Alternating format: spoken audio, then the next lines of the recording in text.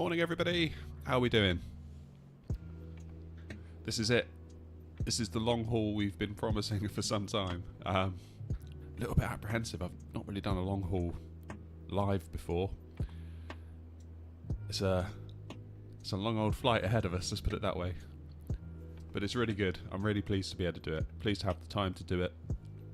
And incredibly thankful that we made it to 5,000 subs.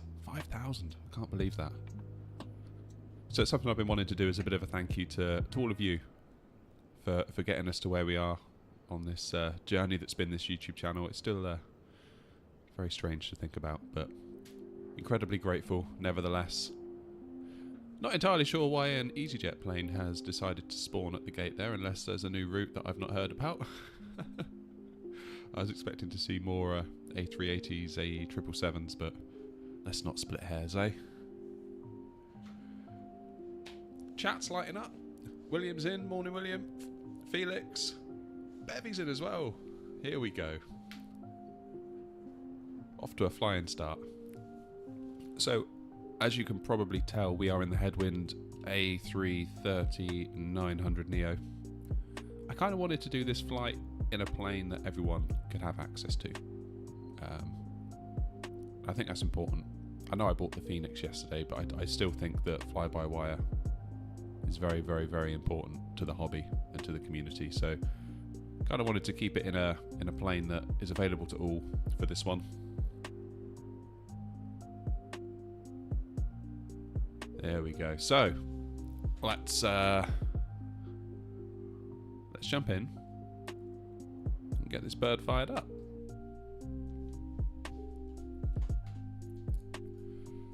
So, obviously everything is off.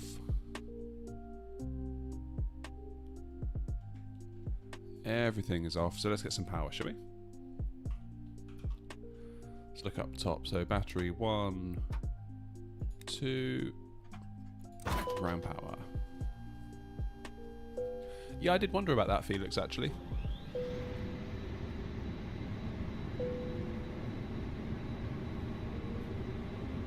But I think we'll save that sim for another day.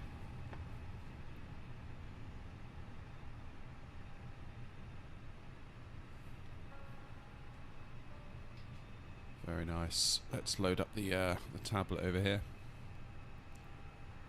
Can we get GSX to do anything while we wait? We can do catering. Catering vehicles are on their way. Very good. So let's get the SimBrief flight plan imported. So we're cruising at 36,000 feet, cost index of 10.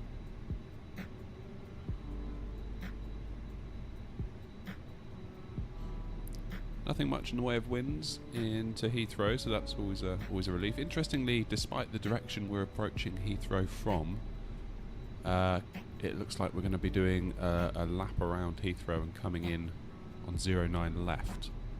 So we'll sort of do a fly past of Heathrow, then kind of do a U-turn to come in on final.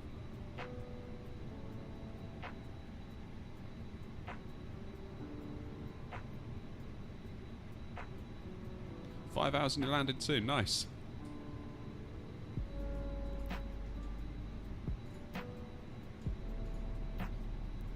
Where are those fuel trucks? Are they here yet? Oh no, it's just catering, isn't it?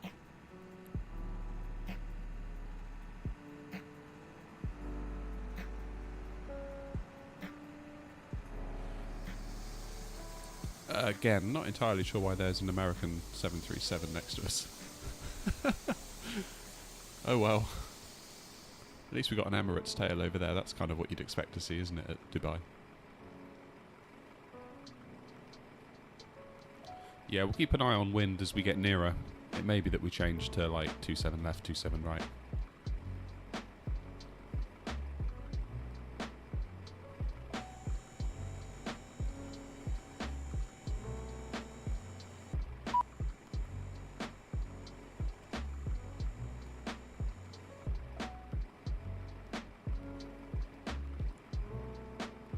So do we need to open that back door?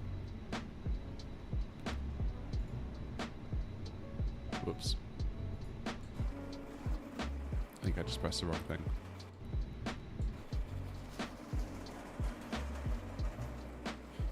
Never mind. Let's request fuel while we're at it.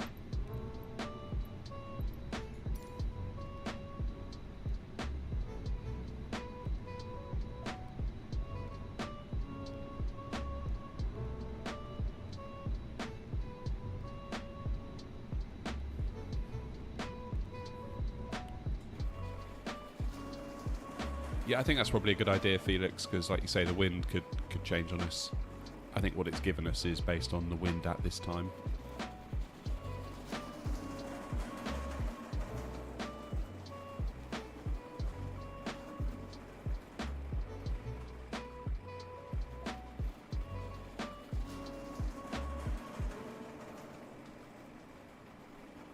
So where's the fuel going to spawn from?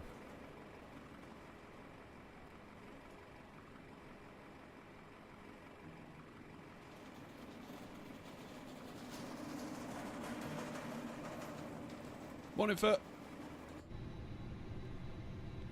Ah, it's good to be streaming again. I've missed this. Right, let's do some housekeeping in here. Let's get these brightened up.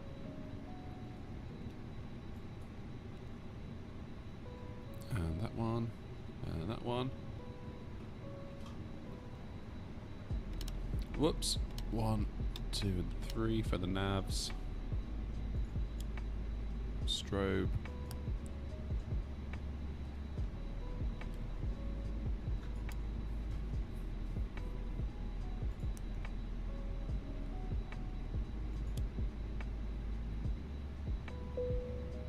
Nice. That's looking good. Let's brighten up these center ones as well.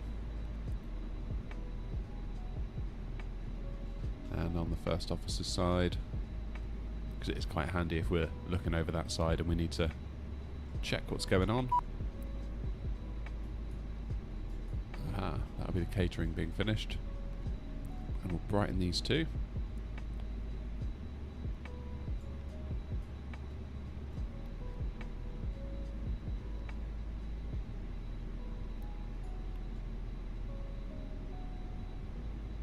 Not long till it's 6K. Yeah, that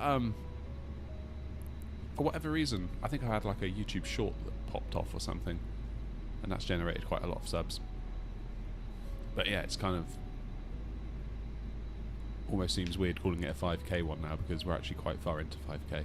Not complaining, but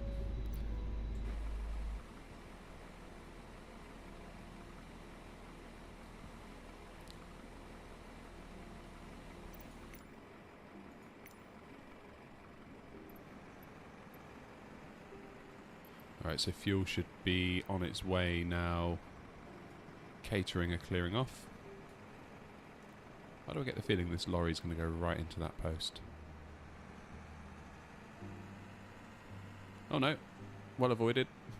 Well done, driver.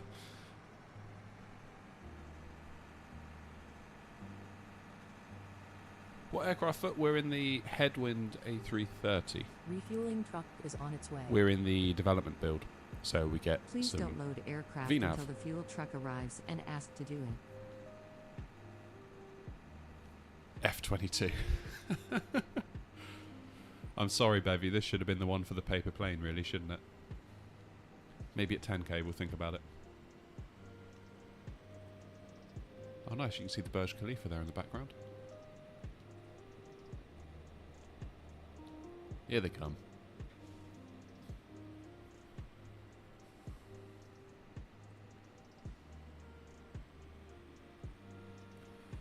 I kind of like just Felix keeping it to my own liveries.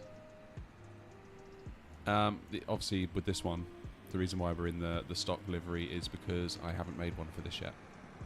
Fuel truck is in position. So generally, when we fly in a livery that isn't my own, it's just because I Please haven't made don't one for load that aircraft aircraft. until the fuel truck arrives and ask to do it.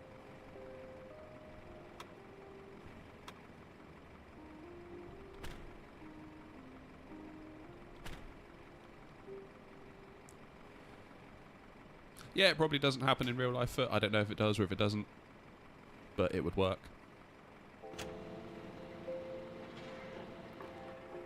I must admit, I do find that a funny side of the sim. Like, I've seen some people on forums arguing that you can't, and they use the word you can't, fly the A320neo from here to here because it's only done by the normal A320, not the neo. And it's like, guys, will you just chill out? Like, it's a sim. Come on. Have some fun. Enjoy it.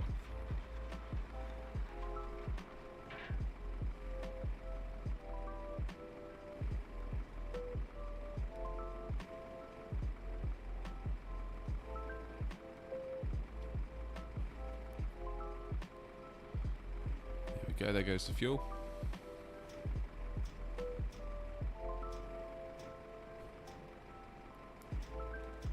I think where I would draw the line with like that kind of thing is like I wouldn't take a 747 from like Belfast to Gatwick because that would just seem weird to me.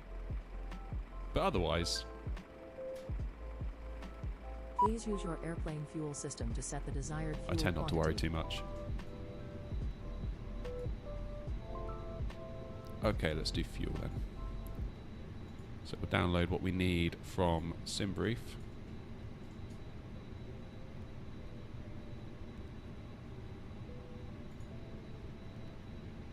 Is that seriously all we need to get to? That doesn't seem right.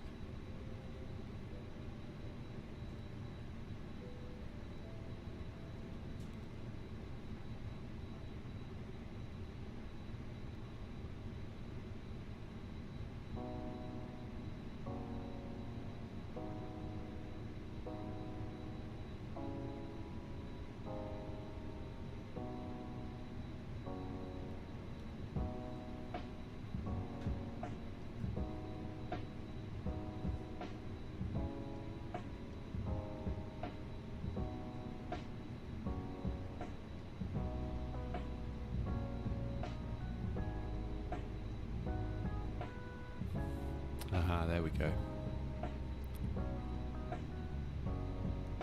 Yeah, that looks like a lot more appropriate amount of fuel.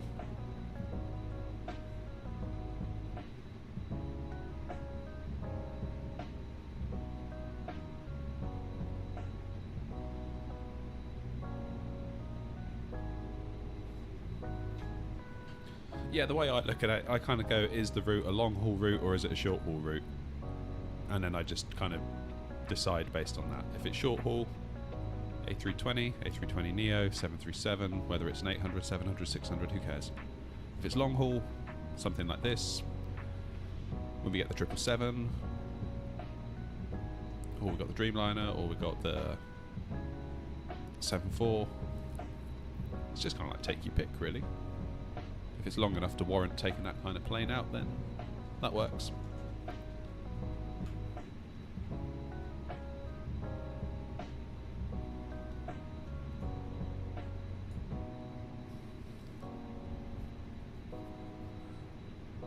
Right, can we request boarding? Boarding requested. There we go.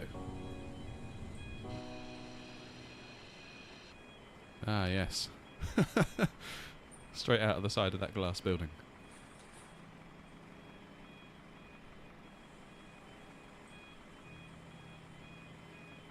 Picked up a turboprop. That wasn't the ATR, was it?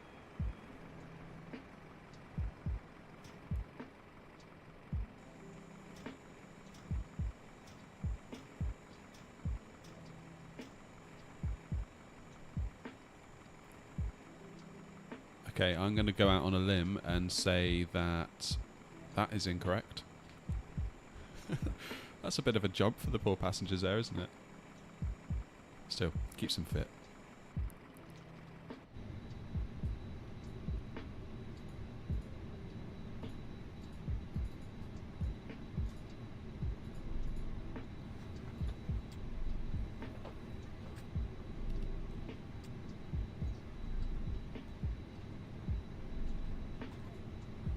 Let's just do this instantly, because Boarding completed. otherwise time is going to tick by.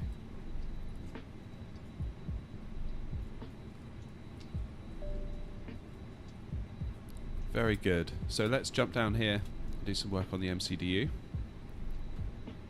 So we'll go ATSU menu to start, followed by AOC, init pres, init data request. Ladies and gentlemen from the flight deck, on behalf of myself, your captain, the first officer, and cabin crew, I'd like to take this time to welcome you aboard our flight. We're just wrapping up some paperwork up front here and waiting to receive final numbers from the ground crew, then we'll be on our way. Flight attendants will be coming through the cabin shortly with a very important safety briefing. We do ask that you give them your full, undivided attention as they review the safety operations of this Airbus aircraft. We do appreciate your business having you aboard this flight. If there's anything we do to make your flight any more enjoyable, please don't hesitate to ask. Welcome aboard. Welcome aboard indeed. Would I recommend the 737-900? I wouldn't be able to say, William, because I don't have it. I only have the 800. Flight number. What should we put in the flight number? Not 5K. Oh, it won't let you do numbers. Oh, it does.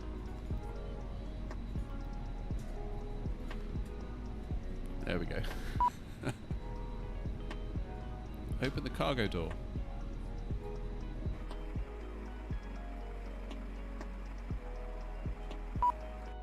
Oh, okay. Sorry. Services, cargo door.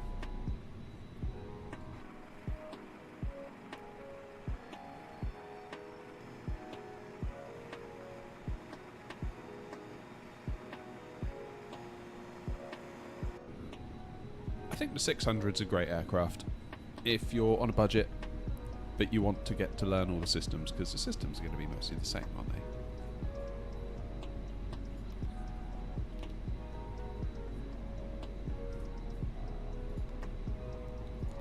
Alright, 0 fuel weight, op fuel, that's looking good. Performance.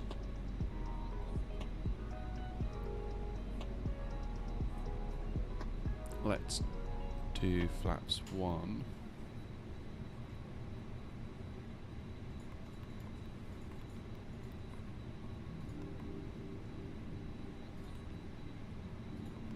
So 156 V1, 158 VR, and a 164 V2. Higher than we're used to in the A320, that's for sure.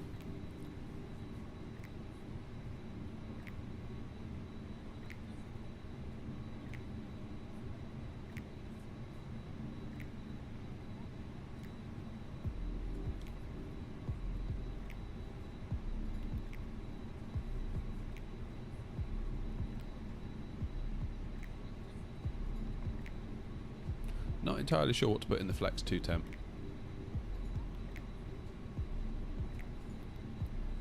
Nor am I sure how to work it out.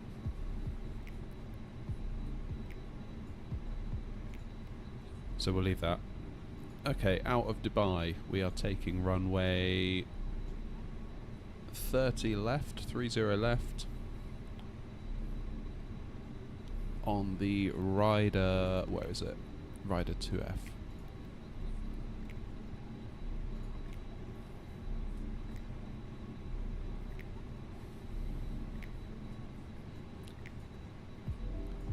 So if I recall, this is actually quite a boring departure.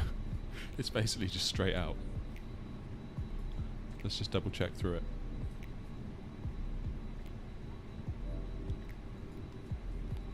Oh no, we have got a left turn. Barely. Oh, then a right turn. Okay, I take it all back.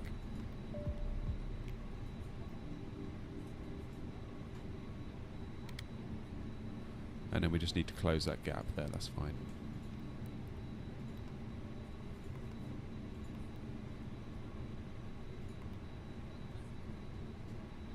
Then it is smooth sailing. A lot of waypoints.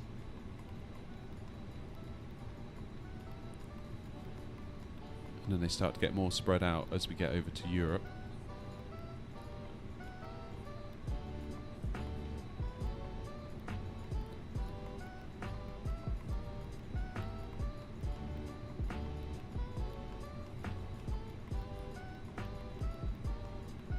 Blimey. suddenly dawning on me. I get that'll be top of descent.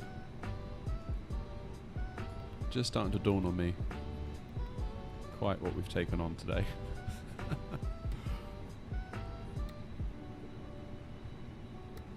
I'll tell you what we'll do.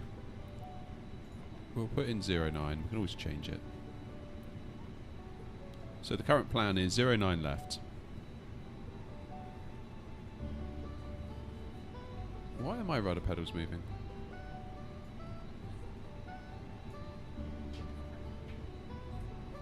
That's weird. Okay.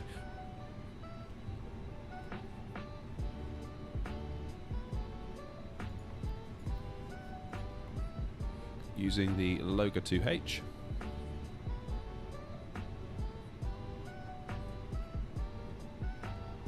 Oh, Jalise!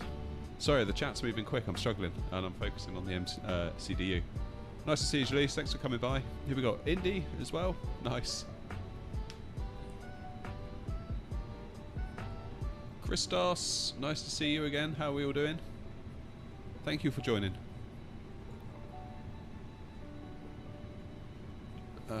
What's the VIA going to be? Let's consult the old chart, shall we? Going to be via lamb. There we go.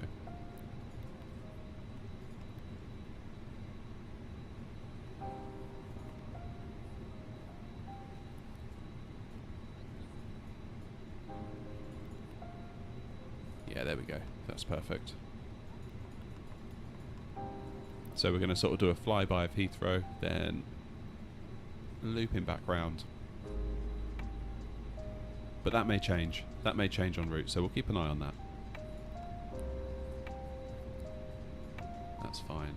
What was that baggage that's just finished?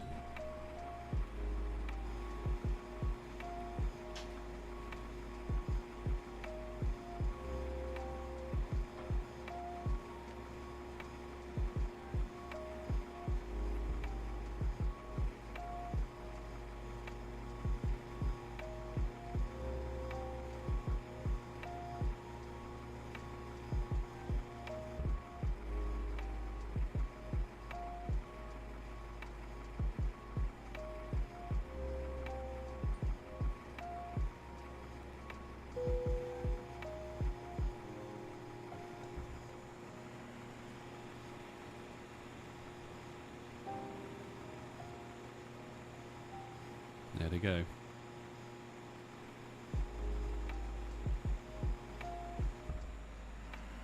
Very well, thank you, Christos.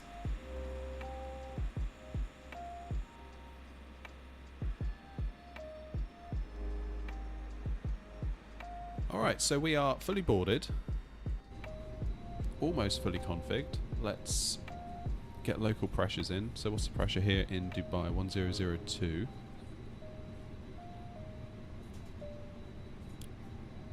1002. Let's just go through the departure. It's a straight out departure, isn't it? So there's no reason why we can't just put in flight level 360. Yeah, in the window.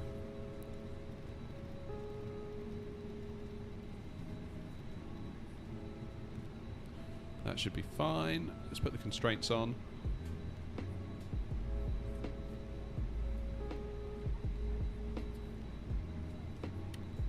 And we will put predictive wind shear on, get the doors locked.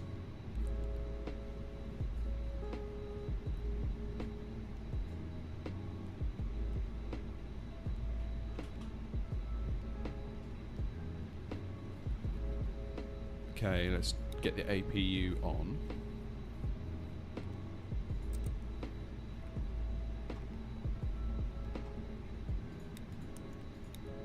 Fuel pumps on. Let's get the passengers seat belted, because we're going to start to think about pushback quite quickly in a moment.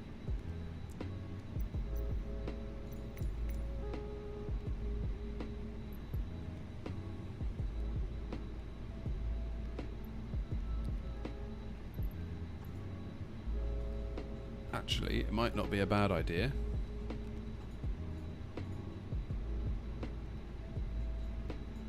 to have a look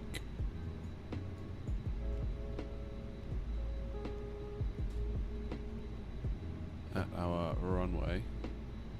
So 30 left, so we're going to have quite a big taxi. So we're going to do tail left, nose right, go down onto uniform,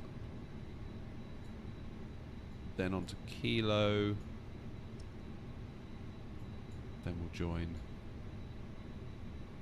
here, possibly at kilo 15 alpha. We'll also get a view of the windsock here as well, of course, as we come trundling by. So that's all good, that works. Alright, APU available, APU bleed on. Let's get the beacon light on.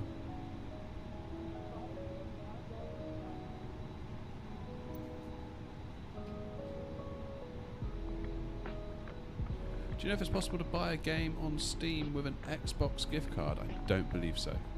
I don't believe so. Could be wrong, but I don't believe so.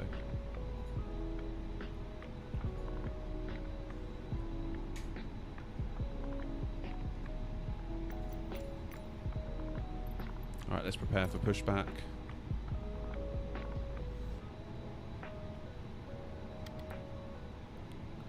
Let's get this show on the road, shall we?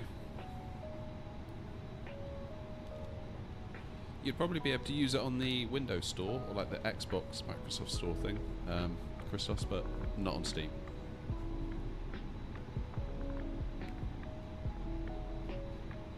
Hello, Captain. We are ready for pushback. Jolly good. About time.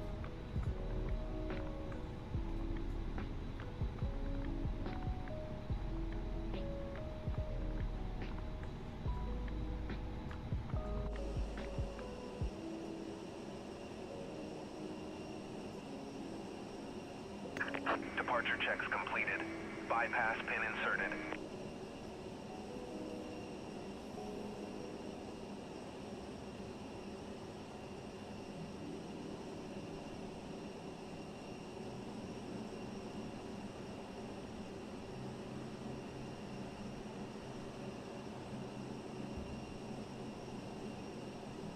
So, we want the nose to the right, tail left. Locking gear.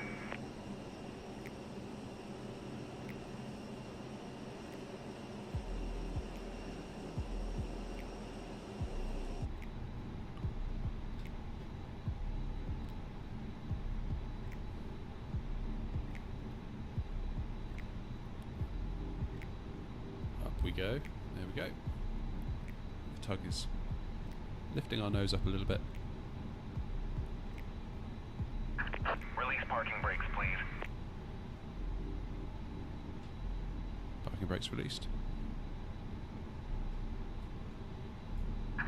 Release parking brakes, please.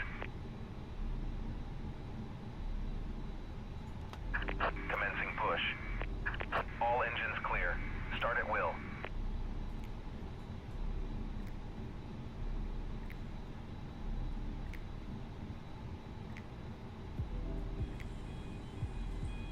All right.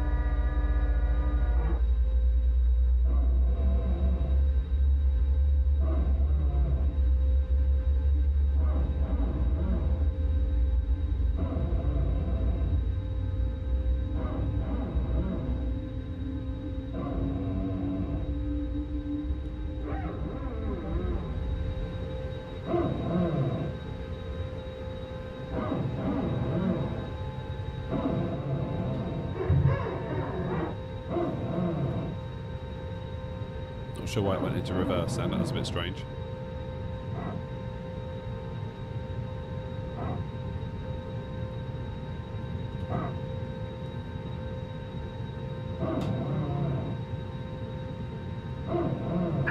Please set parking brakes.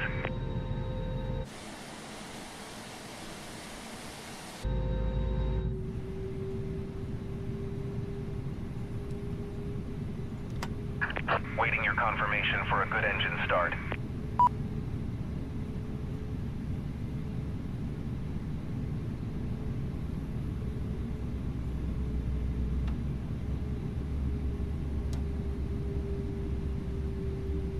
Alright, let's check in on these engines.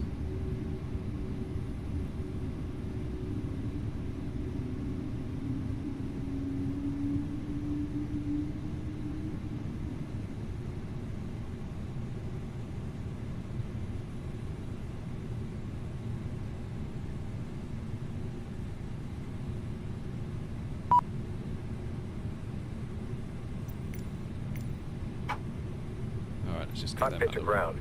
We have a good engine start. You can disconnect. Unlocking gear.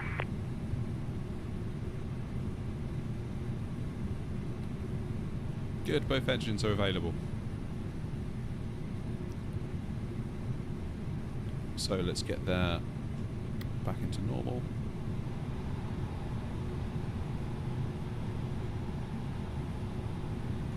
Let's get ready for a taxi. APU bleed off, APU off.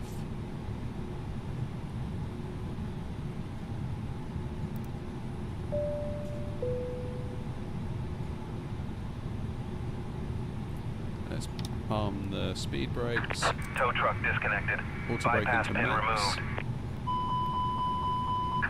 Left is clear. Right is clear. Flaps into 1.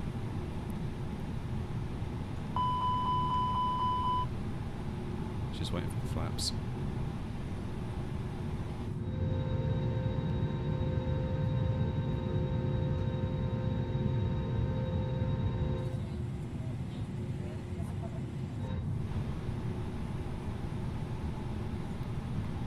Good. So for whatever reason, the buttons that I've mapped on my joystick have all gone weird, so I'll have to do it with the mouse in the cockpit today for a lot of it. It's a bit weird. Okay.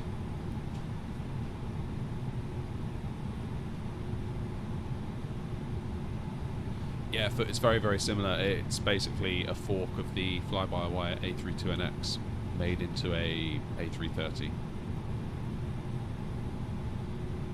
Oh, yeah, exactly what Felix said. Thanks, Felix.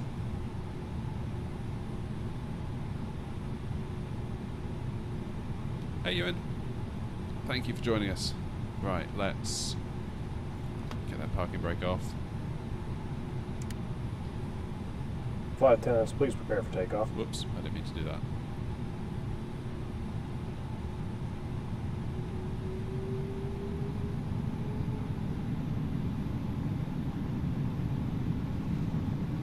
Let's make our way down, shall we? Just keep an eye on those rudder pedals, because I kind of feel like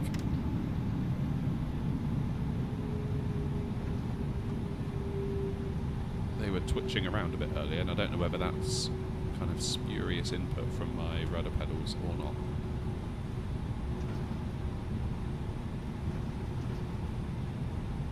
Yeah, see? That. What was that all about?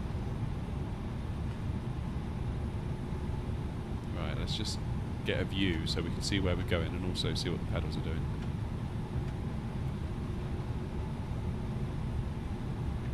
Oh, wait. Guys, we're gonna have to stop.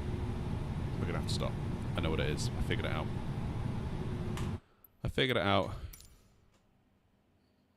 I know what it is. Forgive me.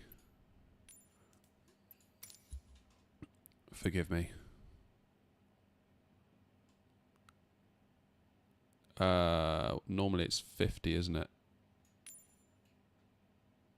What it is, I was playing with the Phoenix yesterday. And I changed it all to 30.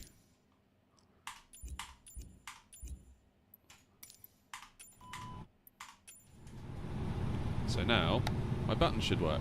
Happy days.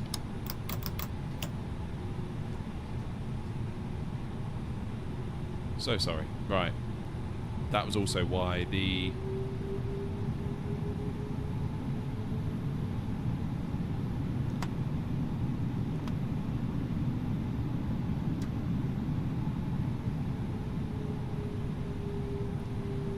That was also why I was getting weird input on my rudder pedals, because my stick over here is faulty, believe it or not, on the twist for the rudder axis. So obviously if I didn't have rudder pedals, in order to do any rudder I'd have to kind of twist the stick left and right. But it's become a little bit weird. Apparently you can take it to bits and clean the sensor and it'll fix it. But the profile I had my joystick on had those had my rudder pedals mapped to that, as well as my pedals.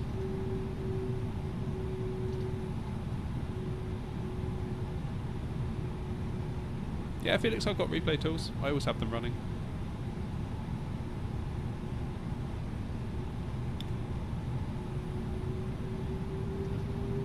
Right, 11:05, so we should be back home for 6, latest.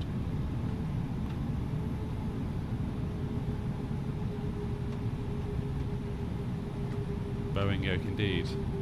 So yeah, it's a bit of a hybrid setup, this 1 foot. We've got the Airbus stick over here. It's a bit weird because obviously the yoke kind of dominates the frame of what the camera picks up. But yeah, I'll be using the side stick today for this. It's nice to have options to do both.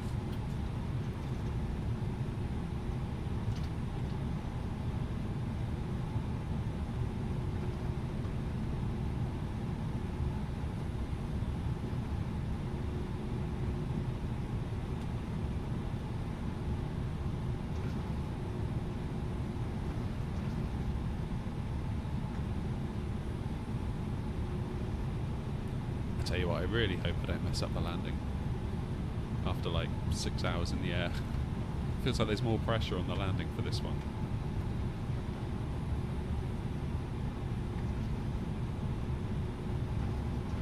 So Dubai, what are Dubai? They're like 4 hours ahead, aren't they?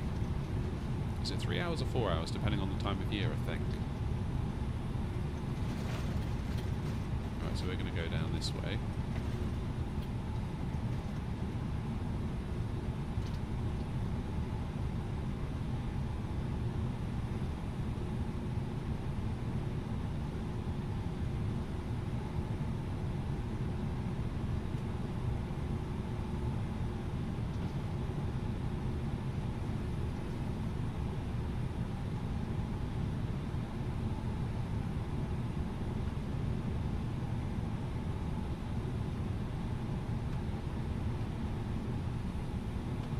So we were going to go on to Kilo, wasn't it, we said?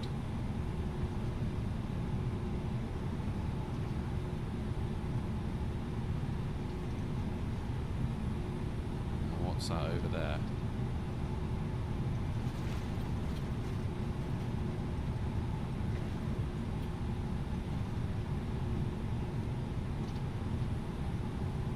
Whiskey, and then the next one I believe will be Kilo.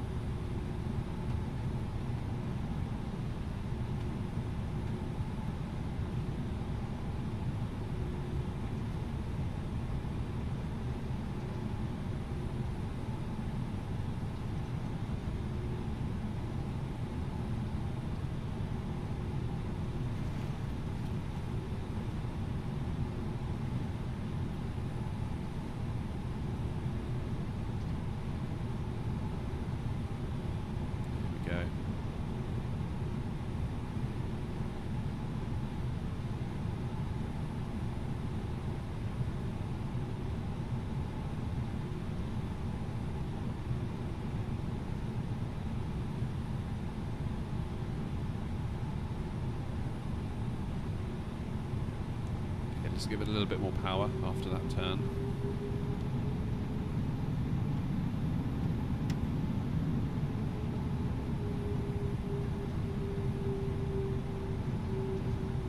Just found a joystick and throttles. Thrustmaster TCA, only €90. What for the joystick and throttle set? So this and this. That one and that one. That's a good deal if so.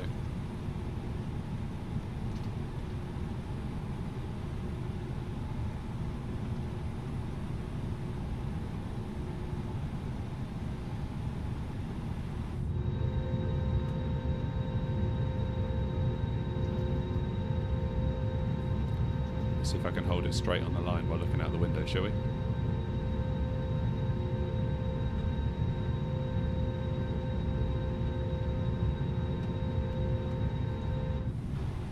Not bad. I'll take that.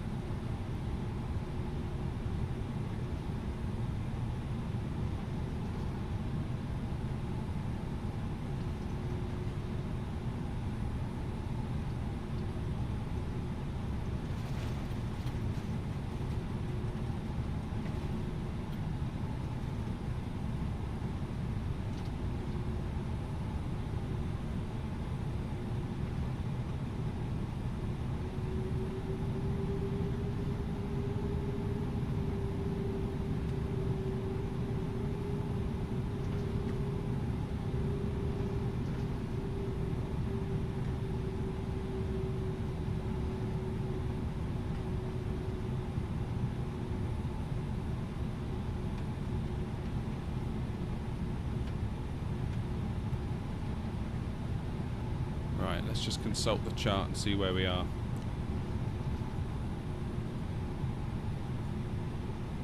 We've got quite a way to go yet.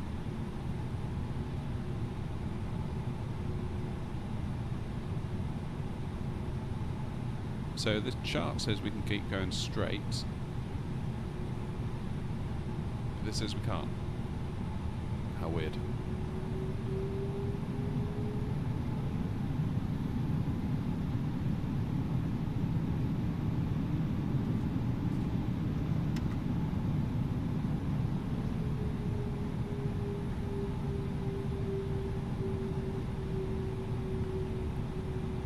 Well, let's assume that the airport is wrong and continue to follow the chart, shall we? Because what's our other option? The other option is...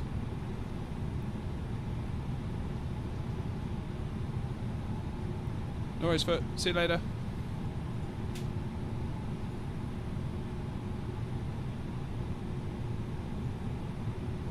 The other option is...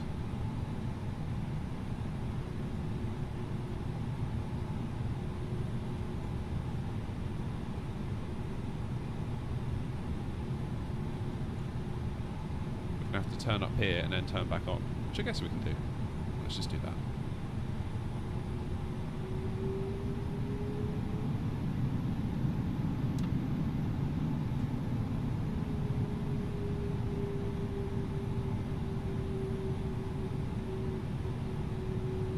That would potentially be a problem if we were on VATSIM, wouldn't it? Because you imagine the controllers would be saying continue on kilo, but looking at what this airport is, that would appear to be wrong.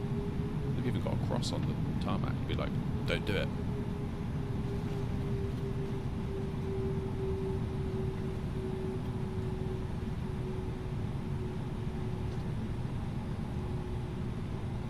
Longest flight, I guess, would probably be maybe this one, or New York, Heathrow.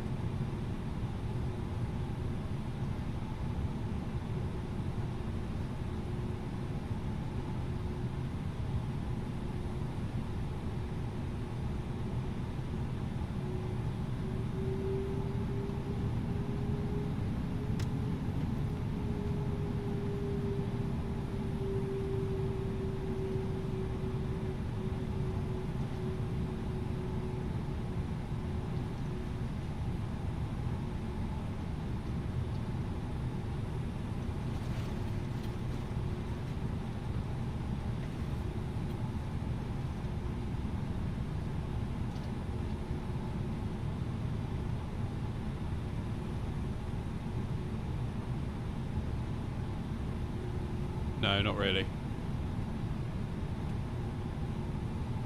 On difficult airport, if you listen to ATIS, it will say something like, for ground movement, refer to charts. Oh, okay, yeah, so the charts supersede the scenery. That makes sense.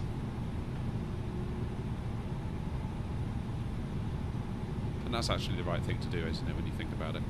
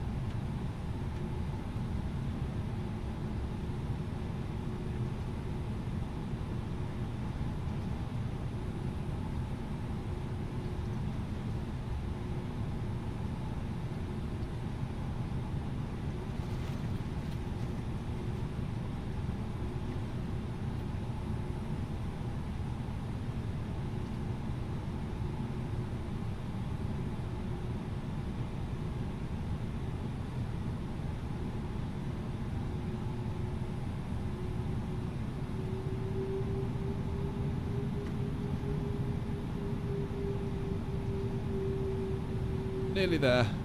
It's a long taxi. It's almost like a 15-minute taxi.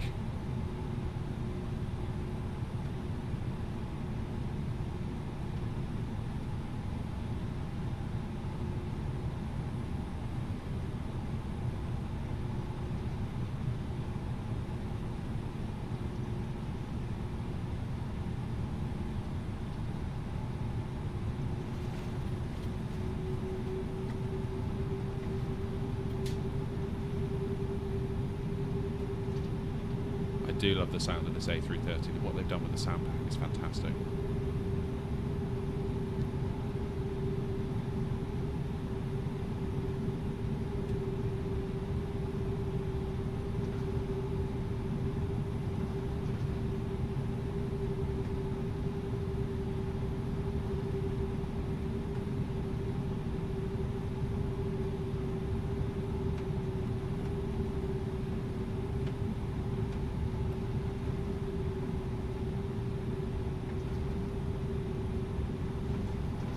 Okay, so we are going to hop on after the windsock, I think.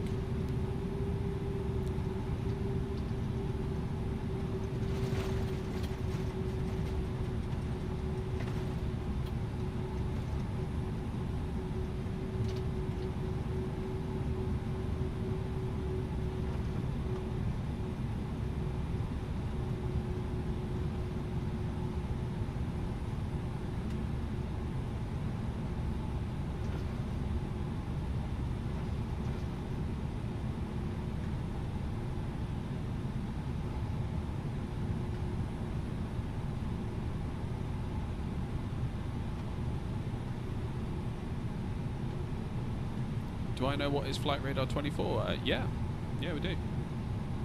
Very cool app. Use it a lot. Right, we made it finally. Let's hold short and just get ourselves set up, and we'll head on out and get gone.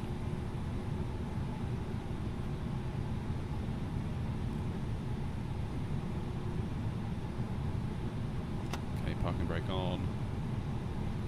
Let's get the lights on. I think everything else is good. Let's check the takeoff config one more time. Set the chrono.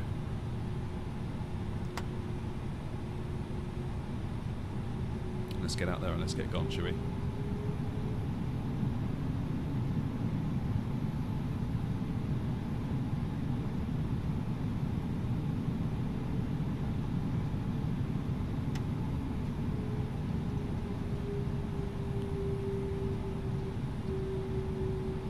let's get gone. Let's get back home to Heathrow.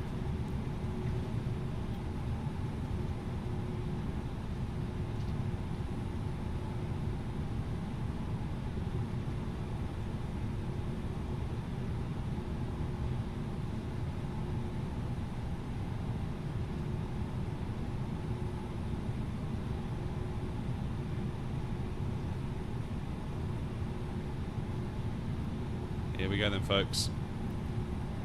Let's start this epic journey back to Heathrow.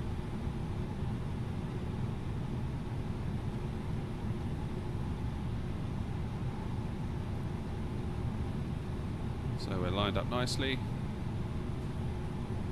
We'll take it up to 40% on the N1, holding it on the brakes.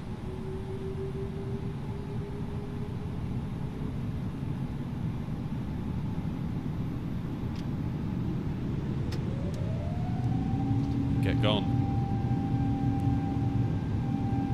I love the sound. It's such a good sound. It sounds just like the A330 I flew on once. It really takes me back to that.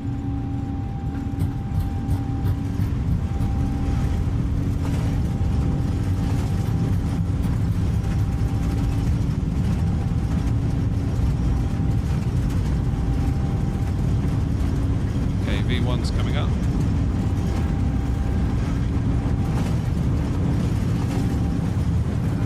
Rotate.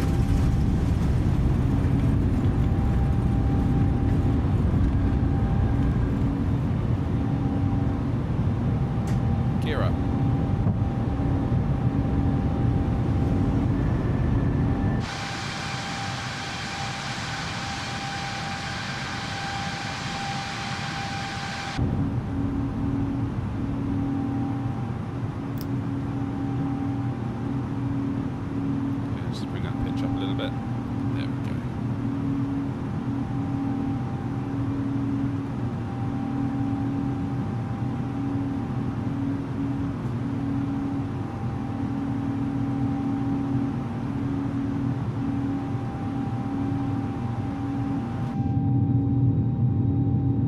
Quite misty, isn't it?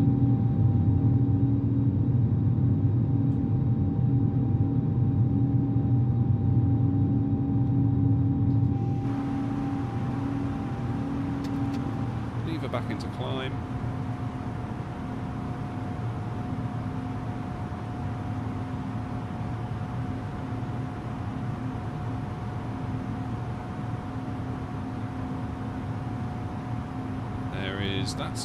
That's the World Islands, isn't it? That bit there. And then you got the Palm Jumeirah there. Didn't they do another Palm as well, but it never got finished?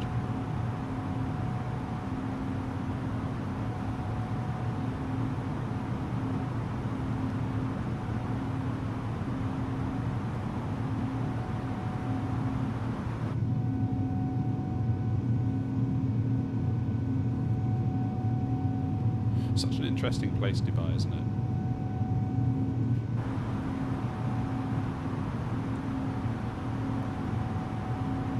Alright, so we're still flying manually. Got this first turn coming up.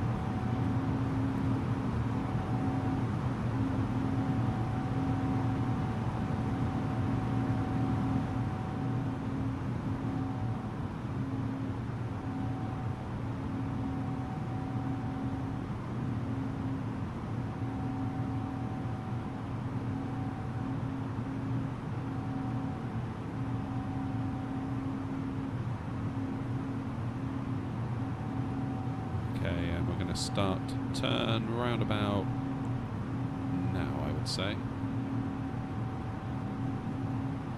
Yeah, there we go.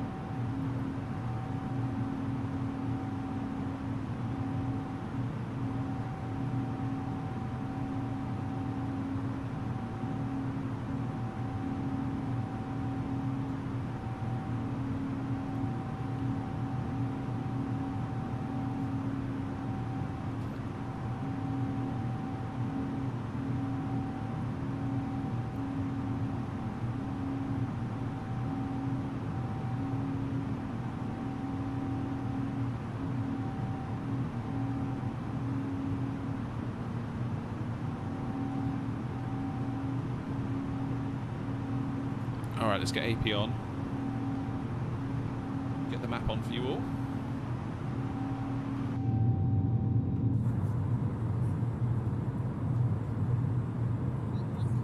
Yeah, so those are like the world islands, aren't they? So they tried to make the world out of islands, which I guess they sort of did. Then what's this one here? This is the Palm Jumeirah, the one with the hotel on kind of the end bit here. The Atlantis, I think it's called.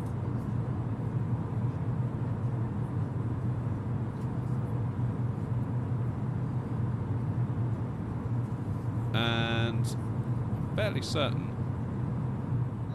there was another Palm as well that was like going to be way bigger, way better. Yeah, that one. There it is. I'm not sure that ever got finished, did it?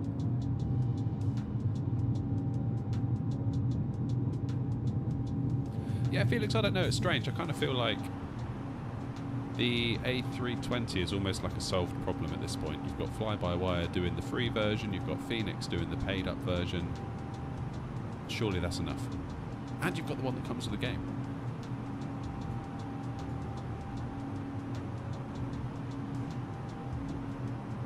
Alright, 10,000 feet. Let's get lights off. Whoops, wrong button.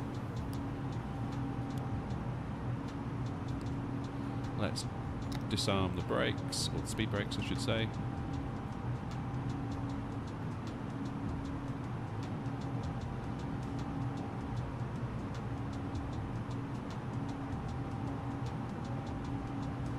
I don't know, Frog or Frug or however I should say that.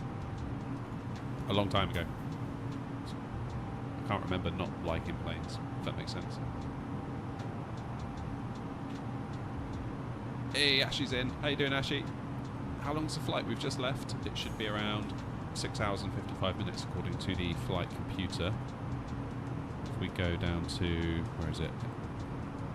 ATSU, AOC, in it. Yeah. Estimated time en route, 6 hours 54 minutes.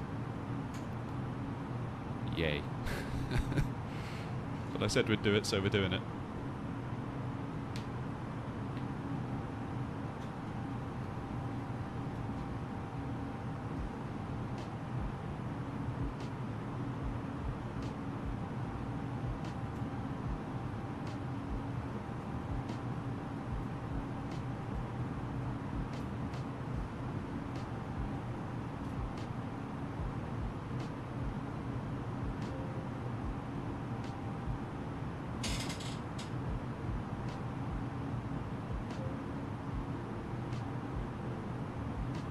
The LVFR planes any good?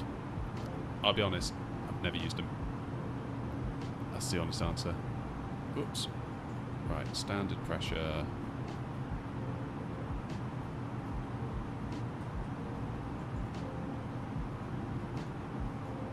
Standard pressure.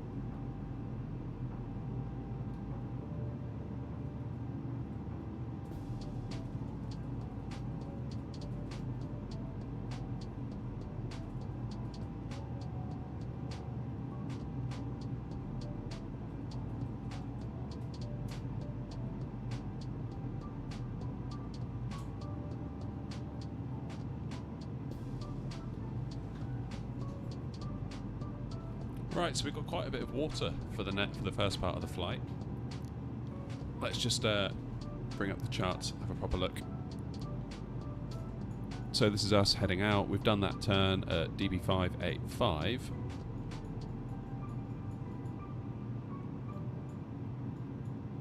And we've now transitioned. So we've got a lot of water. Loads of waypoints. Look at all those waypoints. So many of them. It's amazing. Then we follow the coast here. What country is that? That is... Doesn't actually tell you, does it, what the actual country name is? It just says what the airspace is, but that's fine.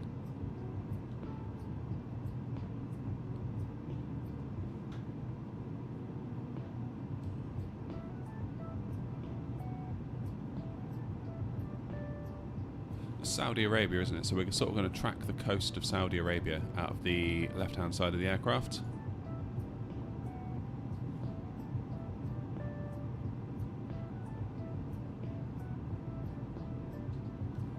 Then over Iraq.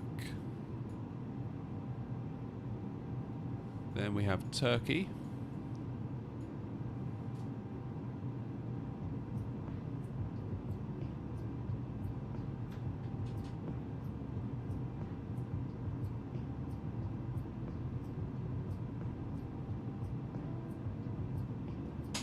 Then we start to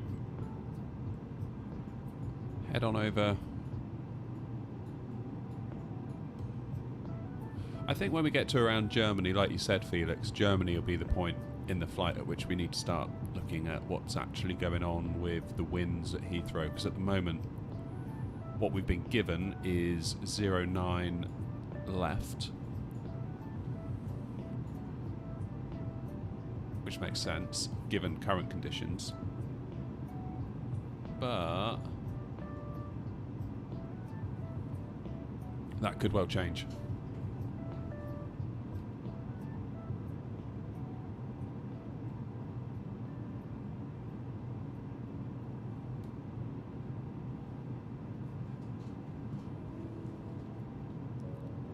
Okay, let's get that out of the way.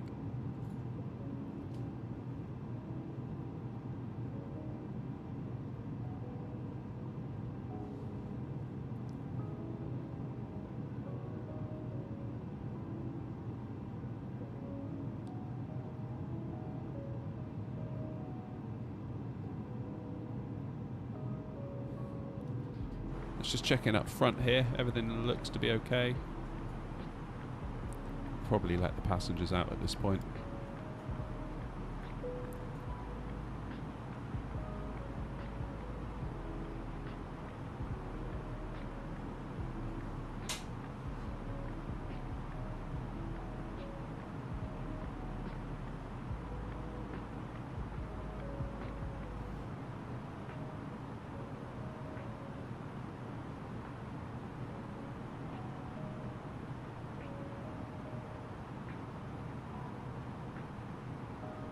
The winds were very hectic at Heathrow 5 minutes ago.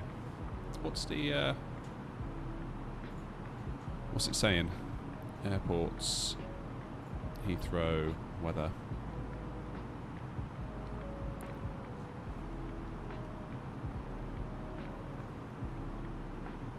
So that's 100 degrees at 3 knots. That should be okay. Unless what... Oh, sorry, 10 degrees at 3 knots. Even so. Unless the sim was giving you something different to what's advertised. What about the TAF?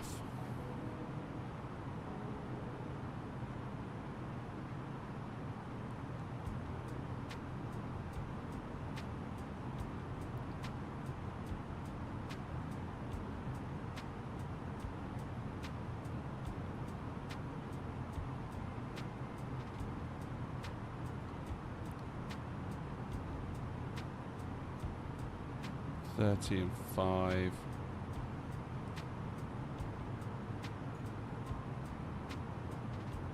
So how do these TAFs work? Because a TAF isn't a TAF what you're expecting the weather to be when you get there. 5 hours 37 minutes ago it was this.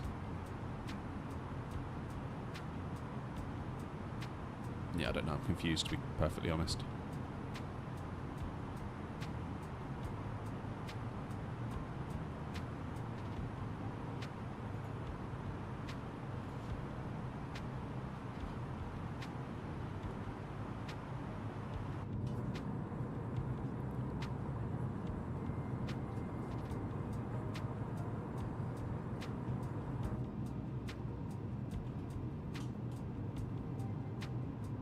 Very good. Alright, I'm gonna just wait until we get to cruise, then I really need a cup of coffee. And some paracetamol, I've got a headache.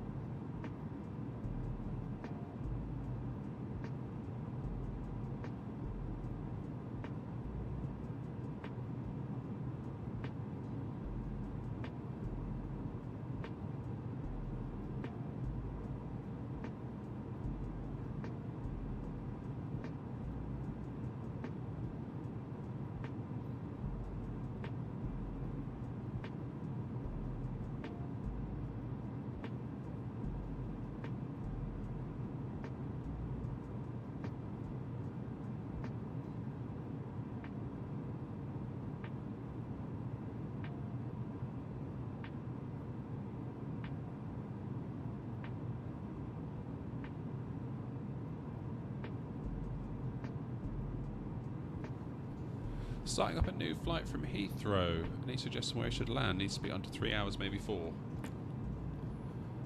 Ooh, I mean it's not quite 3 hours, but it's sort of 2 and a bit. You could go down to Ibiza or Palma.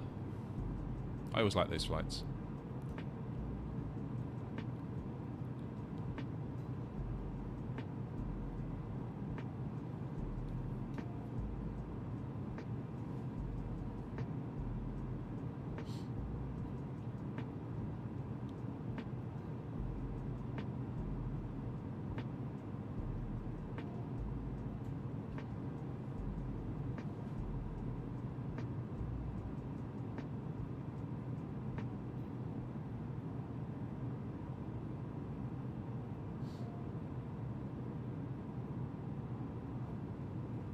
Oh yeah, Innsbruck, that's a good shout.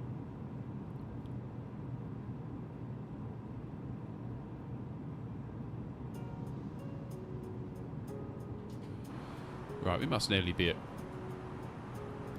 top of climb. About another 3 minutes at our current rate.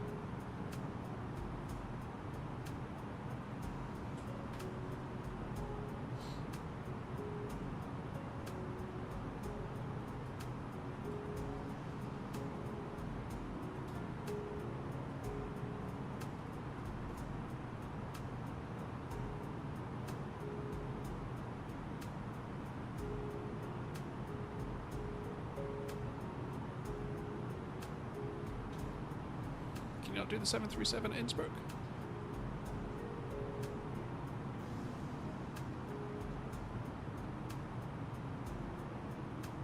So wait, is England... What's going on with the football?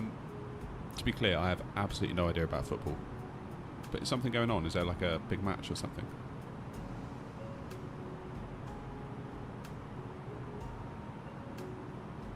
I mean, to be clear about how little I know about football, I had to be reminded that like the World Cup was on a few years ago because everyone was like going crazy for it, and I was like, "What are you talking about?" And they're like, "It's the World Cup, duh." I was like, "Oh, is it?"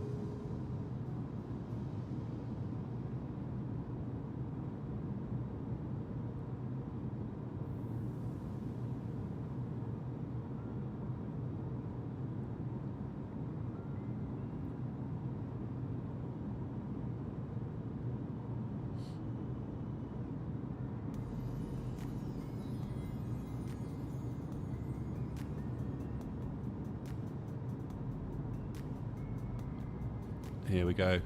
That looks like cruise.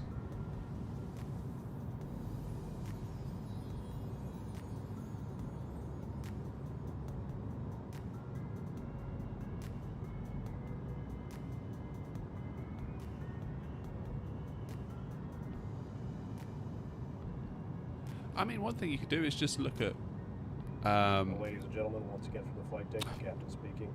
We've just reached our cruising altitude for the flight. As it does settle in, I do want to remind you to please keep your feet and elbows clear from the aisle, as the flight attendants will be coming through the cabin with galley carts shortly. Also, one more reminder to please refrain from congregating near the front galley where the flight deck door is located. Thank you. You can also look at Sim Toolkit Pro. That's like a standalone app you can download, and you can filter routes by airline. Just if you want some inspiration. And there is that new website, isn't there? But I forgot what it's called. Yeah, Felix, you're talking about the same one, I think.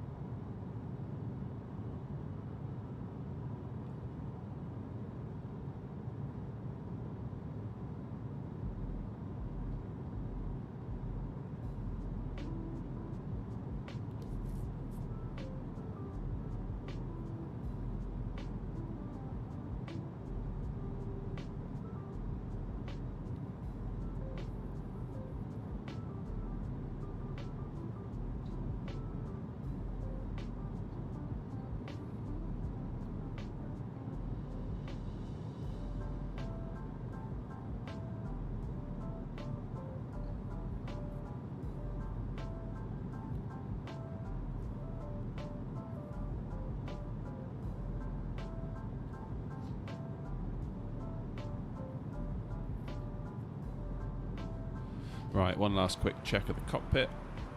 That's looking good.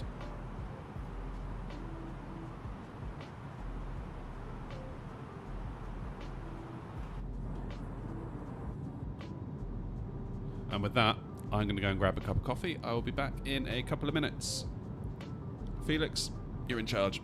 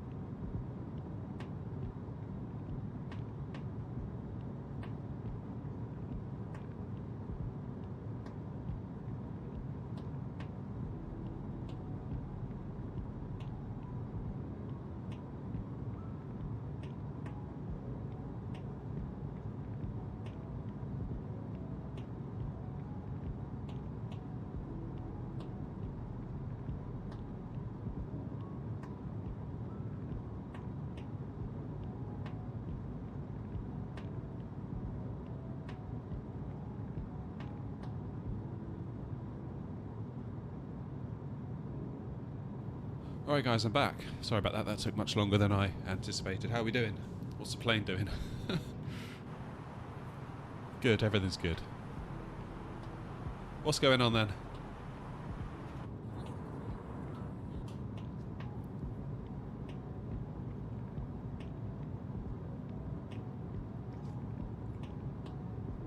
Is it bad I drink 5 cups of tea a day? No, it's not.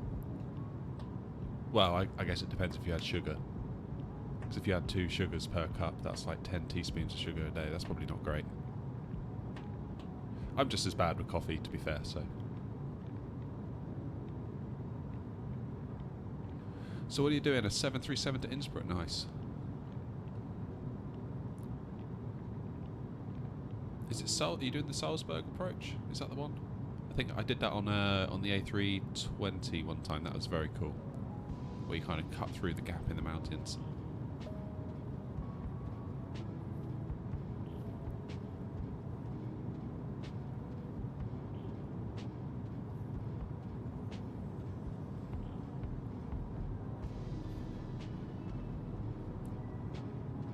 MM, how you doing? Nice to see you. Thanks for coming by.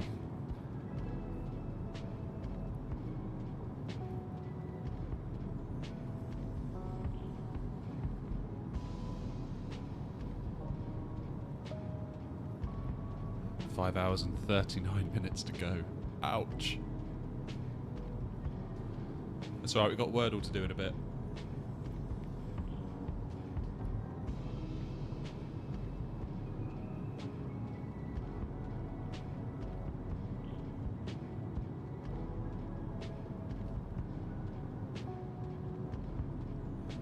.08, you have to turn left onto runway on short final. So I think I must have done 2.6.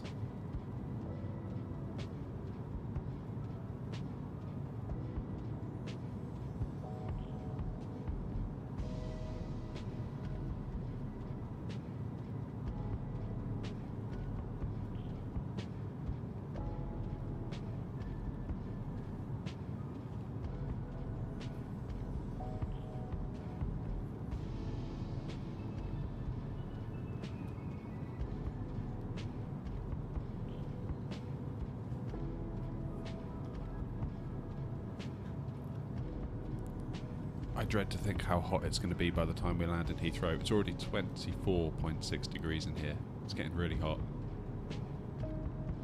It's just my PC just chucks all that hot air into the shed, and there's no real good way of getting the air out of the shed. That's a tricky one.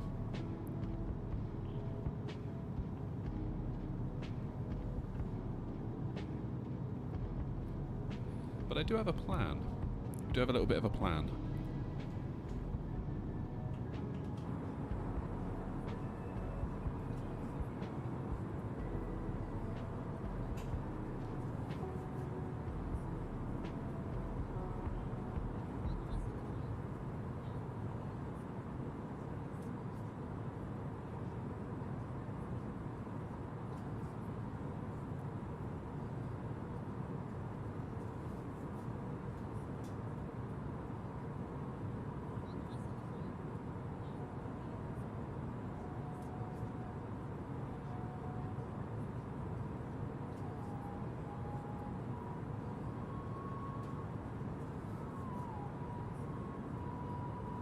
Hey Krazza, never caught a live before.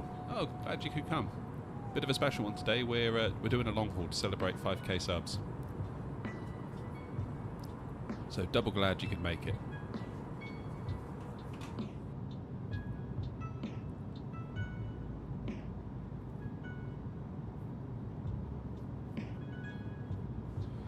Yeah, I've got a little bit of a plan to try and get rid of some of the heat in the shed because it's just ridiculous at the moment.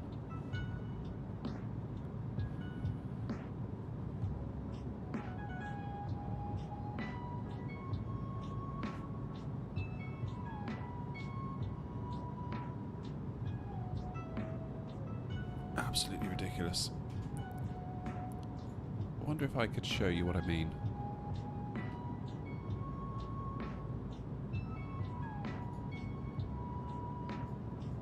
Hey, it's long haul for me. Right, let's show you what my plan is.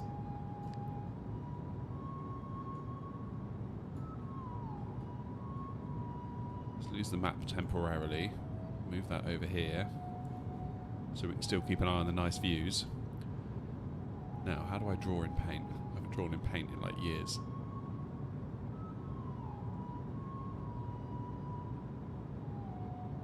So, shapes.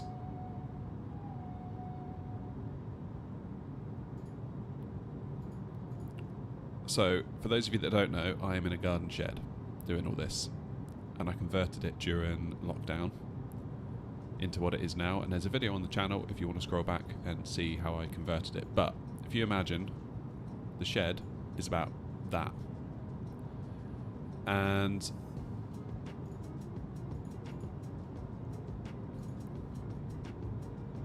I split the shed into two. So over here we have, in this half, just rubbish just everywhere, kind of like old bikes, old barbecues. This is like the junk shed over here, okay? This is my half, and the way I've got it set up, I've got a big desk that runs along here.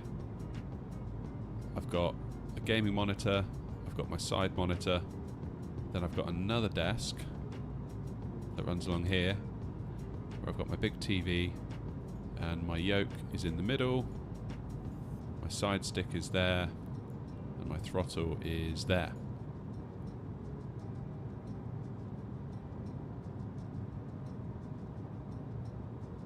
So my PC sits here, and all it does is just constantly spews hot air out into the shed.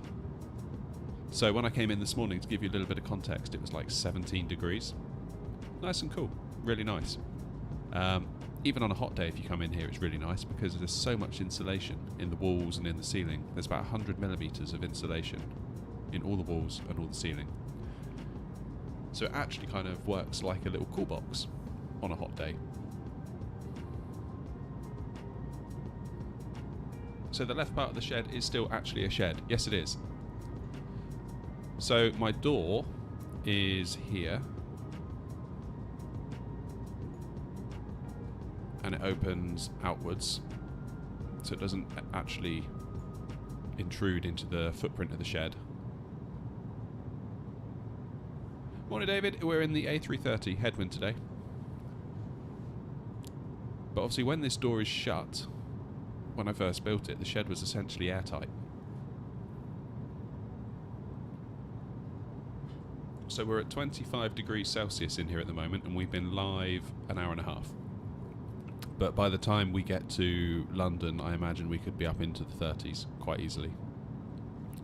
Because the PC, if you think about it, it's putting out about, it uses between 300 and 400 watts of power, and most of that gets turned into heat. So we've got a continuous output of 300 to 400 watts of heat into the shed. It's essentially a space heater. So I thought, okay, I've got to do something. So I bored some holes through this middle wall here. So I bored a hole there, and I bored a hole here. I then got some of those bathroom extractor fans. So I've got one here, and I've got one here. I then connected with ducting the fan to the hole in the wall. So this takes the hot air out of the shed, and this one brings fresh air from the outside, like so.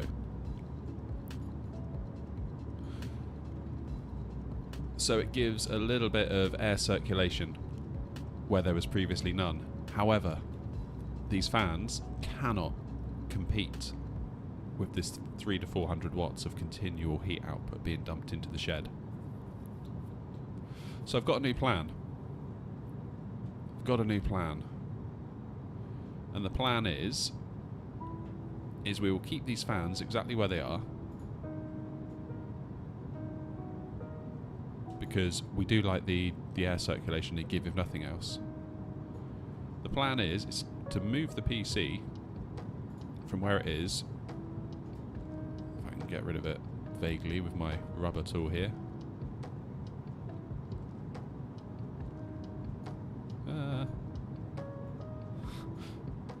There we go. Let's move the PC from there to here.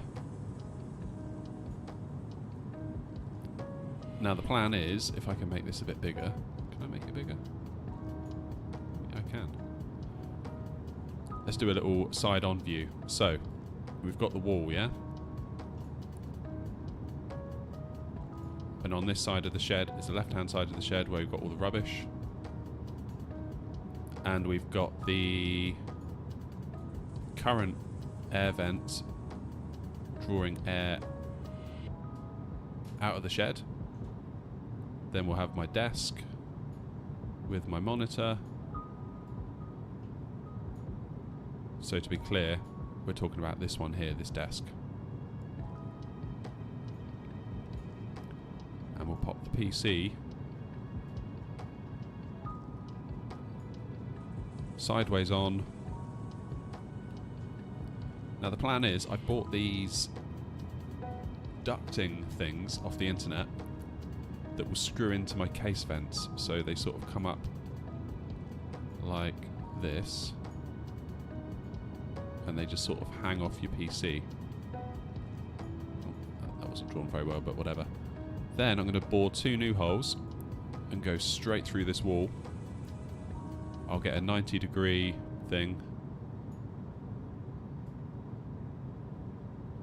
Do you see what I mean? So the air will come right out of the PC, right into the shed next door. And we've also got this fan here just to catch any excess heat, because of course the case itself is going to heat up, the monitor's going to generate heat, I'm going to generate heat, so we still will need this extraction fan here to keep us going. And hopefully the case fans that I've got, because I've got a case fan in the top, I've got a case fan in the rear, I think those fans alone should give enough pressure just to do a quick distance out of the shed. It does mean though I need to buy loads of new cables, like lengthy cables, because I sort of have to run them under the desk and around. So there might be like 30 or 40 pounds in cables that I need to buy, which sucks a little bit. But that's the only thing I can think of doing, short of buying an air conditioner, that might fix it. So I don't know. What do you think?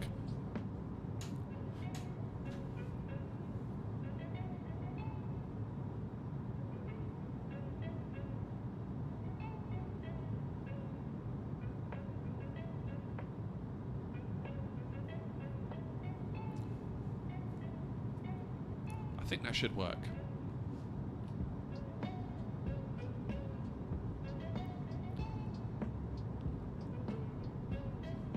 I mean, it might not get all of the 300 to 400 watts of power that turns into heat out of the shed, but even if it gets rid of half or 60% of it, that then gives the ventilation fans less to fight against.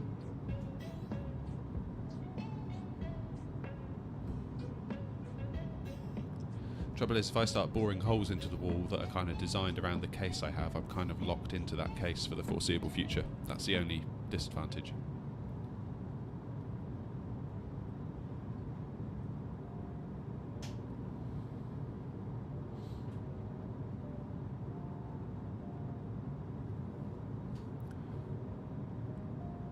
How cold does it get? So that's an interesting point, actually, because I did consider...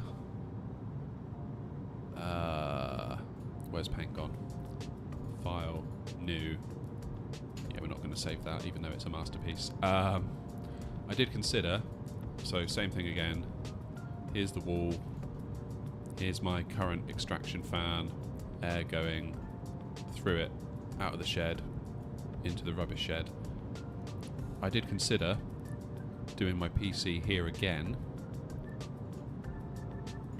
doing a custom water-cooled loop in the PC, and then running the pipes out of the PC for the water cooling, then screwing like a radiator to this side of the wall, which will then get the heat off of it. But like you say, you make a good point about how cold does it get, and the answer is yeah, it can get very cold, especially in the winter. My concern would be that it would get so cold potentially that the water in the pipes would freeze and burst, and then I would have a soaking wet PC in the morning, or maybe even a frozen PC if the water that leaks then freezes. Generally in the shed, in my side of the shed, because we've got so much insulation in these walls here, like they're very, very well insulated. If it's say -2 outside here, it's generally, I've only ever seen it get as low as 8 in the shed.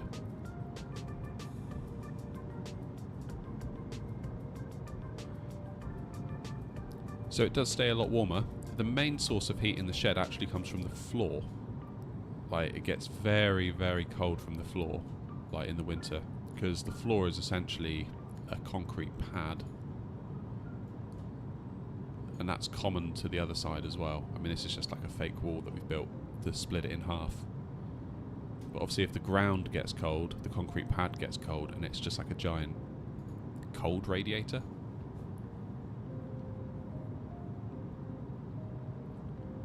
And yeah, there's also the cost of the water cooling. And I don't know. I love the idea of water cooling from an enthusiast point of view, because like I love building PCs. I've been building PCs for like 20 years. I've worked in IT for years in various capacities. Like, I love it.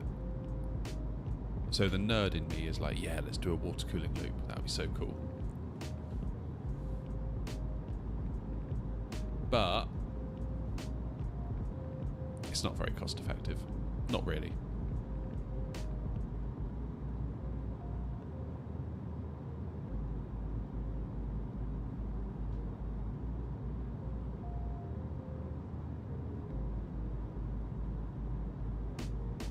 And yeah, with outside temperatures, because obviously the water loop would be exposed to the cold side of the shed, and temperatures I know for a fact in there can really, really drop.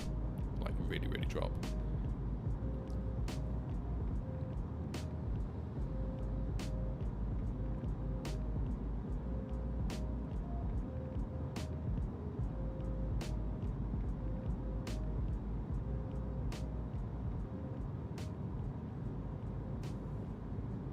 So I figure that solution with the boring of the holes through the wall is probably the best I can do for now.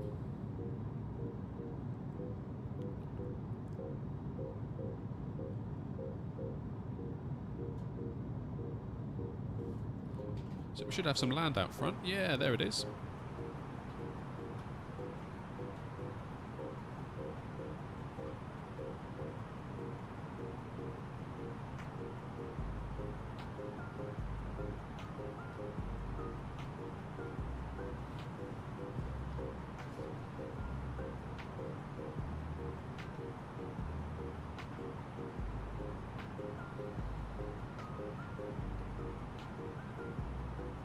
Just tried setting altitude without VNav and it wouldn't work. I was staring at it for 10 minutes. Yeah, I've been there. I've been there.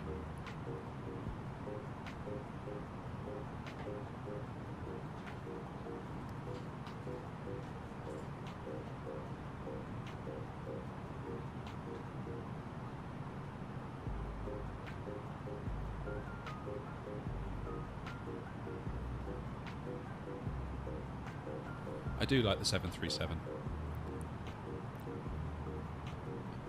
I feel like it keeps you a bit busier.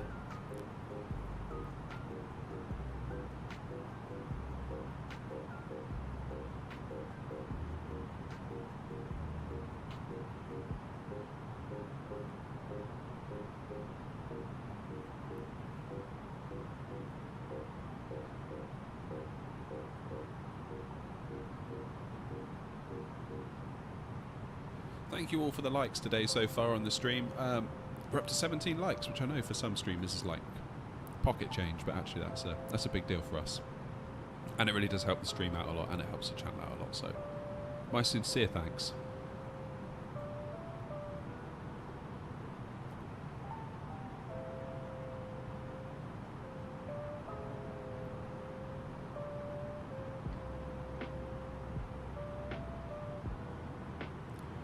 How are the frames doing? We haven't actually had any frame issues today.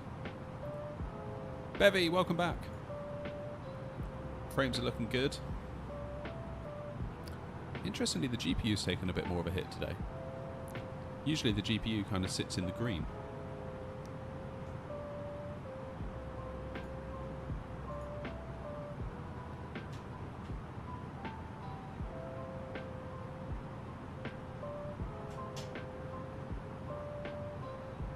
How you doing, Bevy?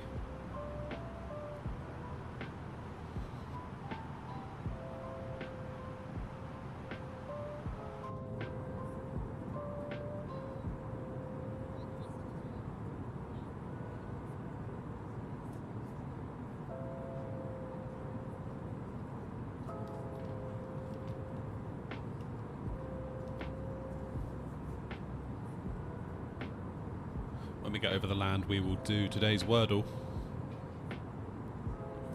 That's the in-flight entertainment for today.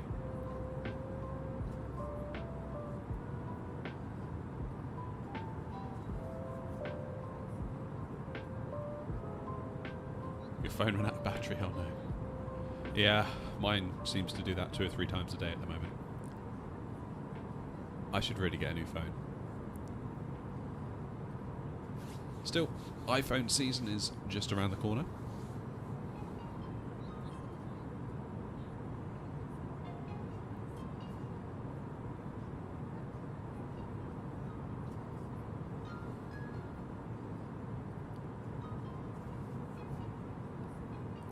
Where are you flying, Felix? Sorry, I must have missed when you spoke about that earlier.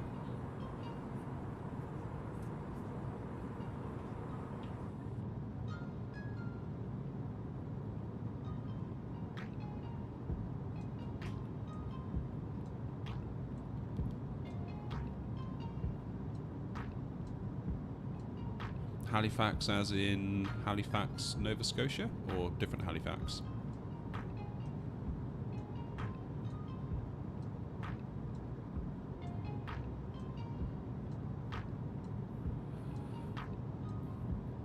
Yeah, my phone is just absolutely shot to bits at the moment. It's an iPhone 10. So, coming up on 6 years old. It's had 1 battery replacement and it needs another one.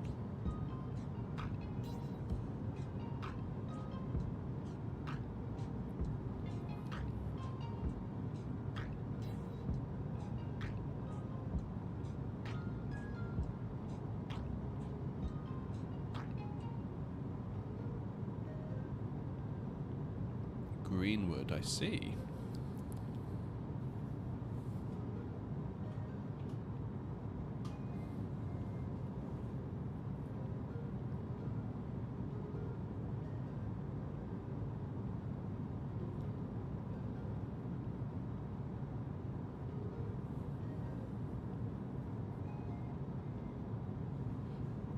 You got an iPhone 8, Bevy, so yeah, we've basically got the same phone, haven't we, just in different clothes.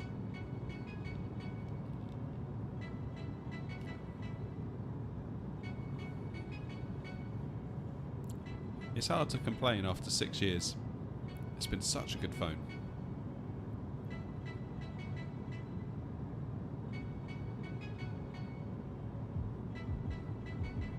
Fly-by-wire sim pilot. Having a chill day and enjoying your stream. Thank you. Thanks for coming in to join us.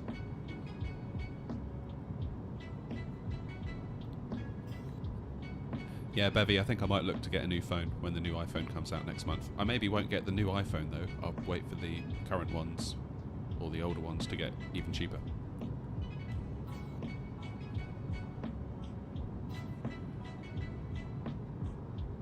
They're all the same, just older at this point. Yeah, I know what you mean. I mean, I used to love getting a new phone. That's like the highlight of my year. I used to get so excited about it. Whereas now I'm just like, boring. You know?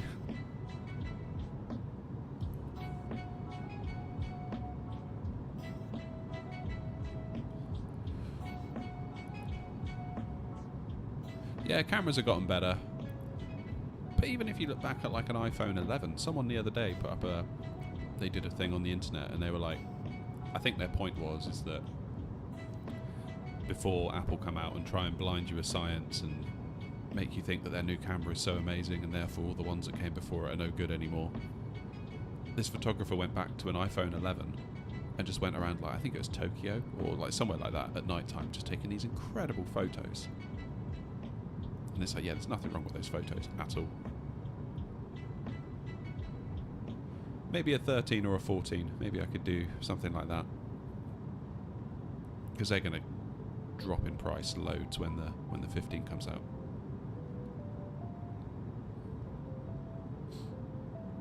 It's funny, like I say, I used to love getting a new phone, and I would, well, like the last phone I got was an iPhone 10, so that was like £1,000 when it came out, and I was happy to pay it. Like, no problem at all. Like, people were saying to me, well, £1,000 on a phone, that's a lot. I was like, yeah, but it's so good, and it's like, I use it so much, so it's totally worth it. And I still feel like I've gotten the value out of it, but I wouldn't spend that amount of money again. It's almost like, to me now, buying a new phone is like buying a new inkjet printer. I'm buying one because I need one. And it's nice to get a good inkjet printer and to know that you've bought something halfway decent for a sensible price, but ultimately I don't really care too much beyond that anymore.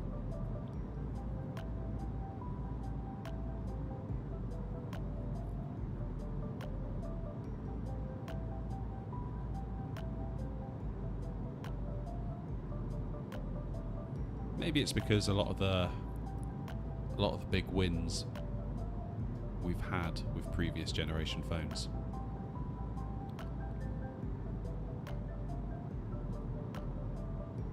Like, I started out on the iPhone 3G, and just the fact that it was an iPhone was mind-blowing. It was like, wow, this is so cool, this is the future. Then I went to the iPhone 4, which is obviously way quicker, way better screen, way better camera. It was like, this is an amazing phone. Then it went to iPhone 5, which was a bigger, taller screen. Then I went to iPhone 6, which is bigger again, better camera. Like, the form factor of the phone was changing every time. Then I went to an iPhone 10, which was the whole new design with the screen and the notch and the, you know, no home button. And from then on, it's just started to feel a little bit samey.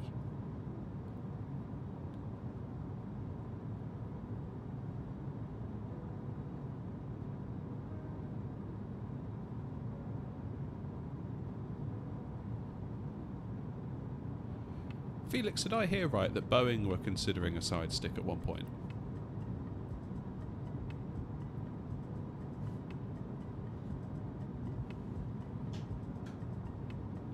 Maybe you should try the A310, that's got a yoke.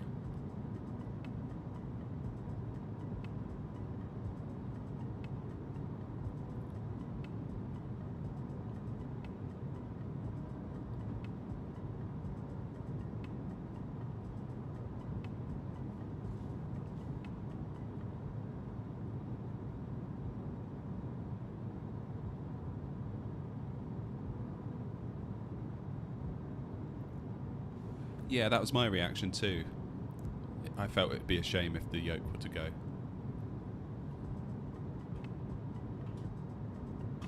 There we go, we've made it across the water. So we've got quite a bit of land beneath us now for the next leg of the journey.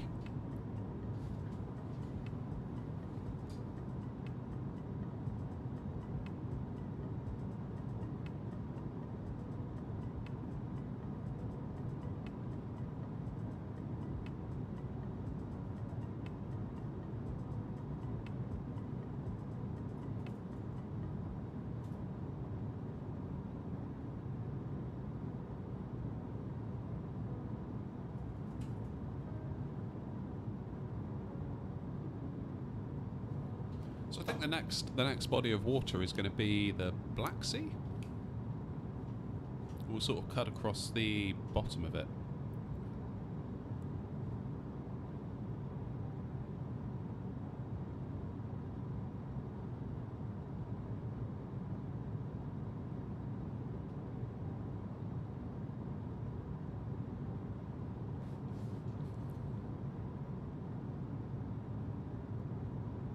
By the way, Heathrow's looking clear and had no winds. Good. Let's hope it stays that way.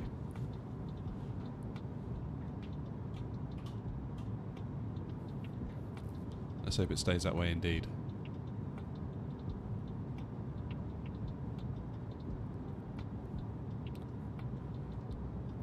Yeah, we'll take a view on it, sort of over Germany.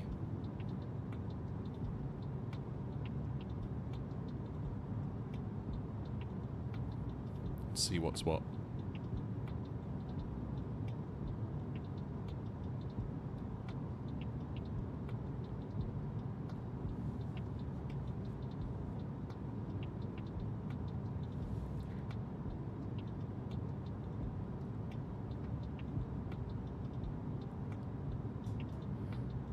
Yeah, the Airbus does make it easy, doesn't it, Felix? Definitely does. It's incredible, really, how much fidelity they can build into the plane with so few buttons.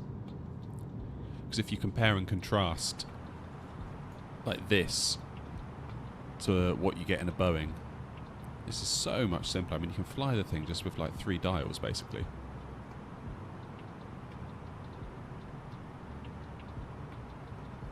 But then as a simmer, I do quite like how the Boeing keeps you on your toes.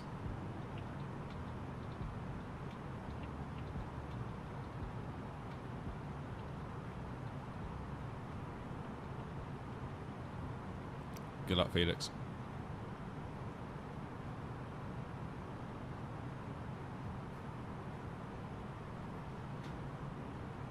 Oh, sorry, fly-by-wire. I missed your message there. What have you said? I have almost the same spec PC as you, except I'm running a 3080 Ti. Wow, nice. Oh, you've got the G9, that Samsung, that super wide one. Also using the TCA Airbus throttle and Sidestick and Logitech rudder pedals. Very nice. Yeah, I would imagine with that monitor you're going to need that 3080 Ti, aren't you?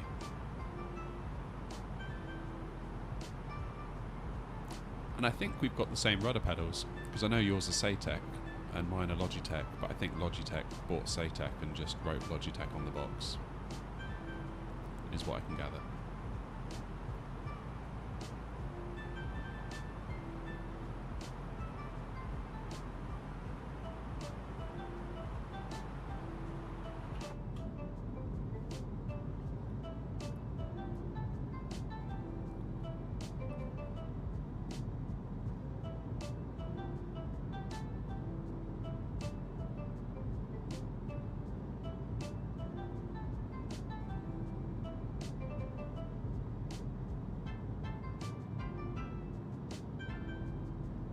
I feel like we should do a poll where you all get to decide what I have for lunch. Can you get the tray table out on this? I know on the Phoenix you can, can't you? Yeah, you can't. It's like a little tray table that comes out, so if like the pilot wants to have something to eat.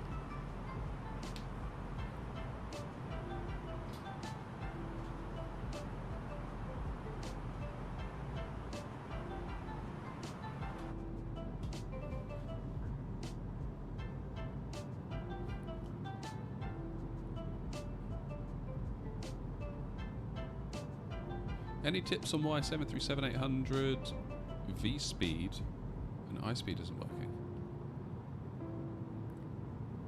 Oh, Felix, you forgot the landing gear. This happened to me before. In fact, friend of the channel, Mr. Mackham, I think the first time he joined us in a stream, I forgot to put the landing gear down into Newcastle. So embarrassing. There you go, Bevy remembers. I knew Bevy would. Never forget.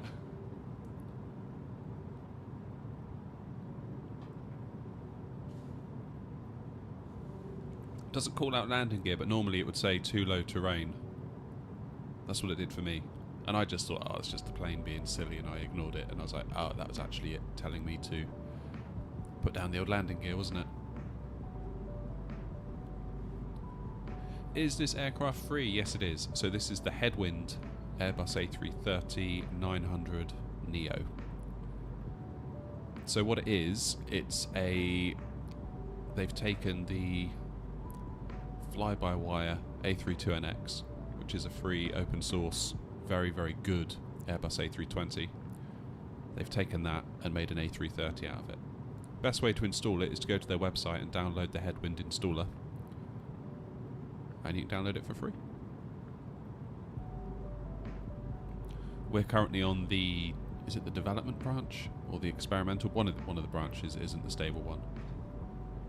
So we can get the VNAV feature. But yeah, it's so great that these aircraft are free. I know there's bits missing and there's things that aren't quite right, but I mean, it's free. That's, you know, it's amazing. 27.8 degrees in the shed now. We're starting to cook.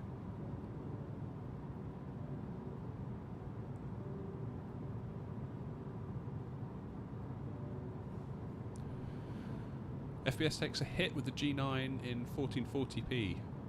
And you got a side 25-inch monitor. So you say you got the side monitor running that 25-inch.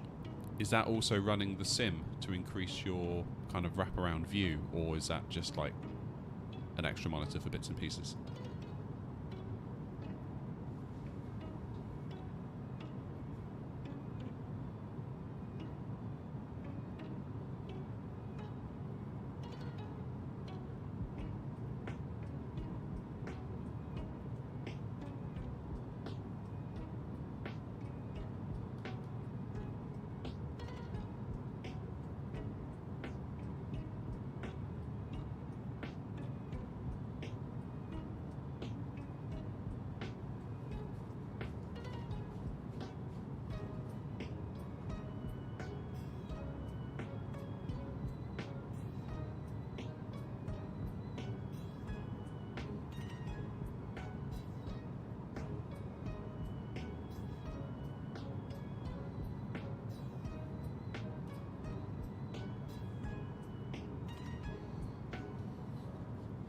Oh, look out, Breaking Bad's breaking out in the chat. That was such a good series. Remember when TV series were actually good? Feels like at the moment, every time I turn on Netflix, it's just like, just derivative rubbish. I feel like I haven't seen anything good or original since Squid Game.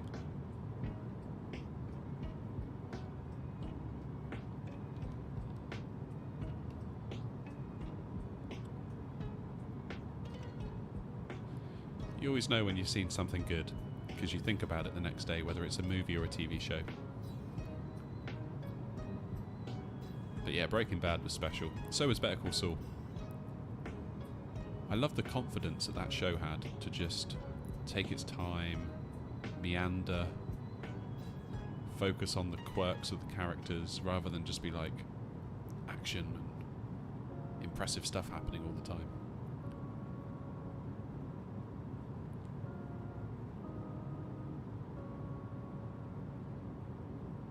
Same with Breaking Bad, because I remember hearing about Breaking Bad. People were like, oh, you got to watch Breaking Bad, it's so good, it's so good, it's so good. And they told me briefly what it was about like, you know, drugs and all that stuff. So I turned it on thinking it's going to be like this action extravaganza kind of thing. Being like, well, this is weird, this feels really slow and sedate. I think, why do all these people like it so much? It's not that good. And then after like episode 2, I was like, oh my god, it's so good.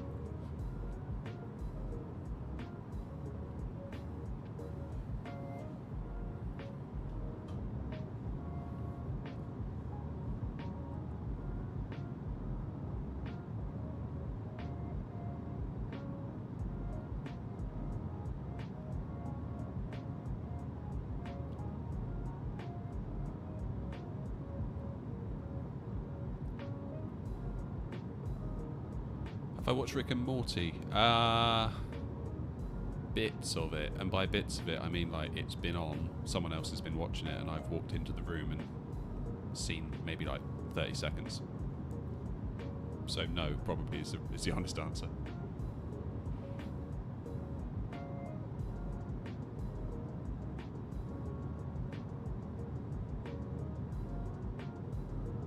Alright, so I think that's about 1/6 of the flight done. Another 5 hours to go.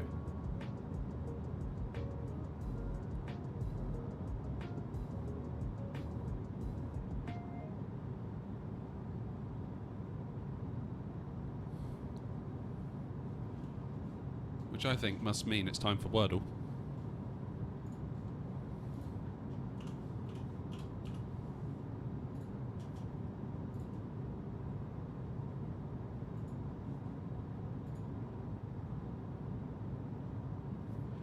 Okay, so external apps, yeah, that makes sense.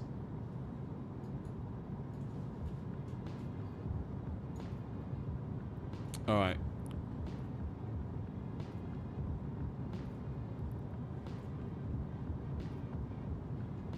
What should we go with? What should we start with? Let's go with weary, because it uses a lot of common words. Brilliant.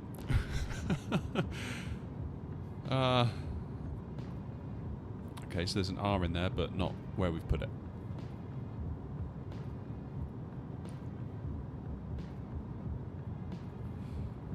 Okay. What about proud?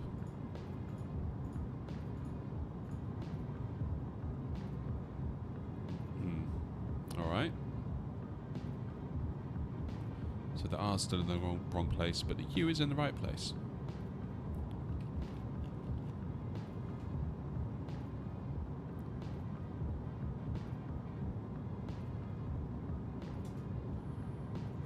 Any ideas, guys?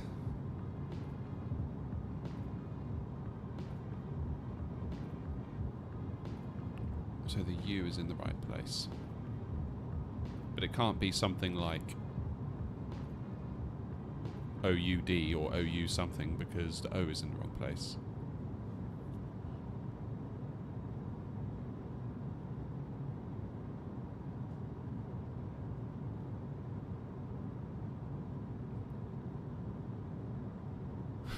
Thanks, Felix.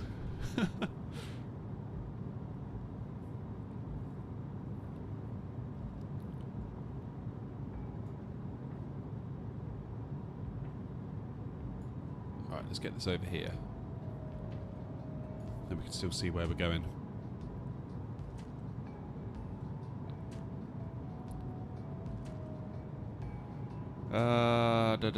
So there's an R in there.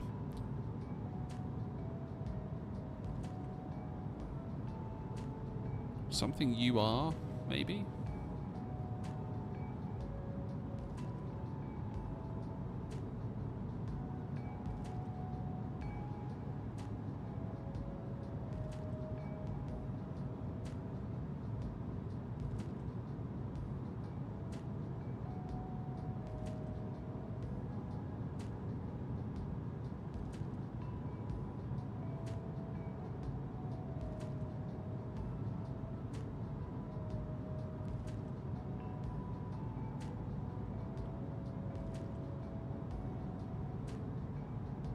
What could it be? I don't want to use up my turns.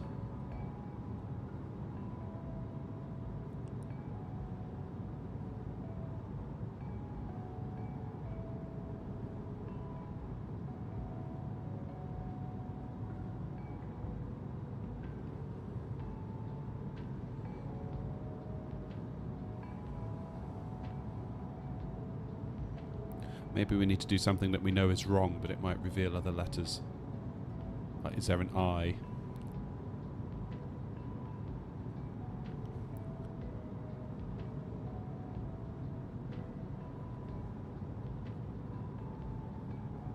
Oh, flower.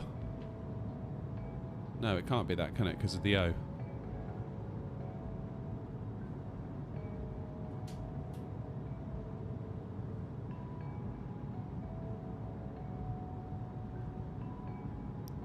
Let's try night, which I know will be wrong, but it might reveal some extra letters. Oh, for goodness sake.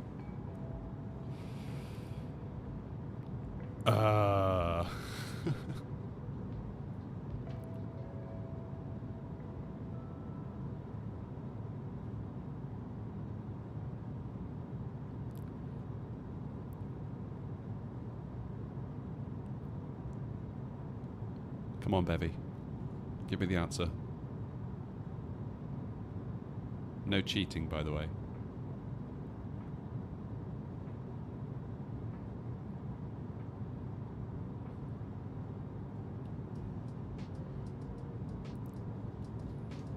No, don't be sorry. Night was a good suggestion. I thought maybe it might tell us...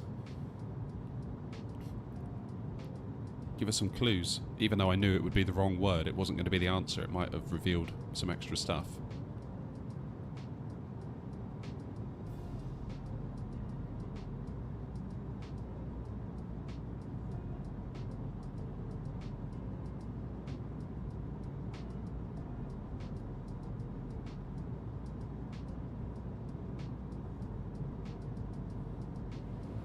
So the only vowel in the whole thing is going to be a U. Maybe there's more than one U. That's something we haven't considered.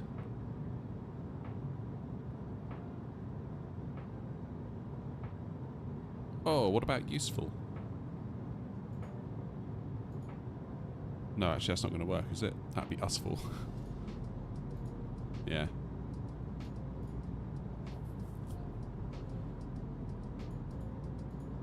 Maybe something full.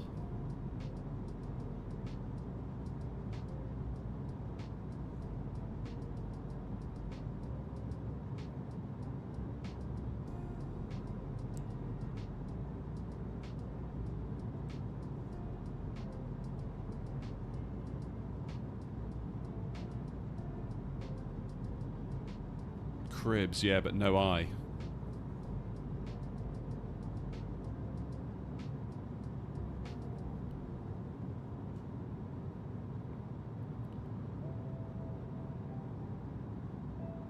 Something...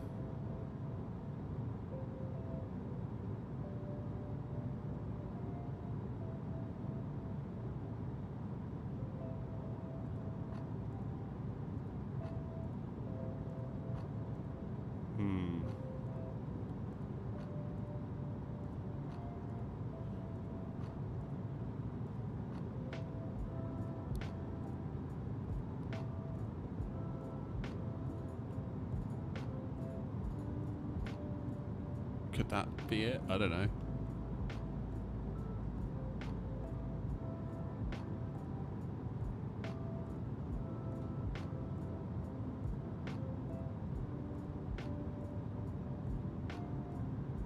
Oh, scrub.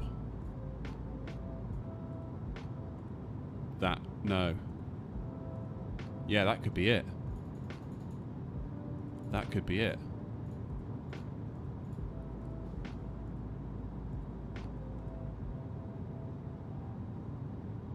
Let's go, let's go, let's go.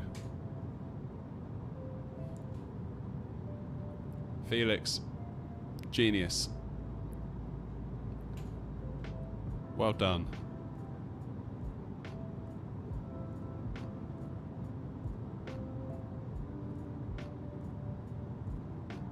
Well done, well done.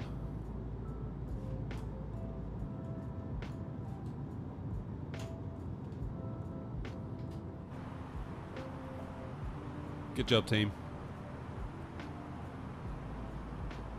I feel like I should win a prize, Felix, but I've got nothing to give you, so sorry, mate.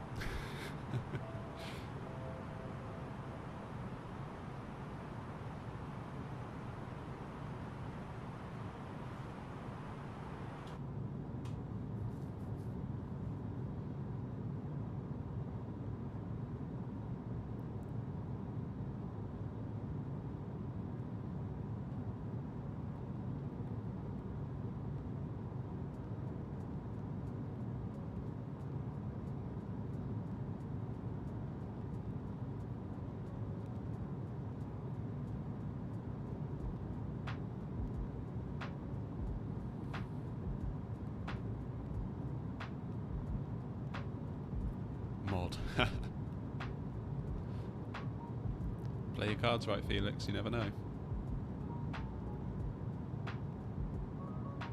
Have I had any bots lately? No. No bots. We had a bit of a troublemaker that kept coming back. Again and again and again under various different accounts, but...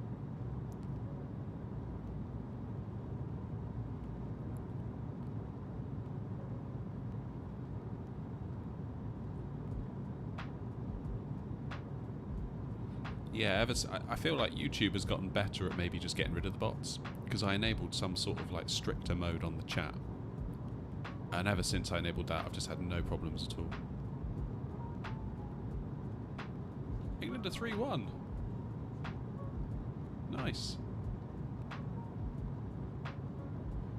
So what match is this? Is this like a quarter-final or something like that? Is it important? I guess it must be if people are like watching it quite a lot. Quite a few people have mentioned it now.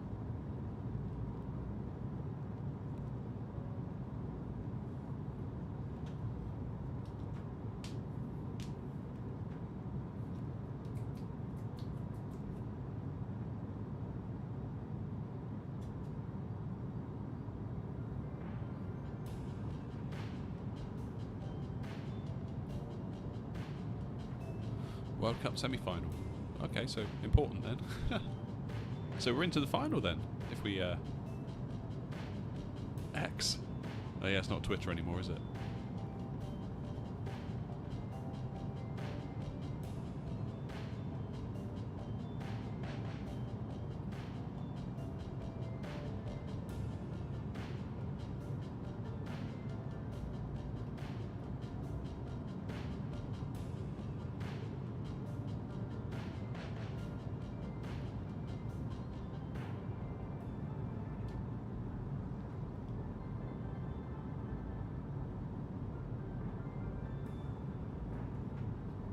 Well done, Felix. Yeah, don't forget the gear.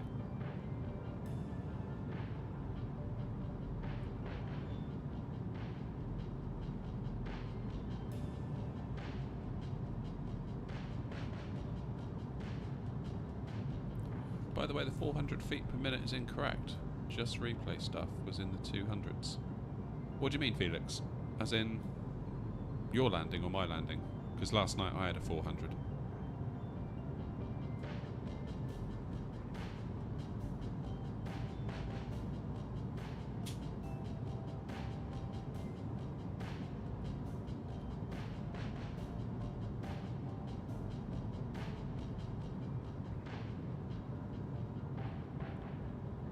Oh, okay. Yeah, my landing wasn't great.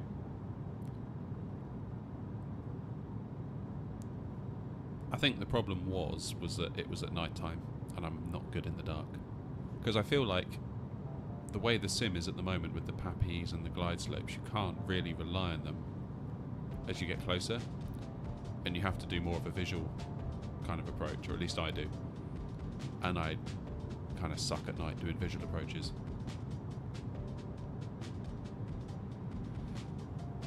Yeah, I mean, it's like a polling interval, isn't it, when it gives you the readout of what you got, so I'm not sure it's entirely accurate. It gives you a general idea, of course, but if you're sort of coming down quite heavy and then you rescue it last minute, it might be that you get a heavier report than what was actually the case.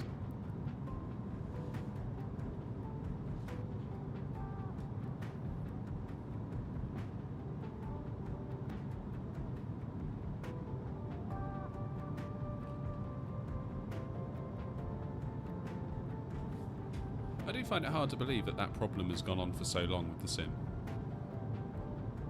That's a fairly fundamental part of the sim, right? The ability to land.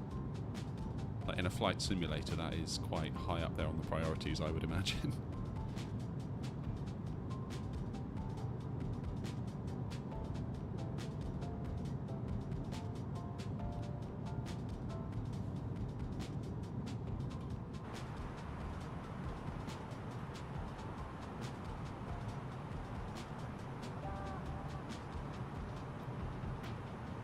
Almost feels like there's an opportunity for a third party to come in and sort of do a blanket fix on all of the default airports.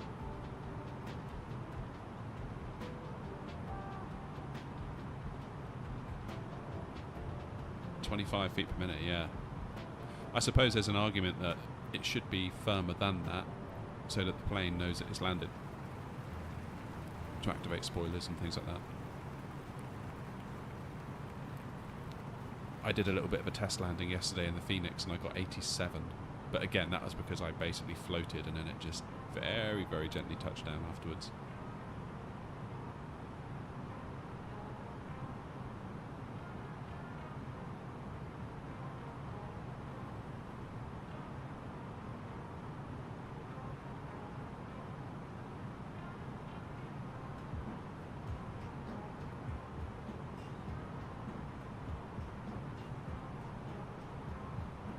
Hey Nebula, how you doing? Haven't seen you in a minute.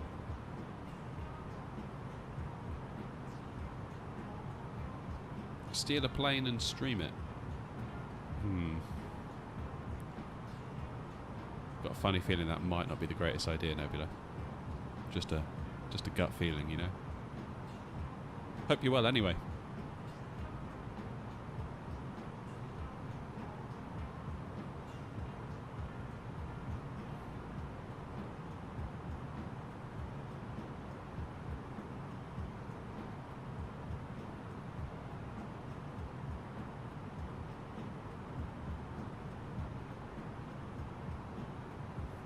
Yeah, it wasn't great, Felix. I think I'm basically getting used to the feel of the Phoenix. Like on the stick, it feels so different to the fly-by-wire. And I came in expecting it to feel like the fly-by-wire, and it didn't.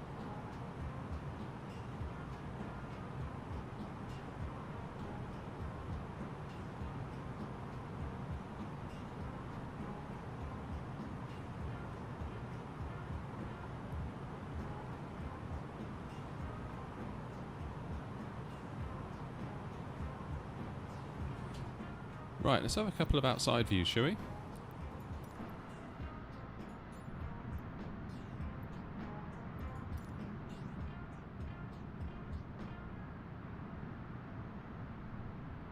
just got an Arnott's biscuit out, that's brilliant.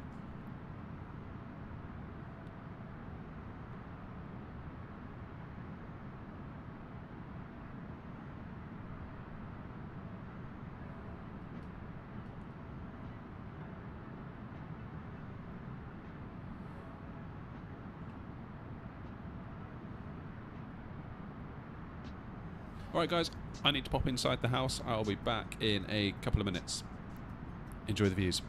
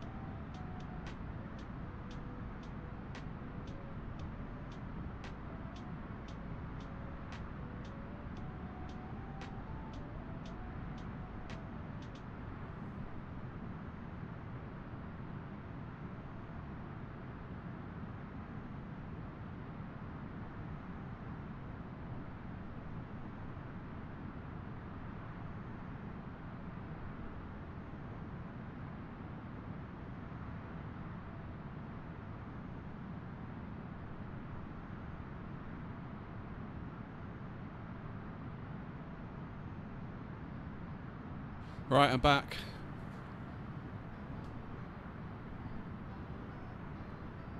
Oh, Mackham, how you doing?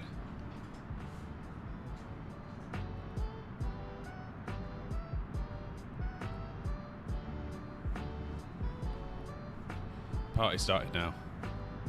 Right, how do I get back in the cockpit?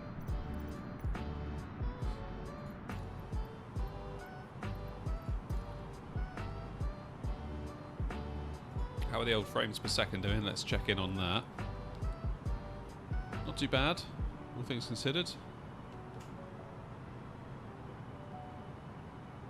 Oh, Air Mackham. Sub for another month, thank you.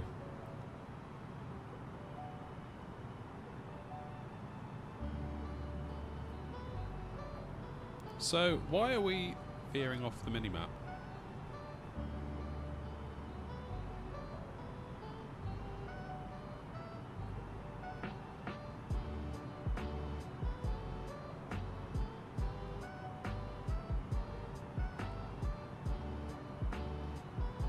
I think that's an issue with the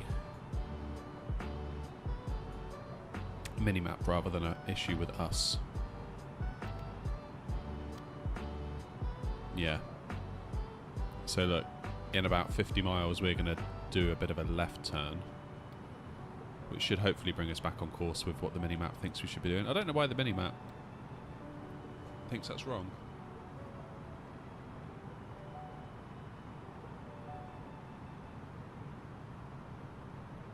Yeah, so the map is driven by Sim Toolkit Pro, and how it works is you import your flight plan from SimBrief into Sim Toolkit Pro, and then it draws the map based on those waypoints. But yeah, I don't know.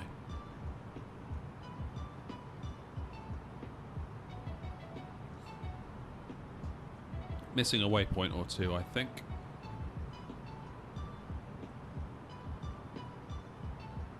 Does with yours as well. Yeah, what I found is that when you import your flight plan, you'll go to choose a SID or a star and they won't be there. But then the name of the correct SID or the correct star will be after the bit where you select the SIDs and the stars.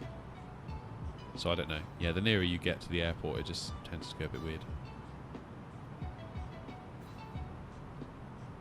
How's it going, Mackham?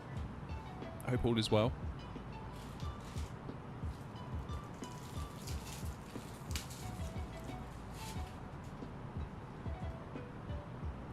Lunchtime here now.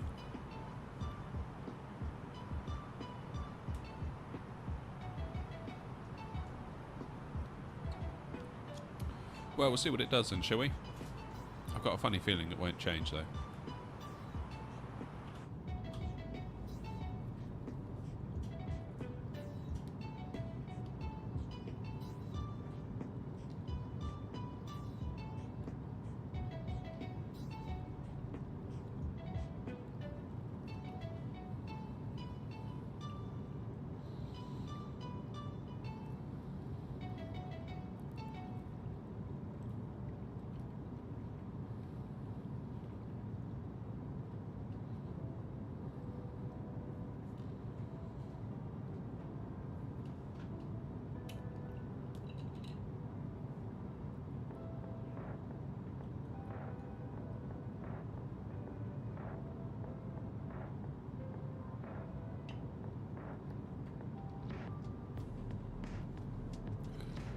Doing good, took some time with Lucas and had a week off work, so back to streaming tonight. Awesome.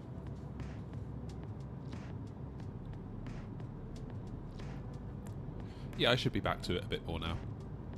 So the last kind of 3 weeks or so have just been all over the place. It's not been good for the channel at all, but not a lot you can do about it.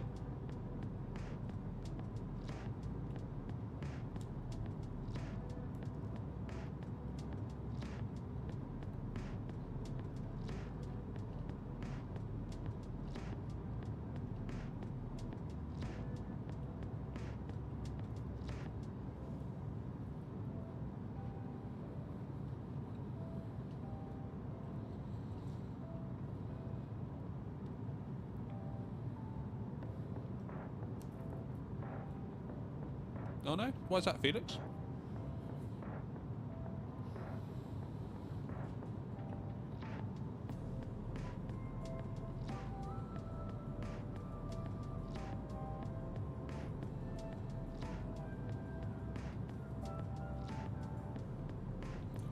Can't really watch your streams, unfortunately, due to the time zones. So what time zone are you in?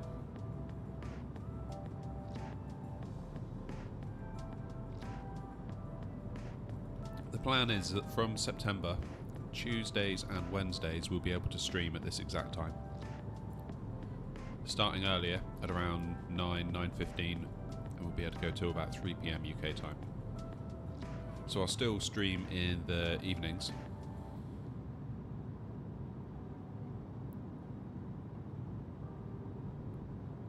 On the other days of the week, but Tuesday, Wednesday, we should have some good old blocks of time to stream that.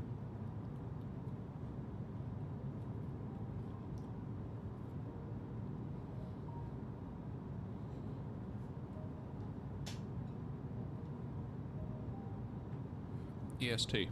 Okay. Well, I guess if I stream in the evening, that'd be like daytime, right? For you?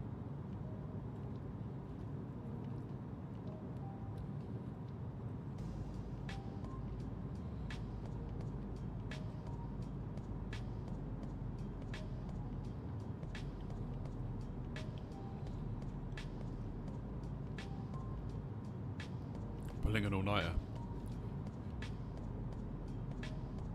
So what time is it now EST? That must be what? 8 AM?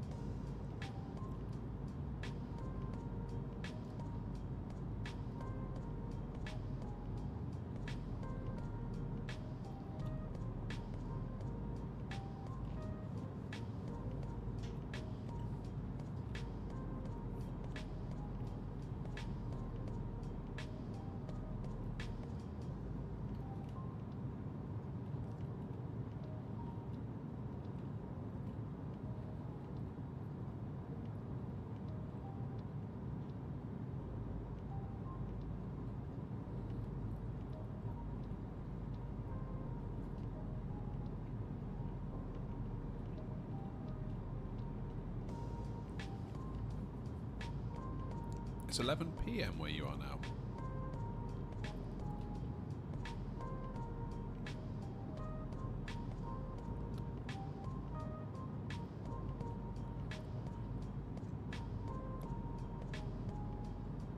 Isn't EST -5 on GMT though? As in, like, Eastern Seaboard time, America. Or am I getting confused? Oh, nice, Felix. That's awesome. Good luck with that.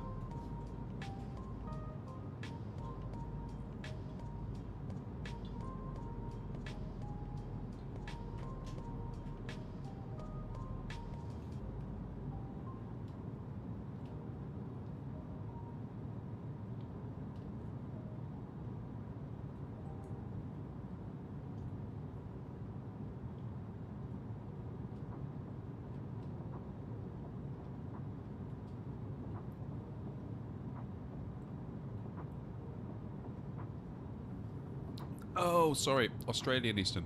Gotcha. Yeah, okay, then I fully understand. Well, if I'm starting at 9 UK time, that would be 7 AM or 7 PM your time. So on Tuesday and Wednesday, if you wanted to, of course. I'm not saying you have to. Might be live during your evening time.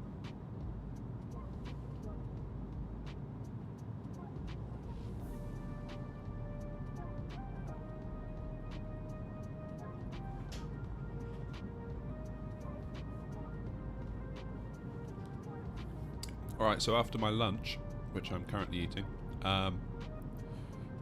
you all can help me spec a new PC on PC Part Picker.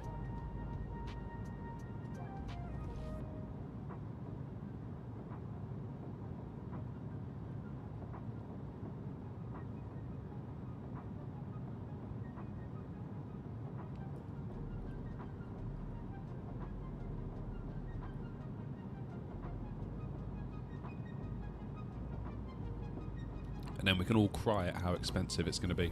Or I'll cry. You can all laugh.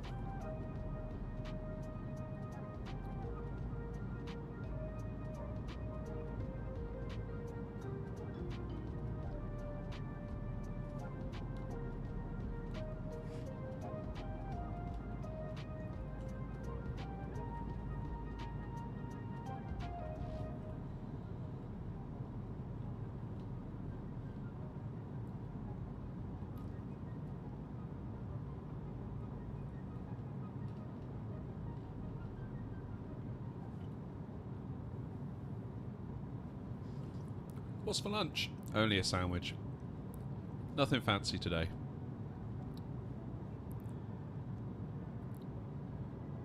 That's all the cabin crew would bring me.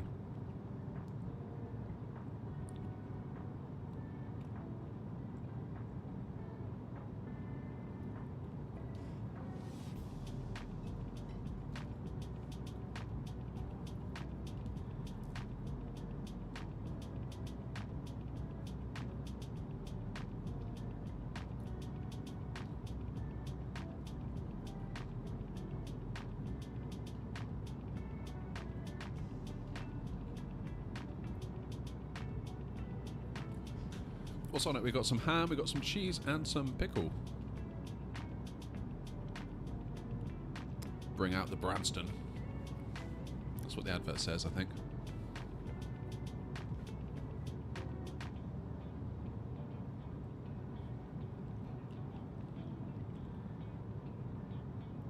You need a new SSD, Felix. I mean, they're not badly priced at the moment. I mean, for like a little bit over £100 will get you a 2 terabyte Gen 4 drive, I think. Brown or white? Unfortunately, Mackham, brown. So, my wife and kids have gone away for the week with their granddad, and right before they left, they used up all the white bread, leaving me with a cheap, rubbish, old, out-of-date brown loaf. And until I go shopping, which I may have to do later this evening, that's all I got.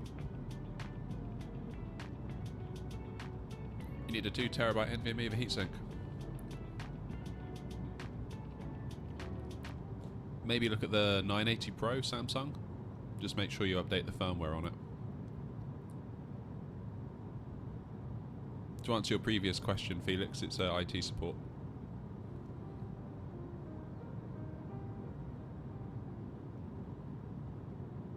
Yeah, if you're going to buy a Samsung 980, especially the 2 terabyte, double check the firmware version. So you'll need to download an app called Samsung Magician, and that will then detect the drive and tell you what version of the firmware you're running and offer you an upgraded firmware version if one is available. The issue with it is that the firmware on the drive controller was incorrectly marking sectors of, or not sectors, but blocks of the drive as faulty, even when they were fine. So in general, SSDs, especially the enterprise level ones, are over provisioned. So if you say buy a 1 terabyte drive, there's actually more than 1 terabyte of storage on there, such that as bits start to wear out, it gives you a bit of extra time with the drive at its full capacity. And it was basically a bug in the firmware on those 980s where it would say, oh, this part of the drive is dead, so sort of put a big cross in that sector.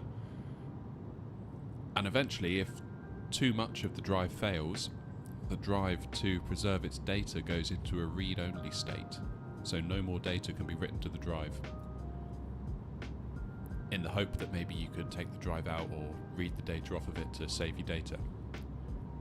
And it was doing all of that incorrectly. The drives were not failing, or the portions of the drive were not failing.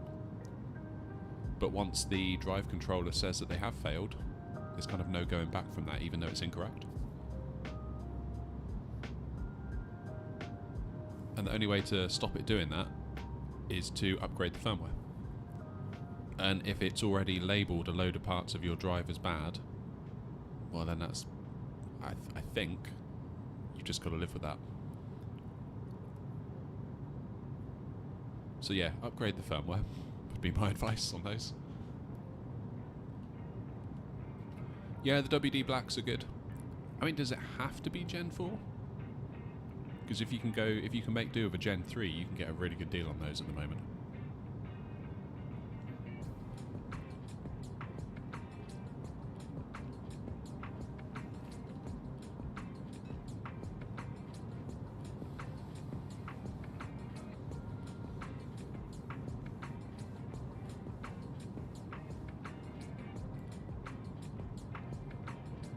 The faster the better, but not necessarily. I mean, yeah, technically the drive can read and write faster, but ask yourself the question, do you actually need that? The main argument I can see for going for a Gen 4 drive is that it would allow you to make use of direct storage. Have you heard about the direct storage API? You familiar with that?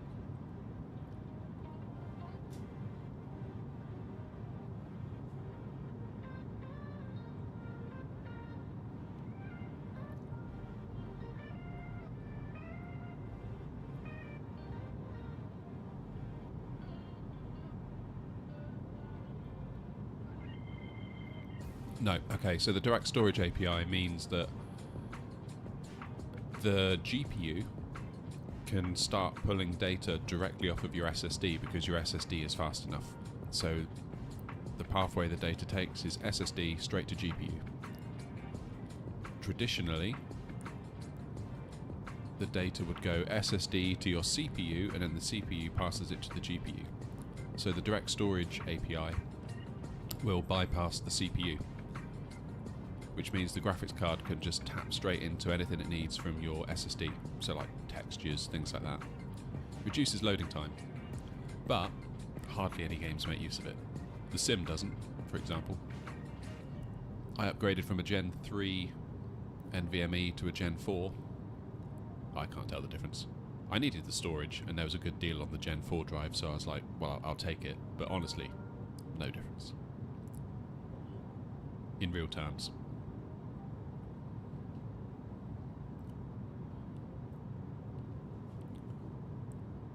Where the direct storage can come in handy is with games like Ratchet and Clank, the new one. So the PS5 uses a similar technology, albeit they probably call it something different and brand it as like a Sony technology, but it's the same idea. They've got like Gen 4 speed SSDs in the PS5, so they can achieve similar results. So on Ratchet and Clank 2, I think it's called A Rift Apart, there's a lot of like portals. So you can go through a portal and then you end up in a completely different world. So rather than have to do like a loading scene in between that, it allows you to move from one environment to a completely new environment instantly with no load times.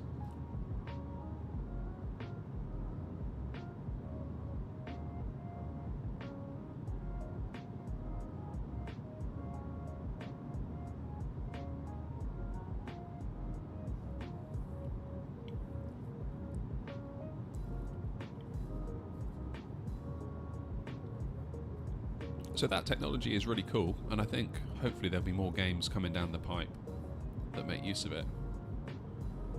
But in terms of like the speed of Windows, the speed of the sim loading, Gen 3 to Gen 4, no difference. So if you can get a cheaper deal on a Gen 3 drive, maybe worth considering.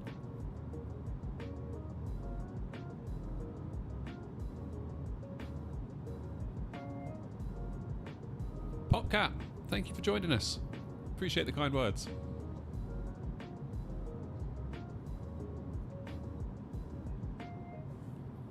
Glad you could be here.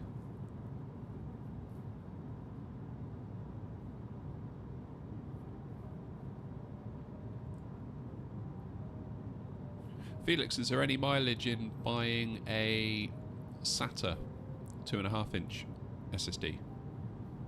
If you can find one of those cheap to run in addition to your current hard drive, SSD I should say.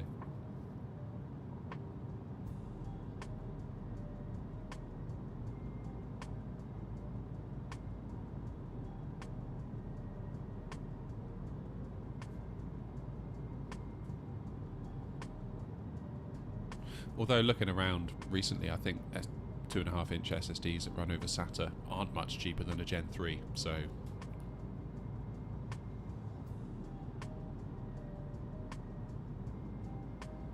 must be pretty expensive.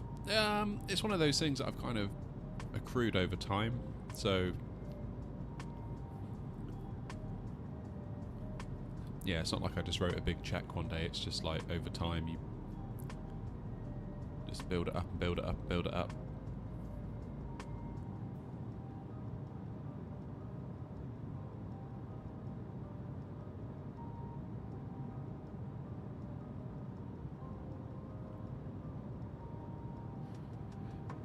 You're not one of those YouTubers who seems to have a 4090. Many big flight sim YouTubers have a 4090. I wish I could have a 4090, I'll be honest with you. I did briefly have a 4070, but I had to send it back. So I'm back on my 3070 again.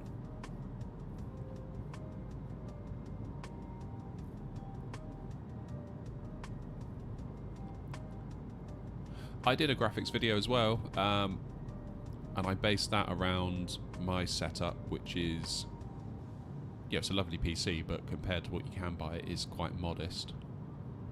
Maybe check that out if you haven't already, might help you.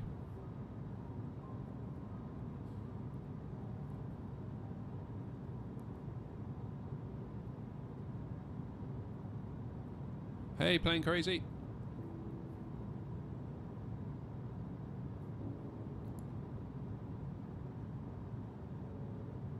Any good monitors that work with a Logitech gaming laptop? I didn't know Logitech made laptops.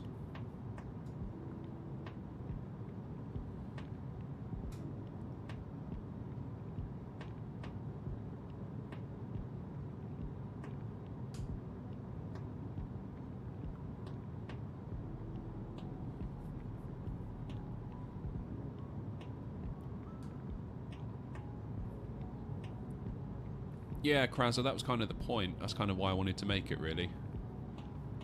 And again, the target of 30 FPS I felt was important to kind of stress that point, because I think a lot of people, especially your traditional PC gamer, which I sort of consider myself one of those as well. Like, I do a lot of simming and I take it really seriously, but I love a bit of Call of Duty. I love a bit of Counter-Strike, Valorant, Halo, yeah, all that stuff. I love all that too.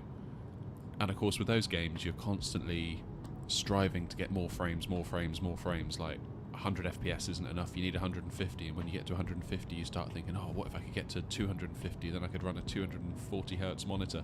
Like, it doesn't stop. Like, there's always that desire for more frames. Frames win games, I think Nvidia tried to coin the phrase.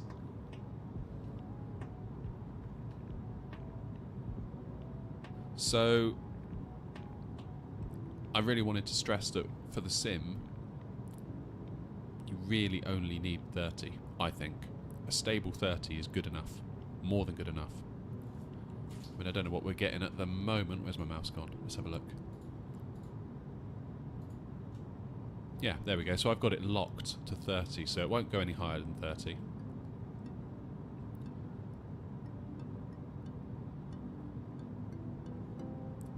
And that's fine. Because, I mean, look out the window now. There's not a lot of movement.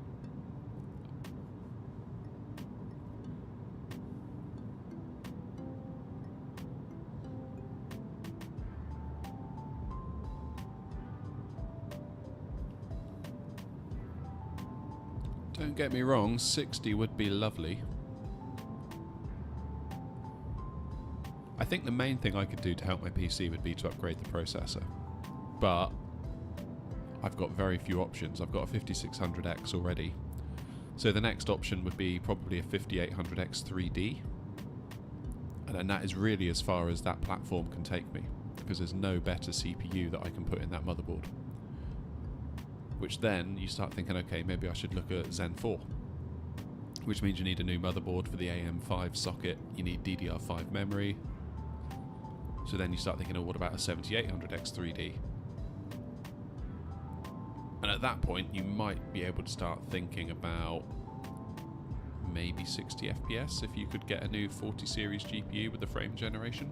You could maybe get that.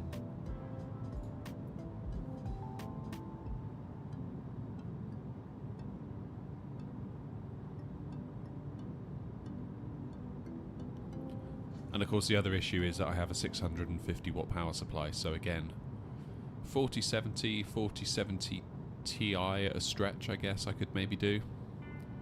4080, 4090. That then needs a power supply upgrade.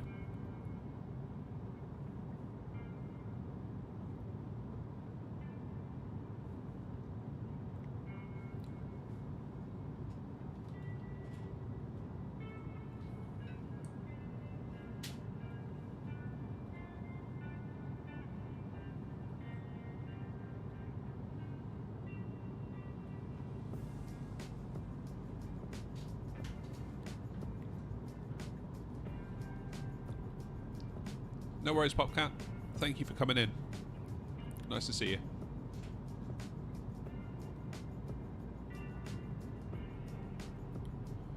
The 4070 Ti needs 750. Yeah, ideally. Ideally.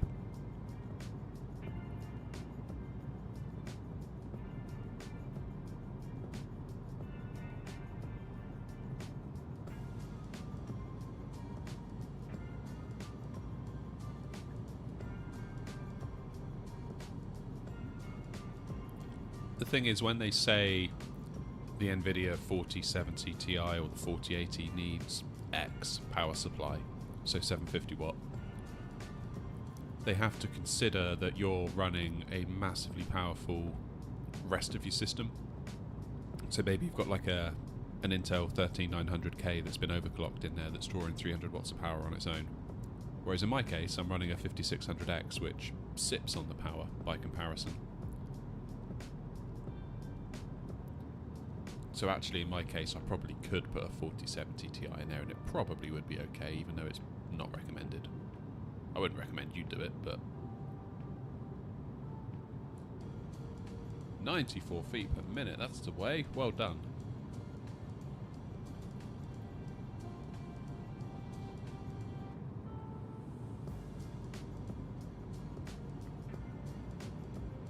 What CPU have you got, Felix? Because drawing 650, that strikes me as high.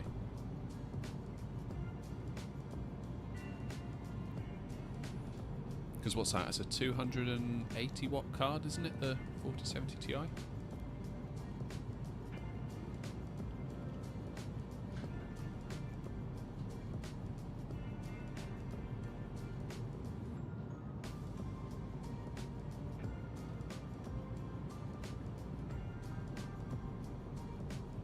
You got a 13.6.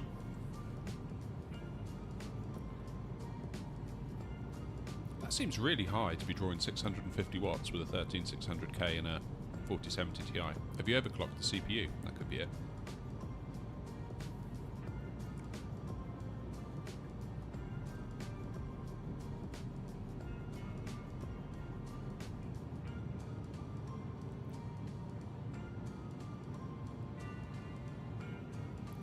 Yeah, we got a minute or two yet playing crazy.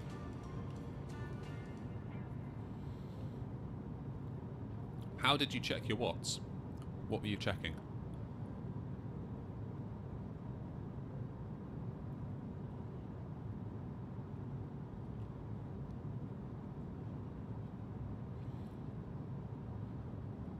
Were you monitoring it on the PC through software, or do you have like one of those things that you plug into the wall to see what it's drawing from the wall?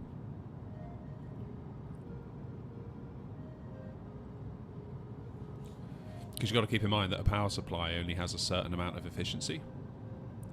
So if your components inside your machine, let's say for argument's sake, they require 500 watts in total, and your power supply provides them with 500 watts of power, if you were to measure what the power supply is drawing from the wall, it could be significantly higher than 500 watts. Because if it's only, I don't know, 85% efficient, then you could maybe be drawing an extra 15% from the wall.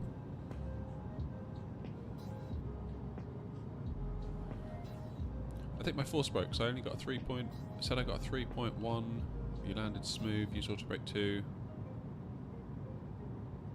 Yeah, that does sound a bit broken. So that's 3.1 G-force it said you had when you landed. That is a very nice view. Look at that.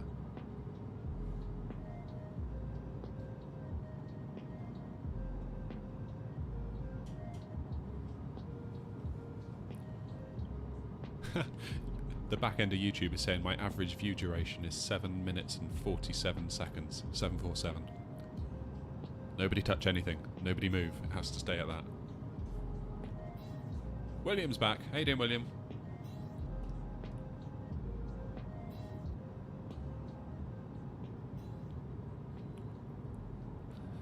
Yeah, see now look, we're making our way back to the green line on the mini-map.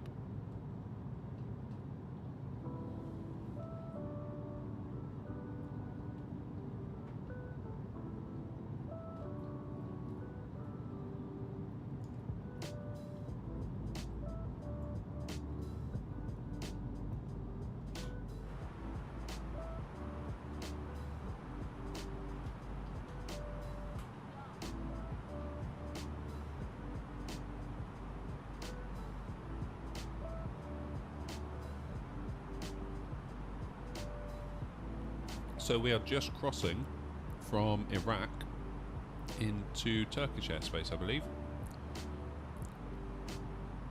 And that is Syria. That little bit that's kind of poking up.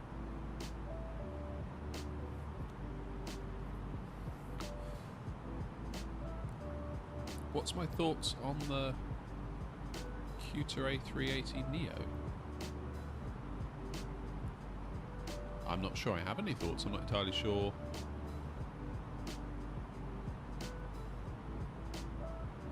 Not entirely sure what that is.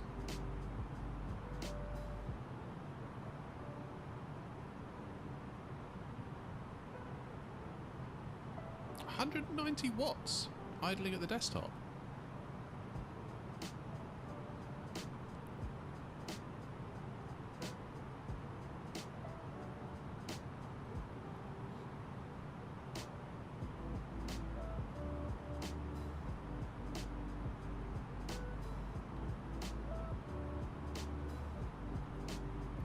That seems quite a lot, Phoenix.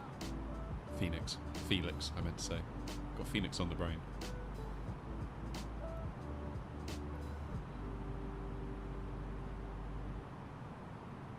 Oh, the sim open at the menu. Yeah, that will draw quite a lot even at the menu. So what software are you using to get that figure?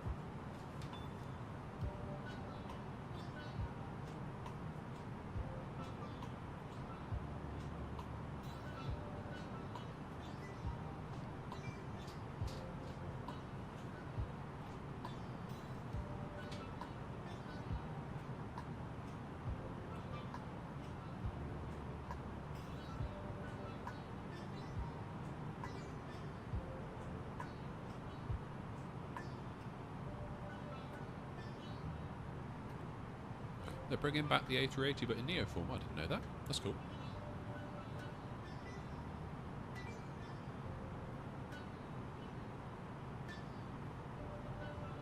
Okay, so that power figure, Felix, is just for the GPU. So that's not total system power.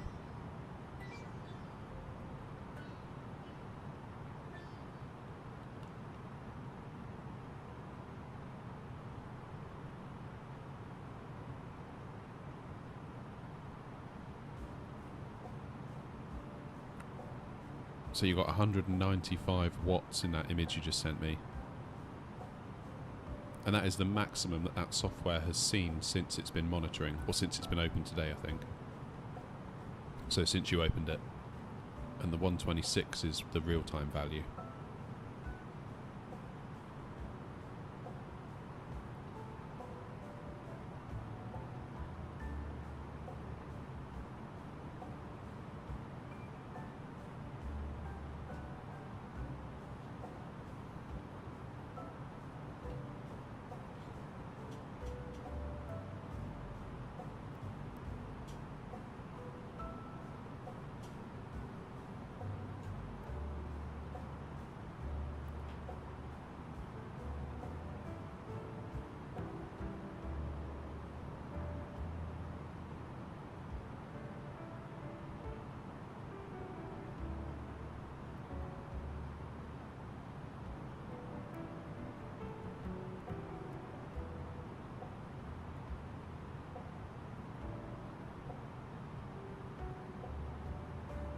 Yeah, so typically a 4070 Ti is a 280 watt, 85 watt maximum card.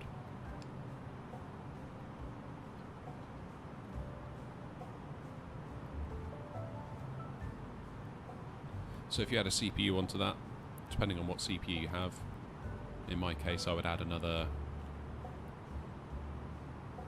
100 watts on top of that to be safe. Memory, fans, motherboard.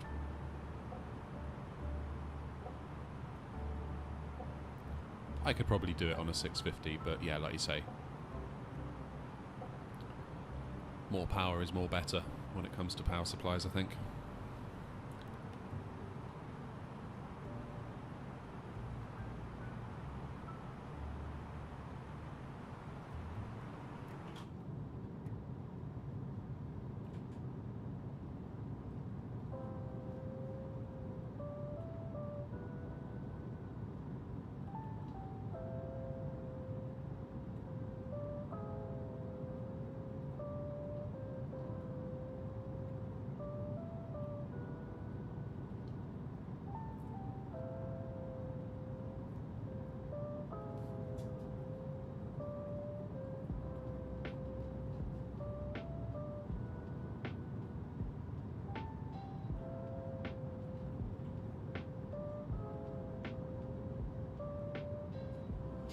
Power supplies can indeed explode. Was it Gigabyte that had a they had a batch that you could almost reliably make them pop if you plug them into a power supply tester and stress them out a bit. I think Gamers Nexus did a big thing on that.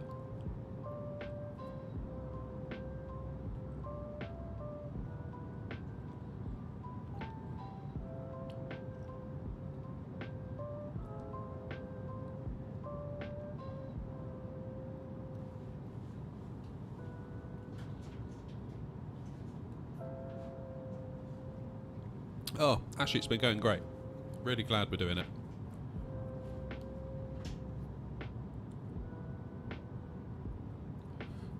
Really glad we're doing it. I was a little bit apprehensive this morning, thinking, wow, 6 hours is going to be a long time to fill. Part of me wondered whether I would just like leave the PC for like a few hours during the cruise, but so far we're doing all right. 4 hours to go.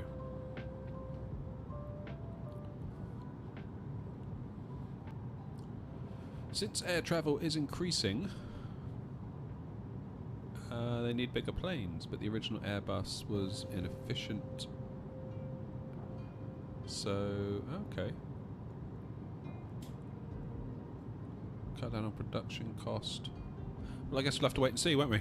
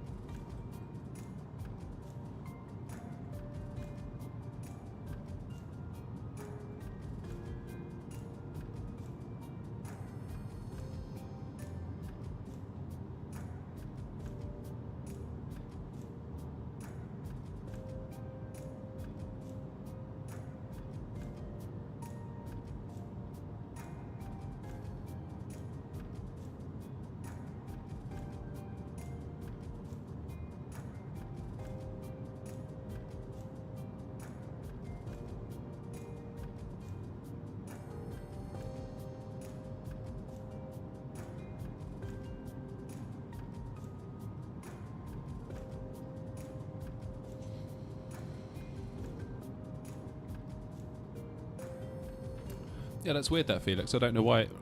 Normally with that piece of software, under the CPU, there would be a powers bit as well.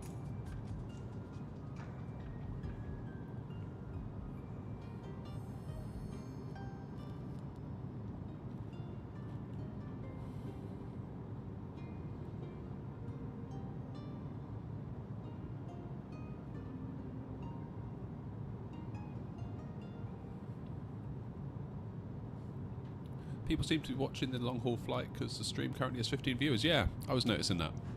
That's interesting.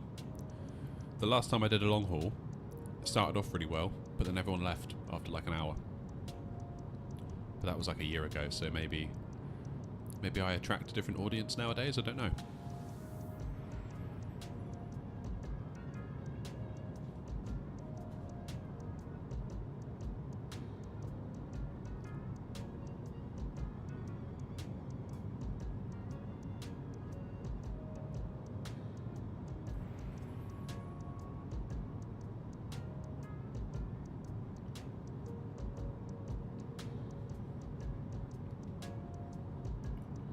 And apparently, Felix, the 13600K is a 125 watt chip, if you don't overclock it.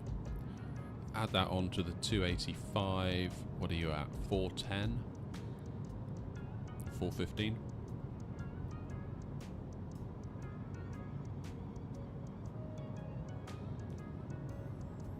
Appreciate you staying up with us, Frug. Hope I'm saying that right. Frug? Fraug? How should I be saying that? You tell me.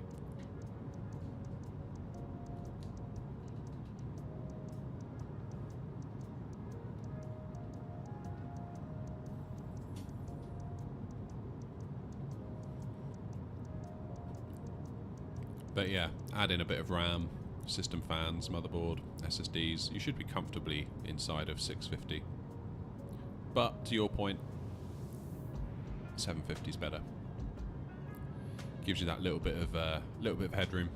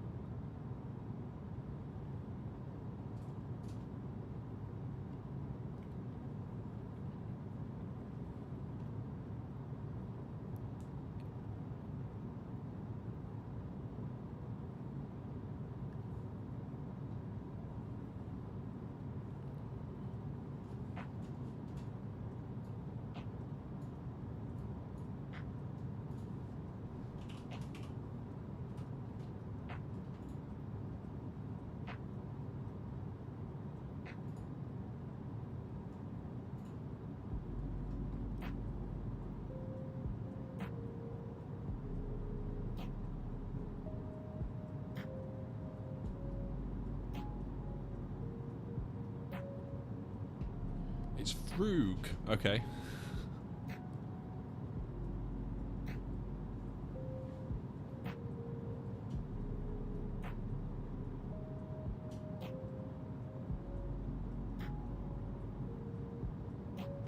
So I wonder if the fly-by-wire team will do anything in relation to that Neo existing. Do you think they will?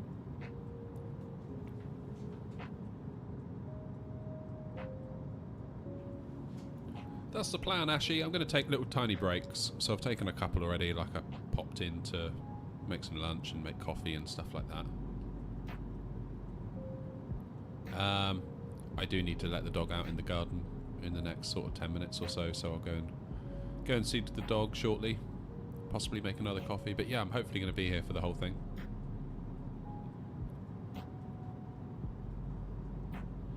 I mean, I think basically we've got about 3 more hours-ish of cruise, and then things will start to heat up a little bit.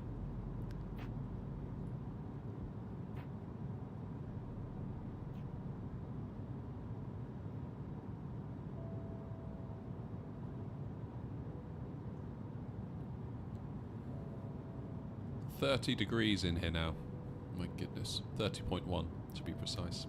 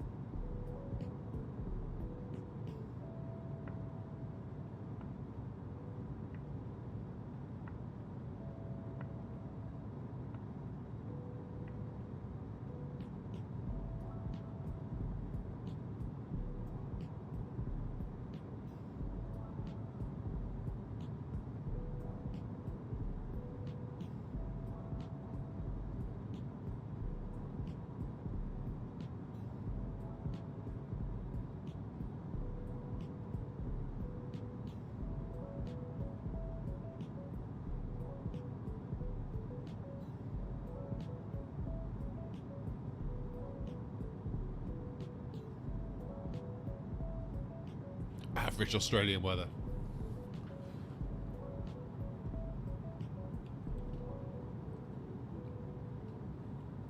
Yeah, I mean, in fairness, I'm I'm complaining if it's like 21 degrees. It's too hot.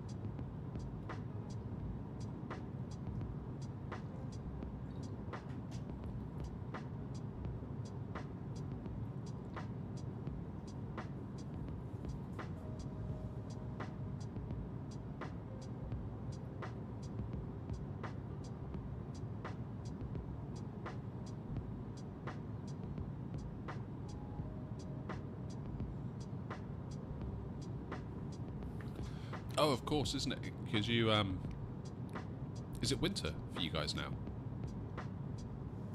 Because of the whole northern, southern hemisphere thing. I always forget that.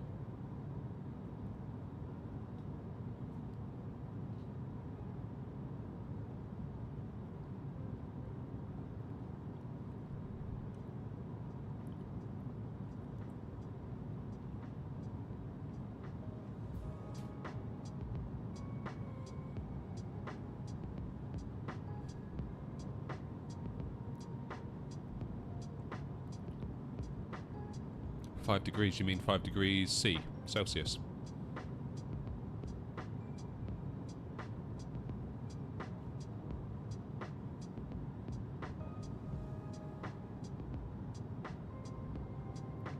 Don't fear the bevies here. Look out, everyone. Bevies in the chat. We're still going, Bevy. That's actually quite cold then, 5 degrees C. Is that because of like it's nighttime, or what would it be in the day?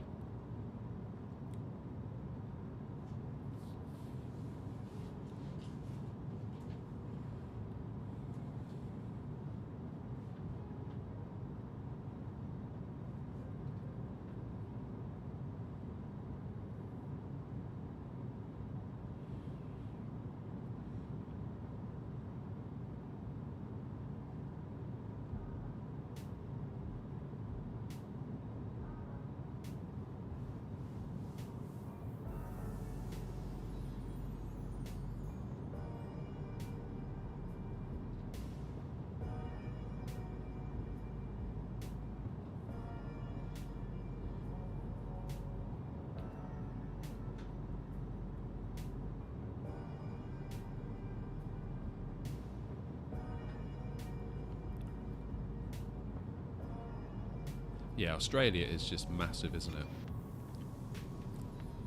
I kind of came to learn that when we did a bit of a tour of Australia, but about a year ago, in fact, now, where we started out in, where did we start? What was it called?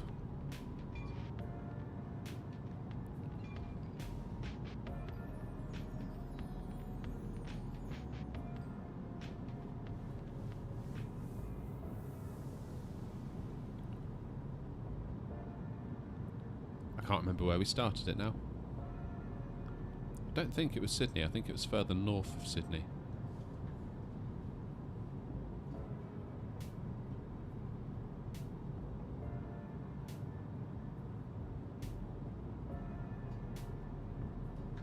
Brisbane. That's where it was. Brisbane.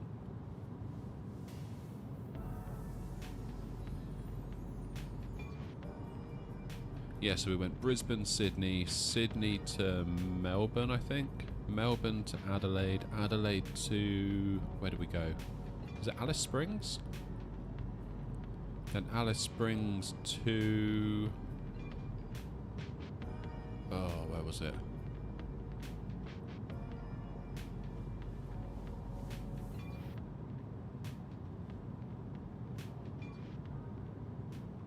I think we went to Darwin from Alice Springs.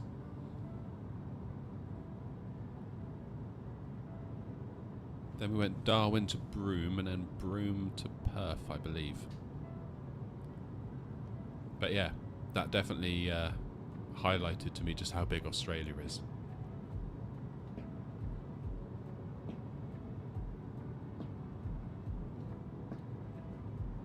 Because again, I only had about 2 to 3 hours to stream each leg, so we couldn't really go too far at a time.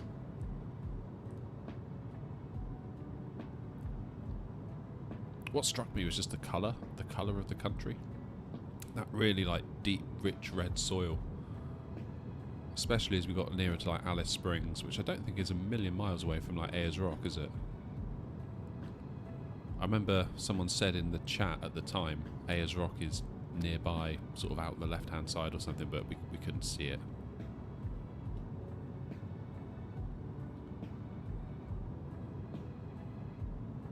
Yeah, that was a good time, Bevy, wasn't it?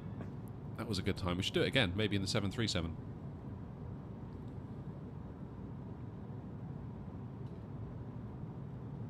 Oh, hello, Lee. Yeah, I do love this route just because of the views you get. Like I say, all those hills from up high, they look fantastic, don't they?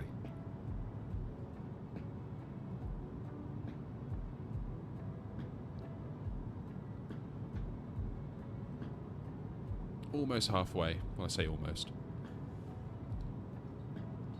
Sort of, or nearly almost.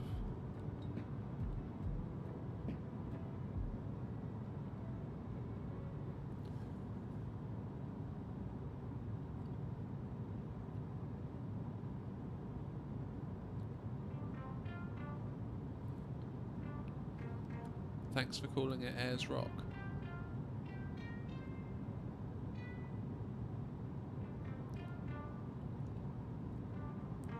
Should I have called it something else?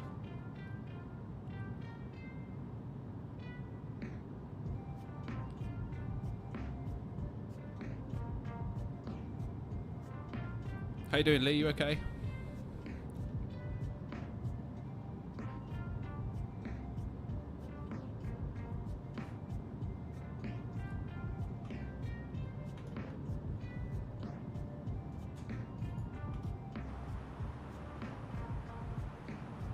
Alright, so we've been in the air 2 hours and 38 minutes. Can we see the sea yet? Not quite.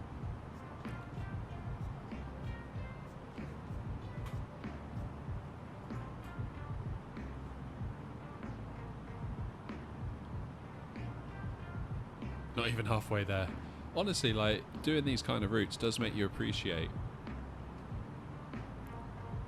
what it must be like for the real pilots that do these kind of routes regularly.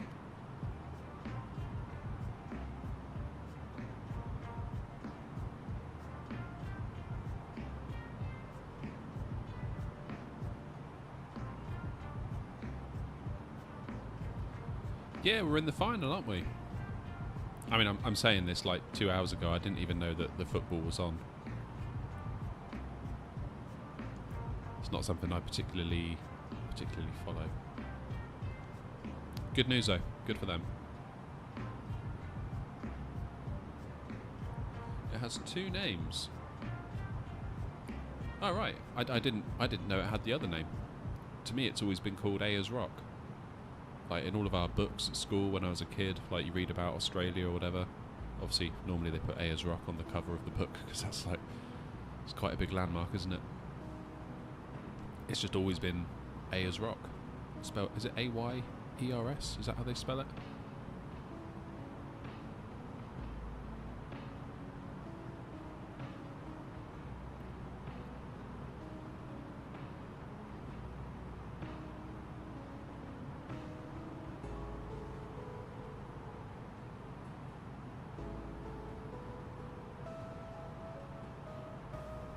Ayers Rock in Australia, Felix.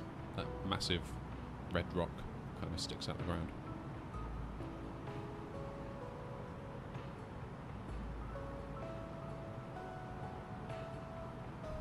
Yeah, so we're talking about the same thing. But apparently it has 2 names. I didn't realise that.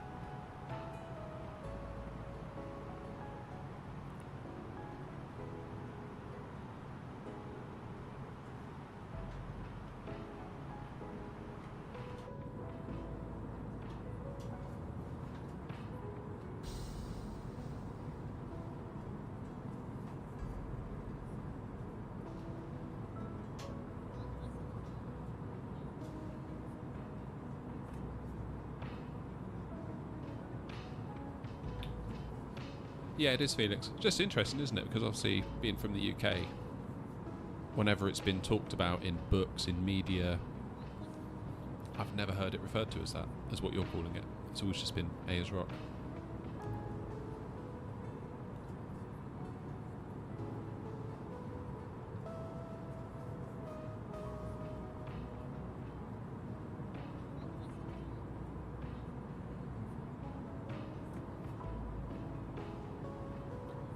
Yeah, the scenery's fantastic today, Lee. It really is. This route is an absolute treat.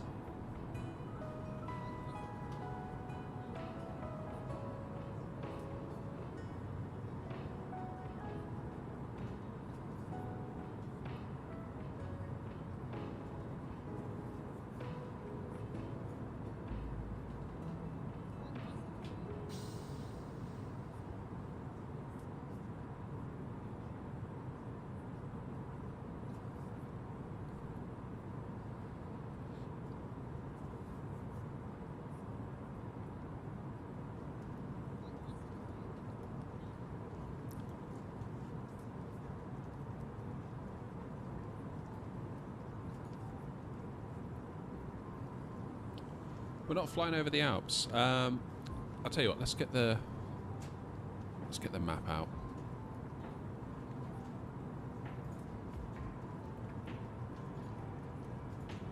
Right. So here's us.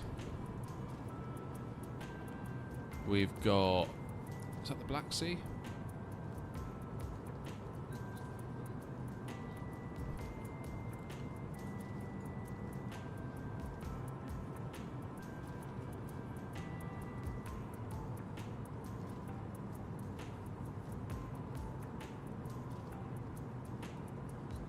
So we're going to cross over Turkey, over the Black Sea, into Bulgaria briefly, then into Romania. Then we've got Hungary here. Then Slovakia, Czech Republic.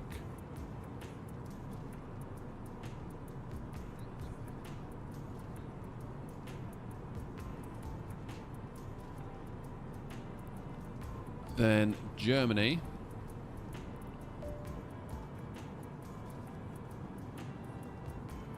So the Alps will kind of be here, right? So we should get a view of the Alps, but we won't necessarily be going over the Alps. We might sort of get to see them sort of around here, aren't they?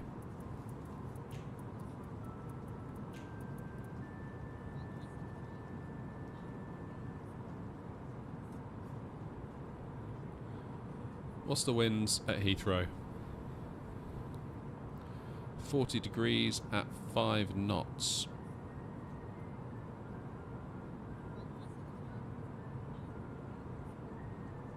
So probably it would still make sense to go in on runway 09.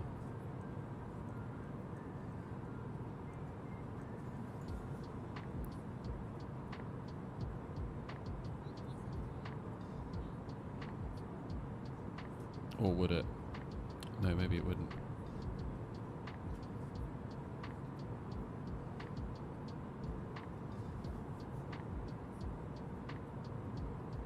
Yeah, we should see the Alps.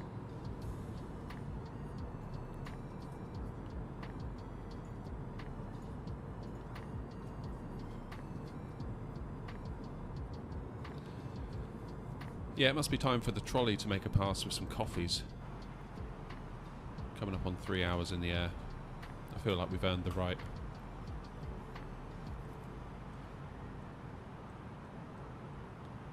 So is that little band of cloud there, is that where the Black Sea is? Is that what's causing the cloud, potentially?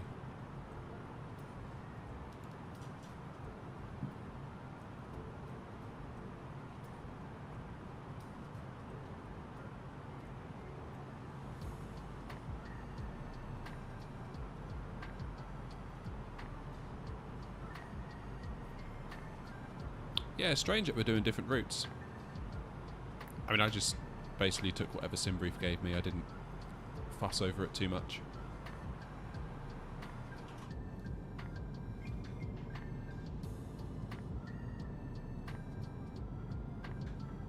Alright guys, it's just gone 2 o'clock here, so I need to go and sort the doggo out a moment. Go and let him out into the garden and get him some fresh water and stuff like that. I will be back in about 5 minutes. Enjoy the views.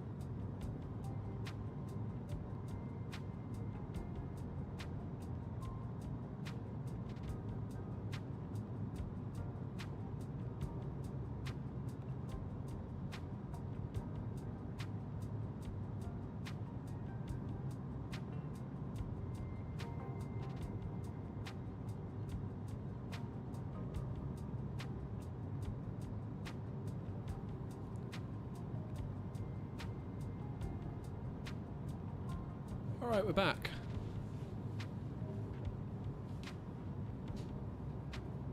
The dog is happy again. But The dog was happy anyway.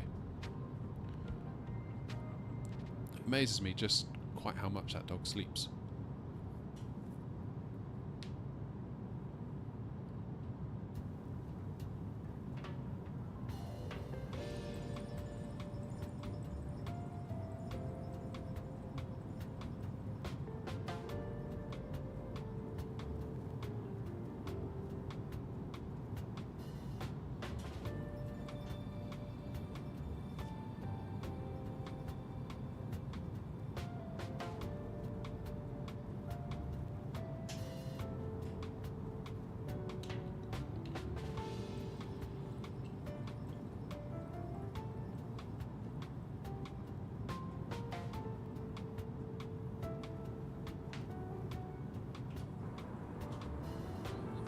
So there's the sea. We can just about see the coast, can't we? Is that the coast there? That is, isn't it? That's not like a road or something. That's the coast.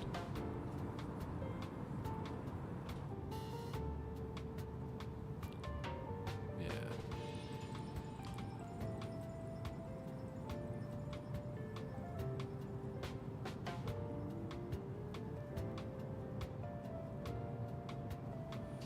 What a gorgeous view. Look at that.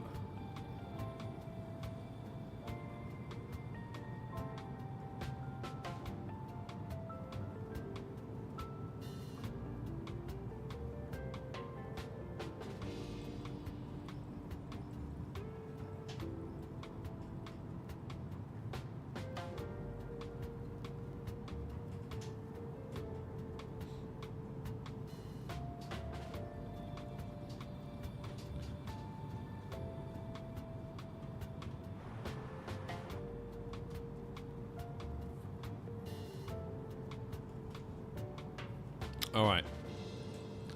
Let's see if we can spec out a PC.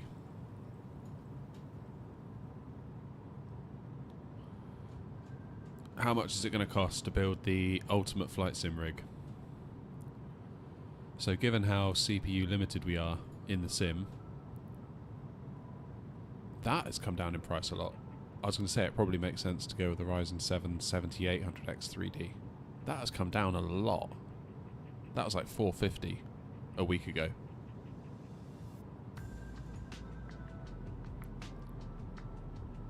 Yeah, and it's not just one retailer. Look at them all. Nice. Okay. Let's see how much the 7800X 3D build will cost us.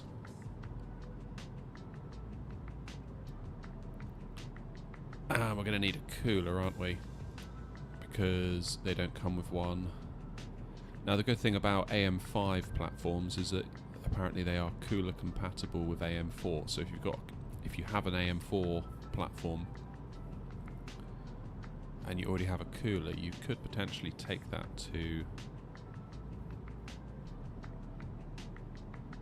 your AM5 build. It amazes me how much you can spend on a CPU cooler. I mean, look at that, £255. I mean, you could buy a CPU for that nearly.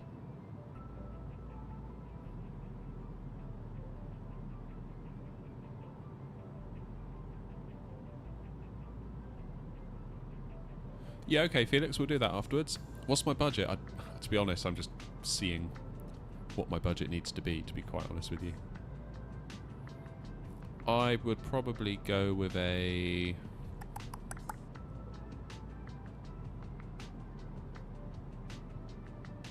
What have I got at the moment?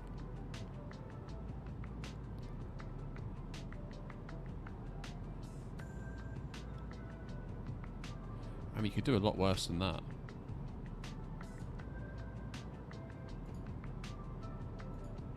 A tower cooler. Be quiet. Sensible product. Sensible money. So for a motherboard, we're going to want... Let's do sort by price lowest to highest. I'd want an ATX board. And we'll go for B650. 169 is the lowest.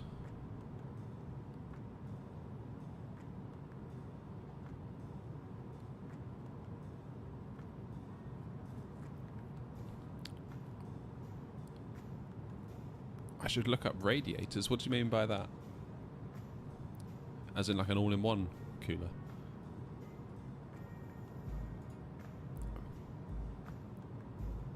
Alright, let's go with... Yeah, let's go with this one. Because I know it's the cheapest, but generally an MSI board is pretty decent. Memory.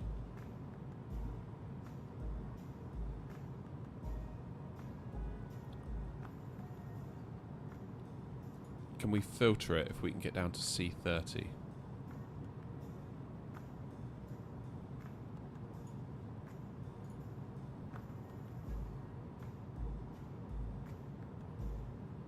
The prices have definitely come down a lot, haven't they? That doesn't look bad. CAS 30. 32 gig for 109. Let's do that. Obviously, if I was going to actually be buying it, I would start deep diving, researching each individual component that I've chosen in more detail, but just to get an idea of round numbers. Storage has got to be 2 terabytes, isn't it, really? 980 Pro. Isn't there a 990 Pro now? Yeah, there it is. For an extra 146 versus 1... Oh, it's only another 20 quid. Not entirely sure what the difference is. Let's just go 980. Save the money. Put the money where it matters.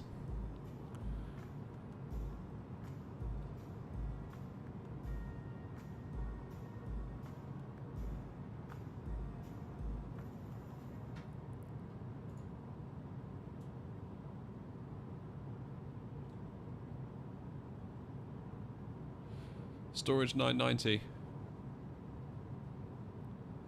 See, I think this is quite an impressive case. The H5.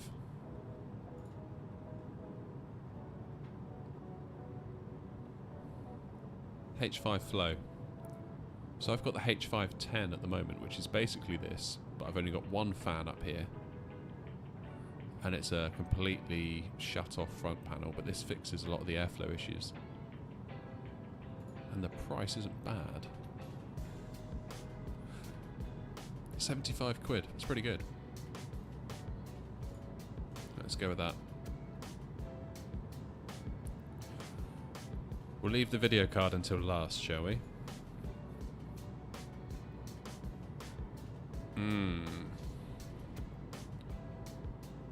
So, do we go RM1000? Or do we save the £17 and go 850?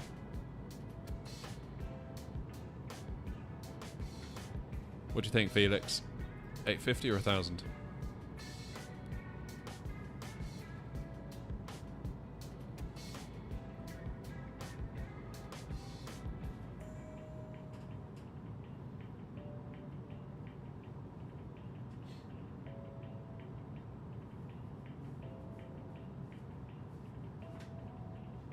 I'm going to go 1000.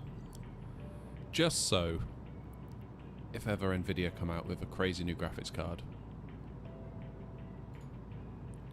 we're covered. Well, that's the question, Felix. Let's look at how much we've spent. We've spent £1,042 and we haven't put a graphics card in it.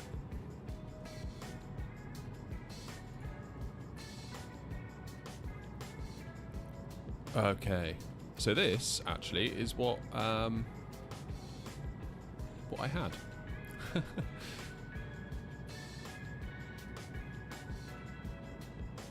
So I had this card briefly, but I had to send it back.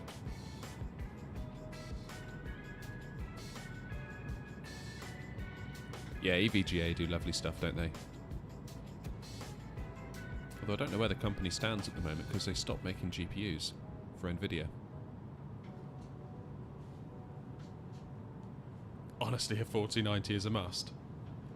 Not sure the old bank balance would like that too much. Alright, let's do some filtering. So, I think AMD is out of the question. So let's do 40, let's just do current top end Nvidia. So we can get a Strix for £1,879. My goodness.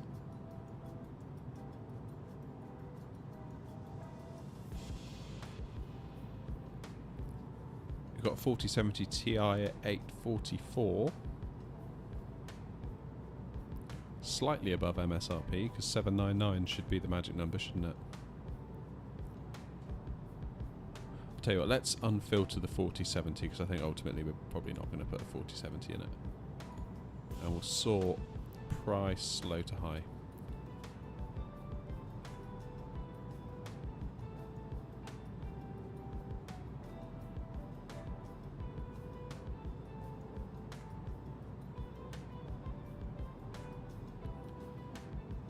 So yeah, that's not bad.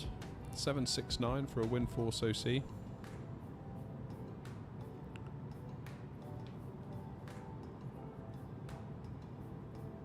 Why did I have to send back my 4070? So, I'll tell you why I bought the card first of all. I was struggling with my 8GB of VRAM, so I thought going to 12 would be a good idea. I was also getting a lot of stuttering issues, and I thought that the Nvidia frame generation would be a good idea as well, because that might smooth some of that out a little bit. I also wanted the AV1 encoders that card has for streaming, because obviously I'm a streamer, so I need to consider that sort of thing quite a lot. But the issue I had was that it kept either crashing the sim, crashing OBS, or just running really, really, really poorly. Reading into it, it was a graphics driver issue. It turned out that basically Nvidia, their latest graphics card driver, was just completely bugged, specifically for flight sim. And their advice, and Asobo's advice, was you need to roll back to an earlier version of the driver. So I did, but the trouble is, the card was only like 2 weeks old, and the driver that they recommend you roll back to was like 2.5 months old. So when I tried to install that older driver, that driver didn't know about the 4070 because it hadn't been released yet.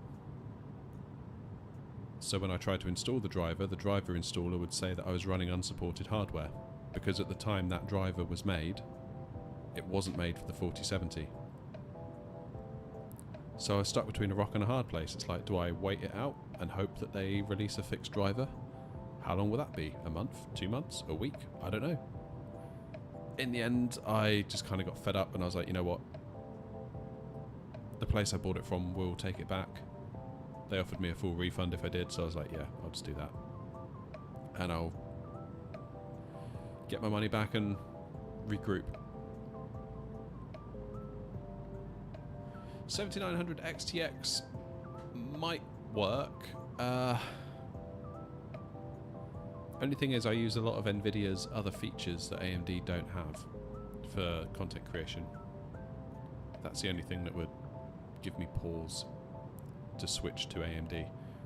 If I weren't doing any streaming or anything like that and I was just a gamer, you know, like playing Call of Duty or whatever, that would be a great option.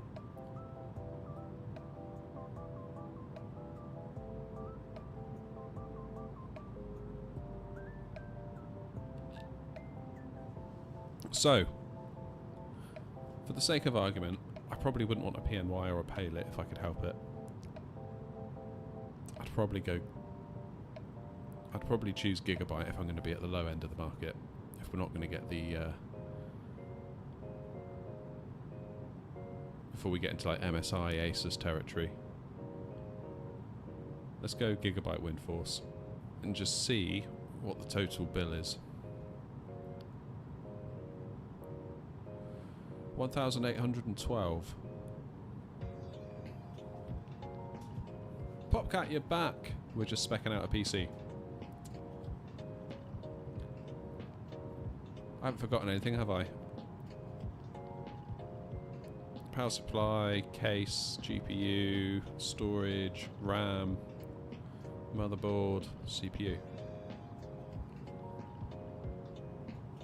So, near as makes no difference 1,800 quid. Right, Felix, if you're still there, we can spec yours out and see what yours would cost in pounds and pence if you're still interested.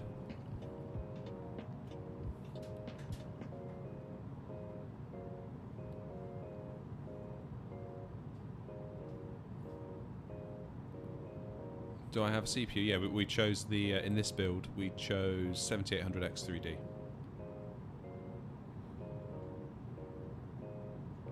Alright, let's start new.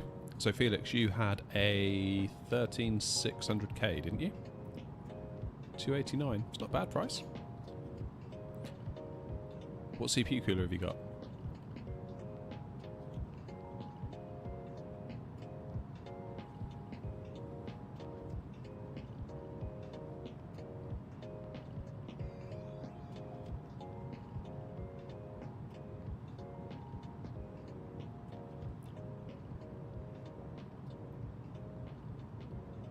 You'll send me the list in a minute. Alright, I'll tell you what, in the meantime, let's build a 13th gen build.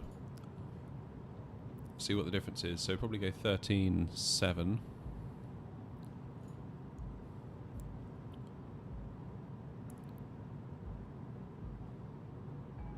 If we go for the same cooler. Motherboard, we're probably going to want a Z790. Oh, they're expensive. The boards are more expensive, aren't they, over here? Alright, price low to high, filters. Let's go Z790. Micro ATX. So you can get an ASRock. These are very, very basic boards though, aren't they?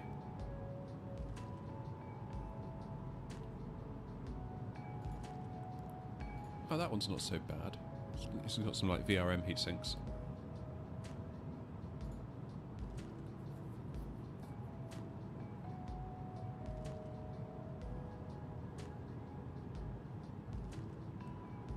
Oh, PopCat, we're just looking. I mean, basically, I do feel like a new build might be on the card soon.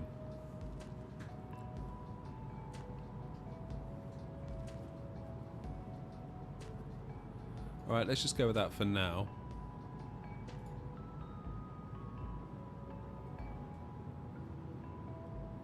Oh, that's a DDR4 board.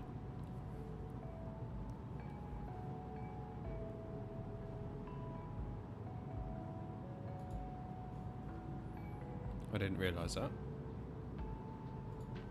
Right, let's go DDR5.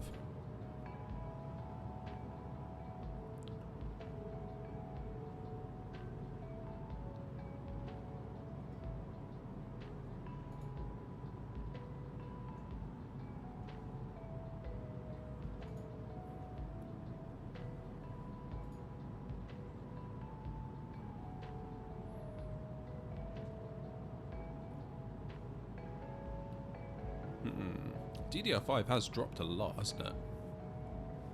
It has dropped an awful lot.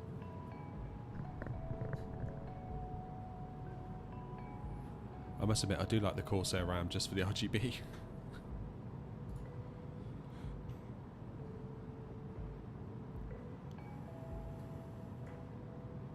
Let's see if we can get some CAS 30 stuff. 130, 113. So we could still use that Corsair stuff, couldn't we? 109. That seems like a good price. Storage. Video card. And we're going to go for a 4070 Ti.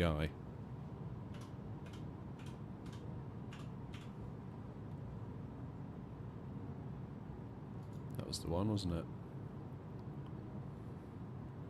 Case was that one. Just trying to see the difference between going Intel and AMD.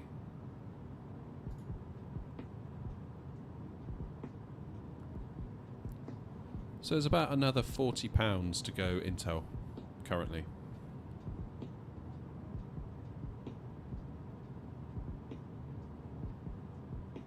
You guys know about Lexus?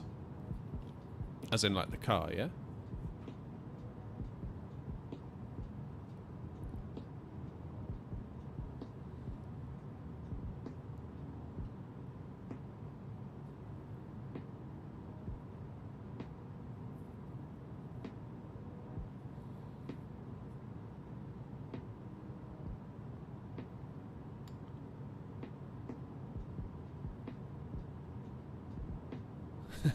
Imagine click to buy. Yeah.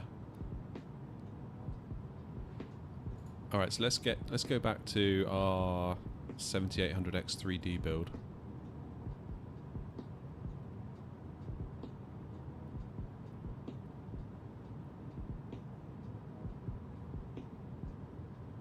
Have I just scrolled past it? Yeah, I did. It's right at the top. Muppet.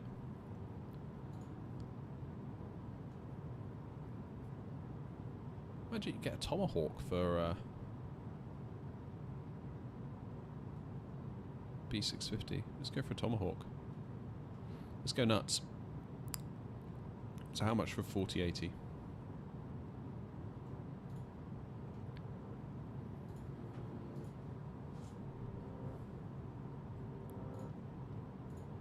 I did hear rumours that they're going to do a 40 series Super refresh, like they did the 20 series Super.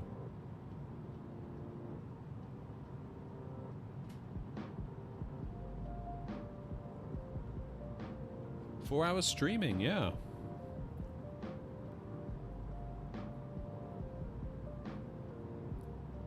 So about 3 hours we should be there, 3 and a bit. Okay, let's sort low to high, just see what's the lowest. Still over 1,000 though. I mean, they have fallen, because weren't they 1,200?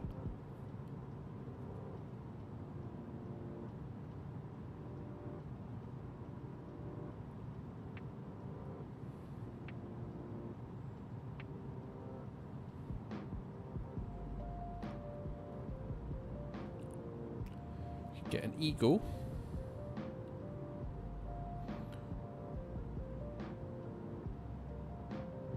Might as well go for the OC, I suppose, for the extra £6.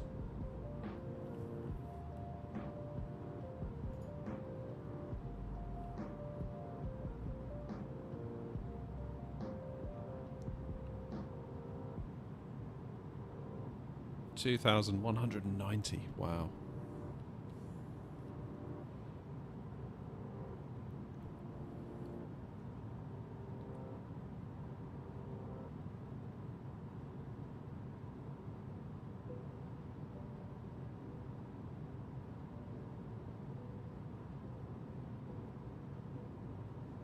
So I originally bought one and sat into drive, and someone was sitting next to me, and the next thing he saw was me acting like I'm drunk because of the new car smell. Really? It's the first time I've heard that. Let's get 2 kits of memory, just so we can have maximum RGB. Let's swap that.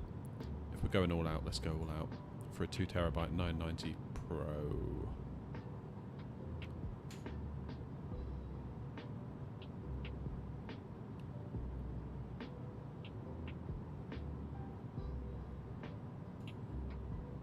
Let's put an all-in-one.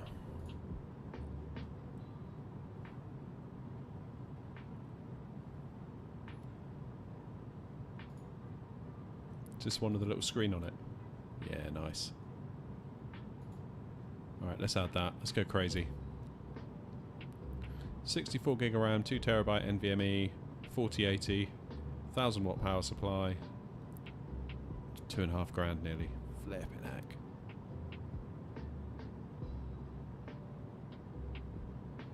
Yikes.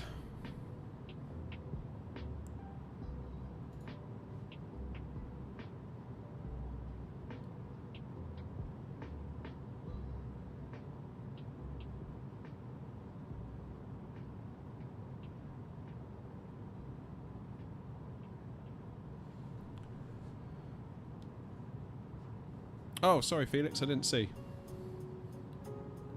Alright, Felix, let's see how much your build would be in the UK. Let's start again. So, it's a 13.6, wasn't it?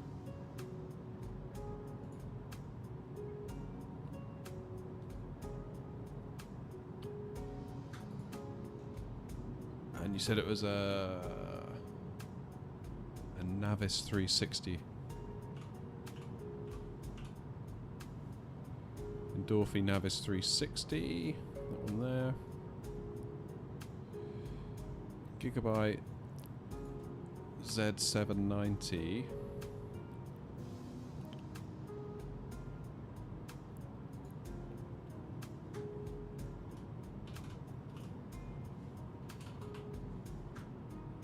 Is a DDR4 board.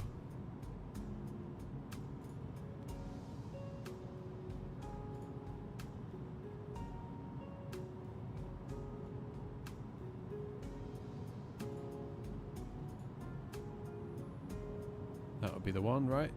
Z790D.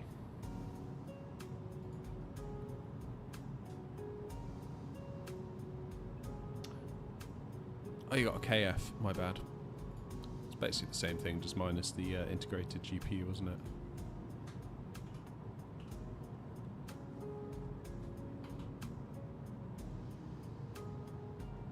$13,600 KF. So how much are you saving on that? 277 versus 289. Okay, so you save a little bit. Memory. Kingston Fury.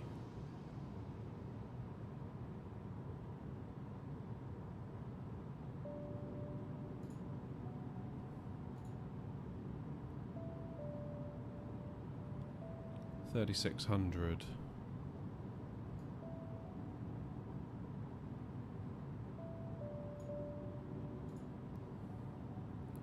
Kingston Fury Beast 36. That's got to be that one, isn't it? And you got two of them. That's a good price, though.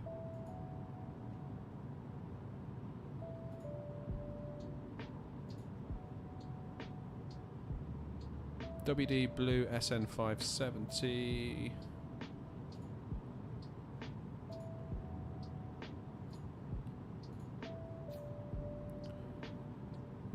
SN570. What do you got? A terabyte? Oh no, 2 terabyte. There it is. And a Gigabyte EGLL. Hey, your foot.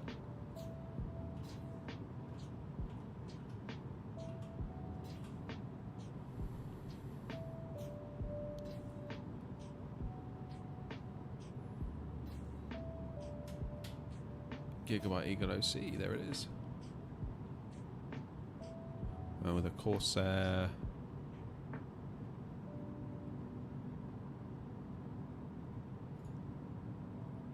RM850X, that would be the one.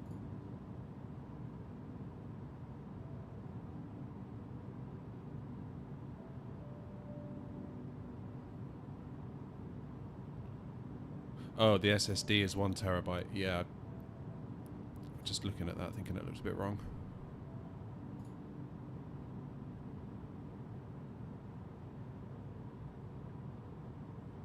Okay, and then you've got a hard drive as well, haven't you?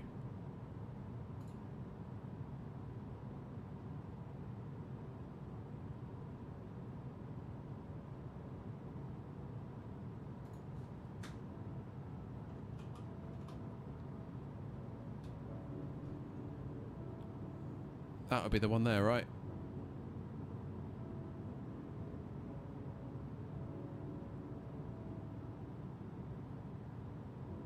I do believe.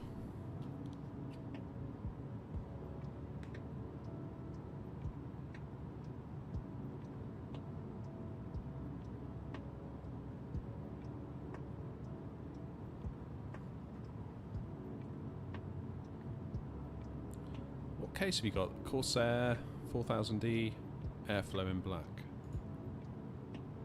Corsair 4000D Airflow. There we go. Right at the top, nice and easy.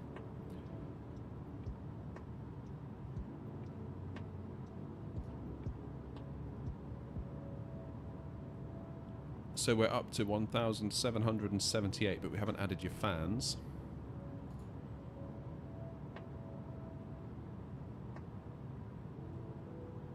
Be quiet, light wings. Ah, I didn't mean to do that.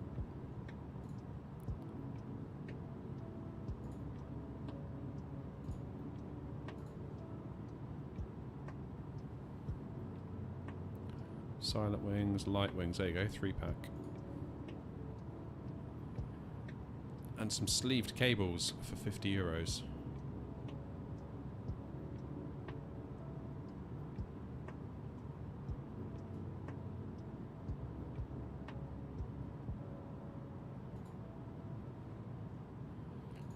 Not sure I'm going to be able to find the sleeved cables.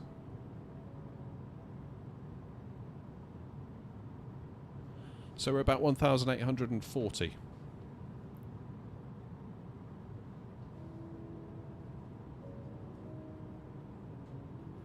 That's pretty good going.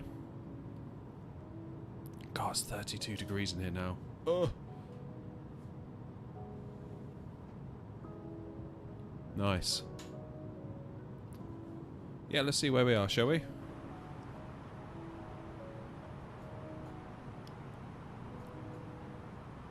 Everything's looking good.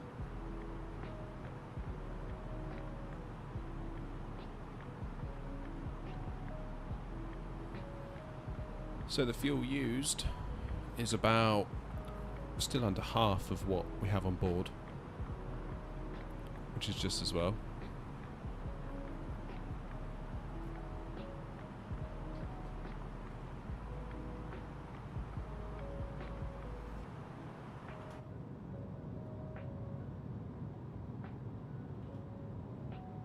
That's some nice views though. That's about the same, is it, Felix? That's quite cool.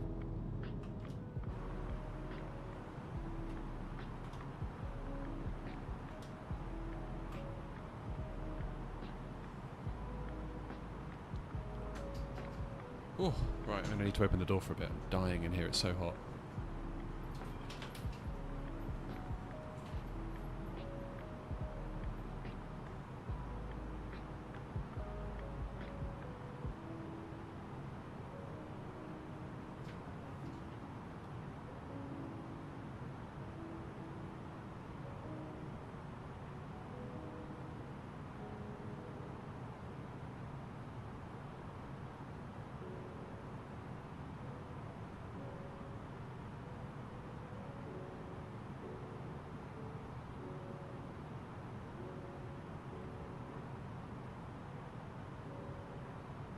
I'm not entirely sure where the Dead Sea is, actually.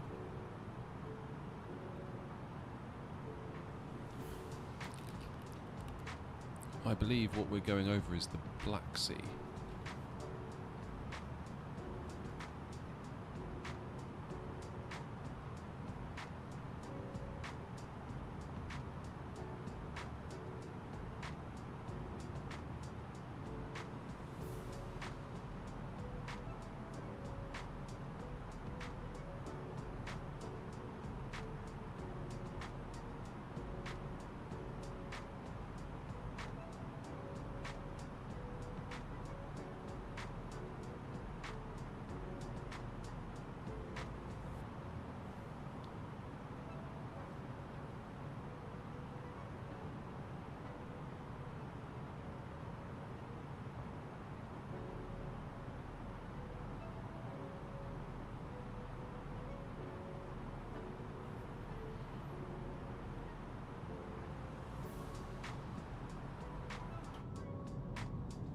Oh man, look at that.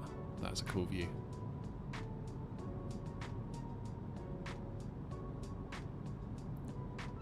Yeah, the whole thing of like 5k subs and only having 14 viewers, it took me a long time to come to terms with that. I remember thinking like, there should be more people. But if you look at some of like the bigger streamers, not just in the flight sim space, but in general, the percentage of those that are subbed that turn up to the lives is very, very small.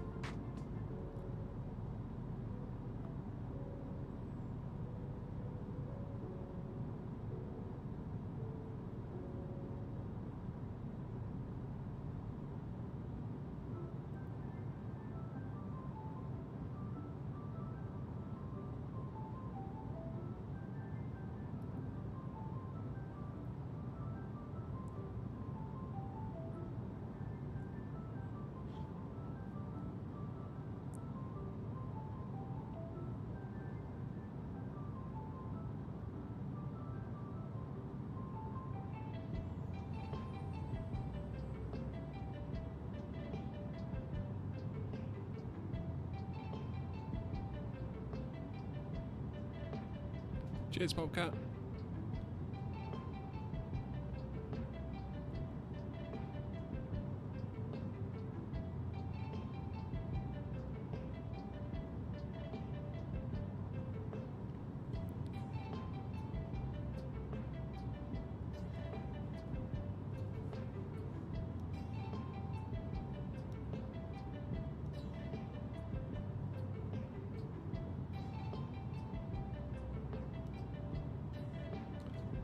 So, like, in general, I think looking at some of the bigger streamers, there's like a Call of Duty streamer that I watch. He's sort of up 800, 900,000 subs. Does a live stream every day, same time every day during the week. Like, he's consistent as clockwork, so he couldn't be doing a better job in that sense. And he'll have between 1/4 and 1/2% of his subs watching at any one time. I mean, obviously, some of those watching may not be subbed, but if you see what I mean, if you look at the numbers, 800,000 subs, and you look at those that turn up and do the division, between 1/4% and 1/2%. Which is kind of depressing when you think about it. So, like 99.5 or 99.75 of your subs aren't watching. But, like you say, it's live, not everyone can be there at that moment. You've totally got to realign your expectations for live versus regular videos.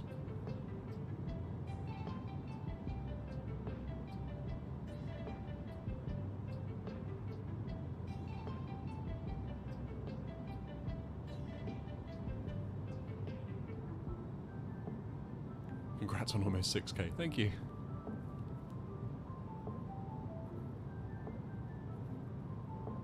Yeah, that's right, Felix, and I never take that for granted.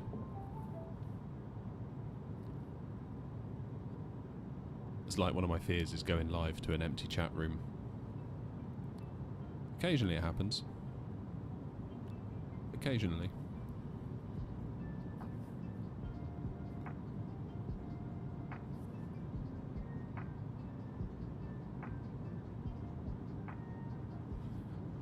Lee says, where does the time and distance banner at the top of the stream come from? That is Sim Toolkit Pro. So it's an external piece of software. And then they give you an overlay that you can then put into OBS. So it doesn't put it in the sim. So if you imagine one layer of my OBS through my streaming software is it takes the sim, then I layer on top of that what Sim Toolkit Pro gives me.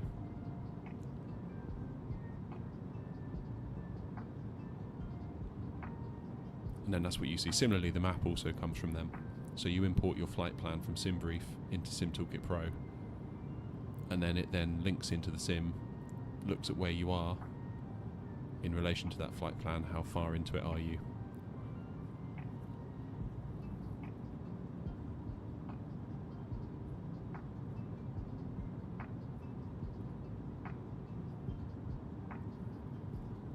I appreciate it, Frug. I really do. Please know that.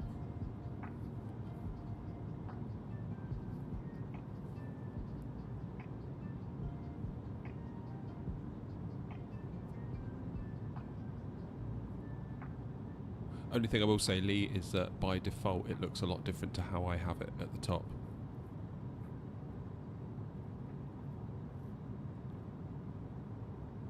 So I've done quite a lot of web development work in my past. So I managed to get into the code of what Sim Toolkit Pro generates for you, and I managed to edit it to adjust the layout and to add my kind of colours to it and all that kind of stuff. So by default it looks a lot different. So don't expect it to look like what I have.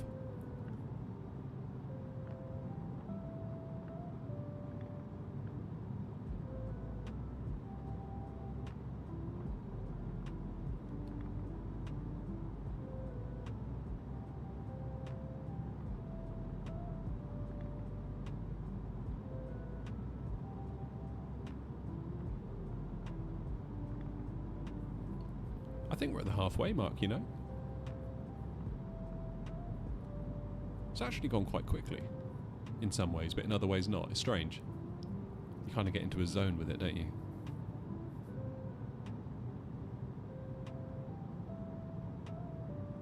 I think once you accept how long it's going to be, it then actually feels like less.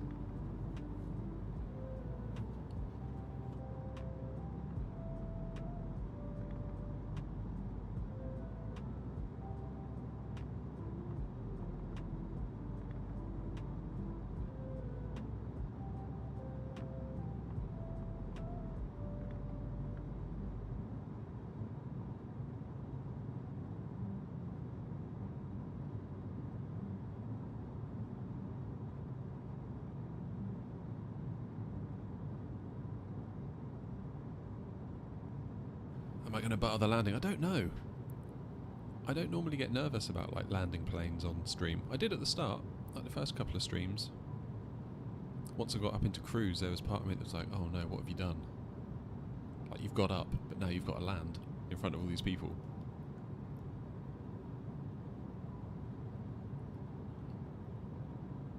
But that sort of fades away after a while. You just sort of stop caring. But this one, because we've invested so much time into it, there's a little part of me that's like, you've got to get this right, don't mess it up.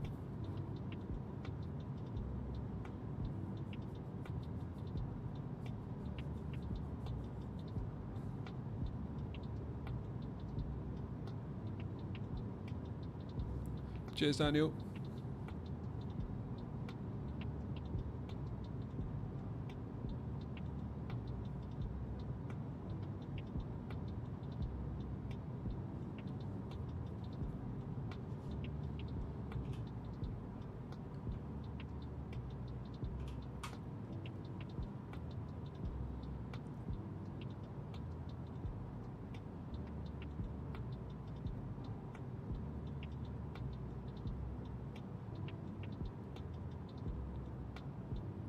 Does anyone have the glitch where the VFR screens turn black on the plane? No, but I do have the one where occasionally you'll get like a white outline that appears. And I think that was a result of the AAU2 update.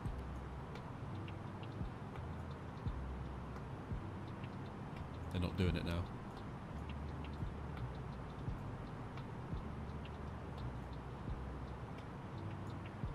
Yeah, occasionally that does happen. You sort of get this white outline.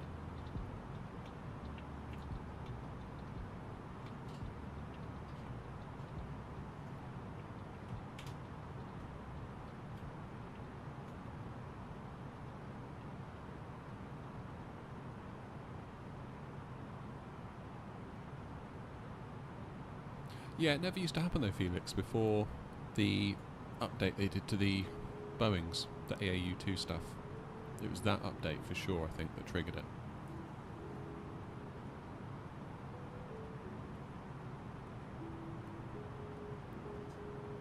So that ahead of us should be the coast of Bulgaria, I believe. So Bulgaria, then Romania, then we start heading on over Europe.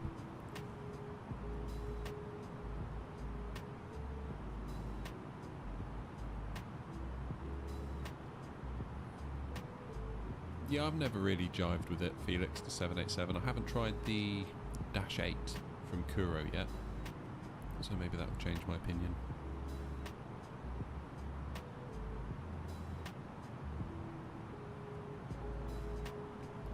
I mean, it's great that they've upgraded it, like the 747 and to what they have, and the 787 of course, but I think it's fair to say once PMDG come out with a 747, I will never fly that plane again. I'll just be using the PMDG constantly.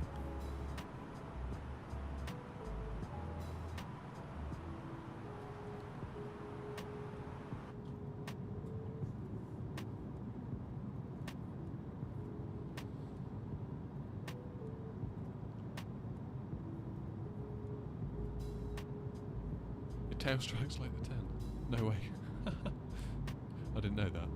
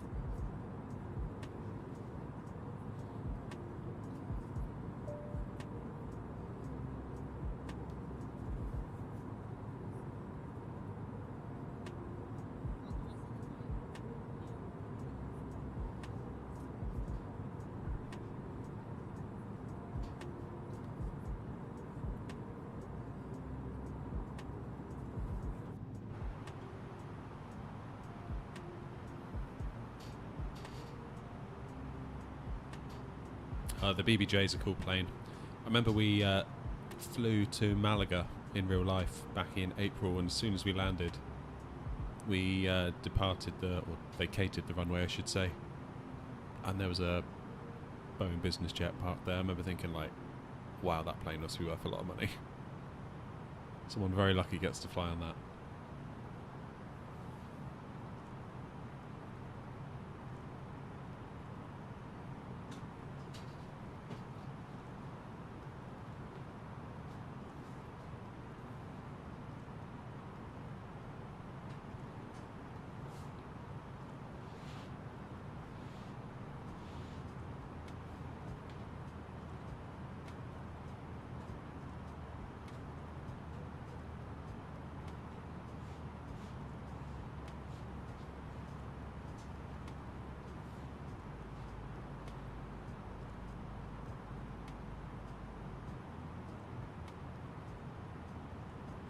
Yeah, didn't Mr. Beast do a video where he rented like a 767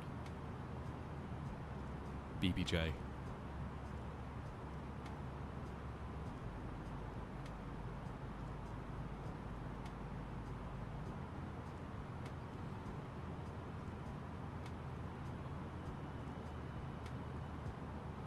Yeah, the Concorde had a very steep angle for landing, didn't it?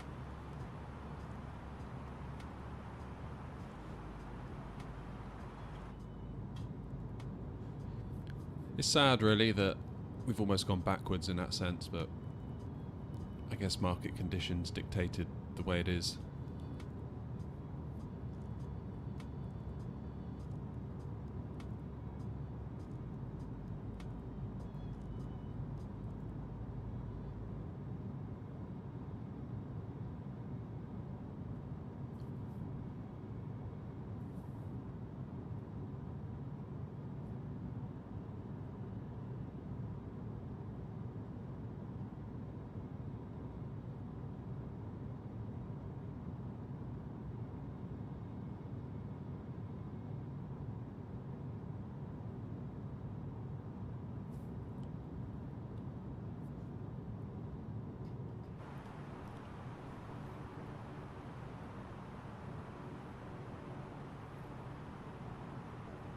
Or a Learjet.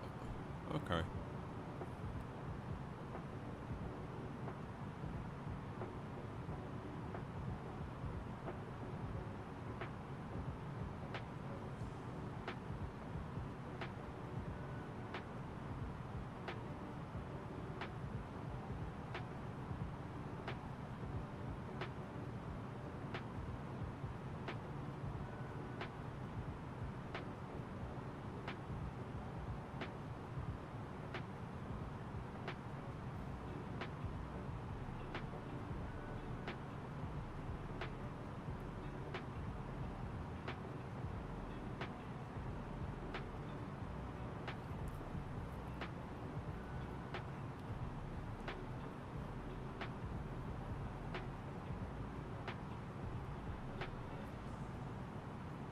Yeah, 777's a cool aircraft. Very cool.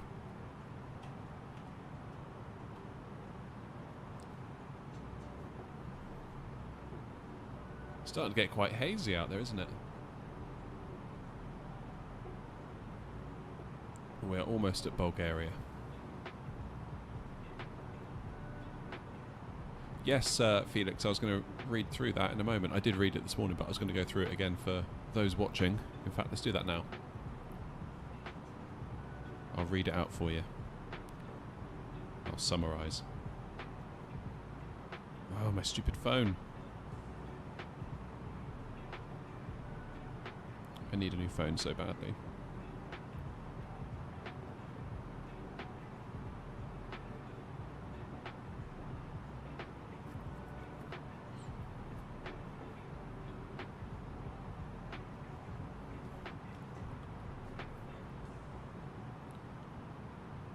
So, they've done a small update on the 737 is what they're saying.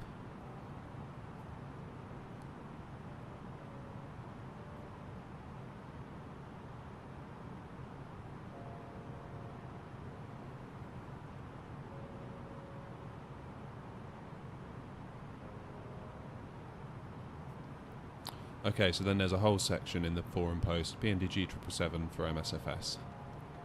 It says we are deep into adjusting the fly-by-wire system on the 777, conducting data collection from within the sim and comparing aircraft performance across all realms of flight to the established performance curves for the airplane itself.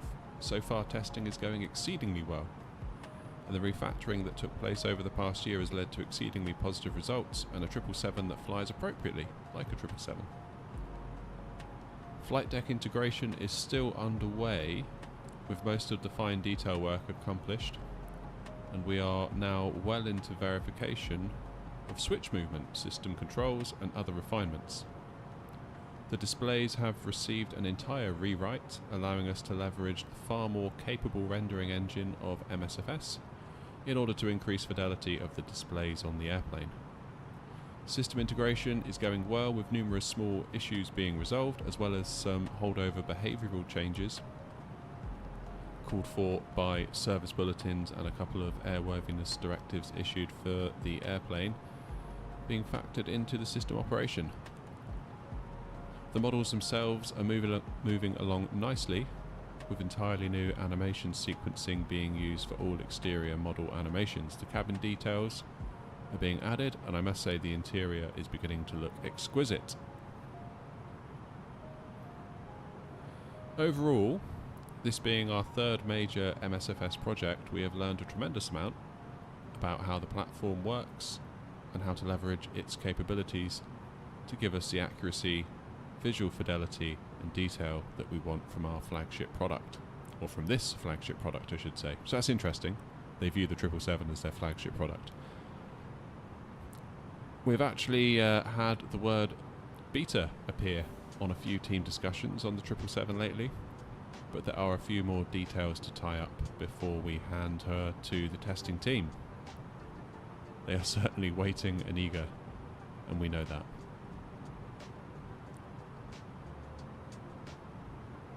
Very cool. Very, very cool. Then they finish by saying one of the main frustrations we have at PMDG comes from simply not having the developer resources to do everything we want to accomplish. After many years of shrinking prepared FSX markets, PMDG, like many developers in our community, was focused on doing more or less, or doing more with less, as long-term revenue simply didn't support growth. Fast forward to today, and PMDG have spent the last year focusing on strategic growth in order to improve our speed and breadth of capability. During the coming year, you'll see the trees we have planted since August of 2022 begin to bear fruit with new products, new tools, new concepts, and faster improvements across our entire MSFS production product spectrum. Much of this growth and strategic expansion is taking place behind the scenes, and we won't be discussing it in great detail because I much prefer to be able to show results in real time rather than discuss them aspirationally. With that said, you've gotten a small window into some of the changes we're making in order to improve our ability to be responsive, move products through development more quickly, and in some of the fun features that we might envision. And add in some of the fun features we might envision, but simply haven't had the resources to implement.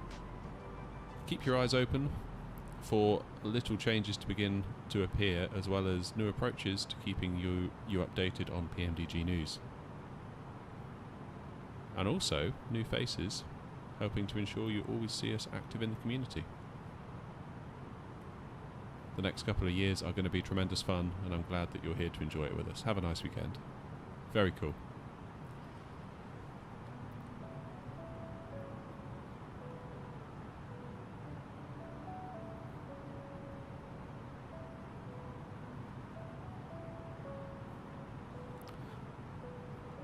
So it sounds like things are going well over there.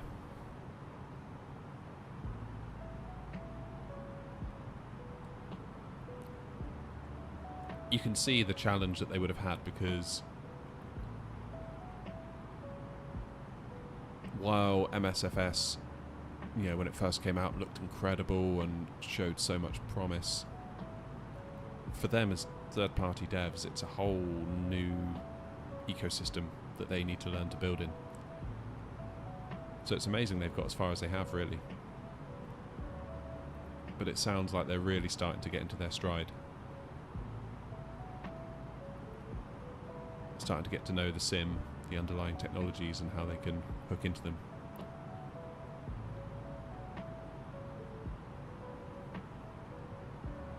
Felix says, wouldn't it be weird if they didn't see that as their flagship product? I guess. I don't know whether they would have seen the 747 as their flagship product.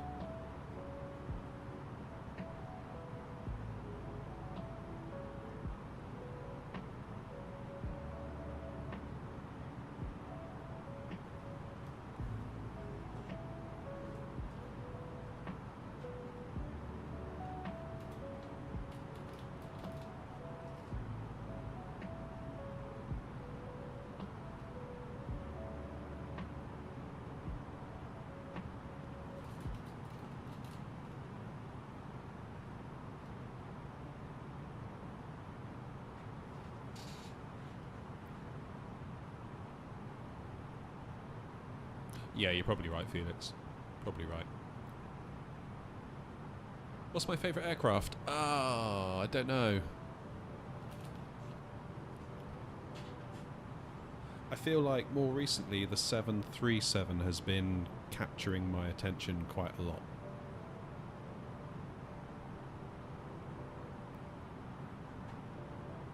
If you'd asked me a year ago, I would have said A320.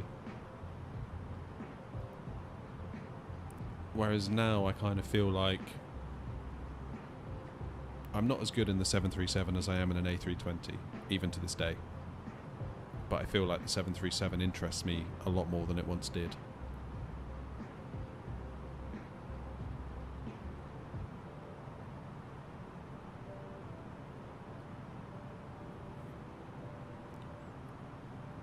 I think the interesting thing to think about, Felix, is, yeah, it probably will take a while to make the 7.4 after the 7.7, but what do they do after that? Like, where do they go next? Once they've basically remade all their existing stuff that lives in the other sims, once they remake it all for this sim, what do they do?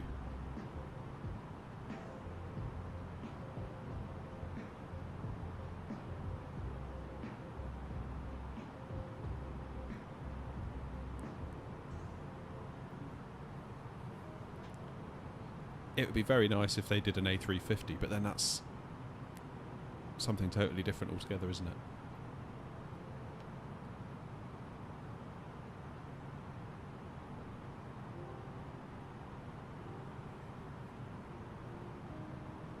So we're getting the 757, aren't we, from Bluebird? Are they doing a 7.6 as well?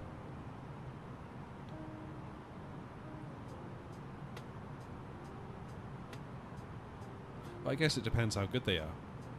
Because if PMDG do a PMDG job on a 767, then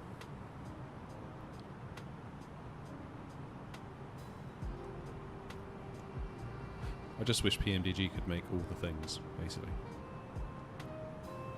Because they do such a good job. Hey, Jamie, how's it going?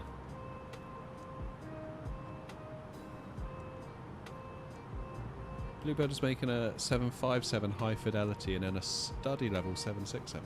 Okay. So the 7.5 won't be as detailed.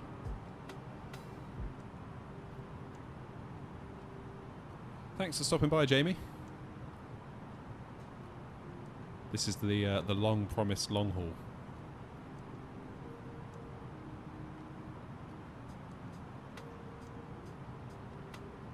Hey, Beds.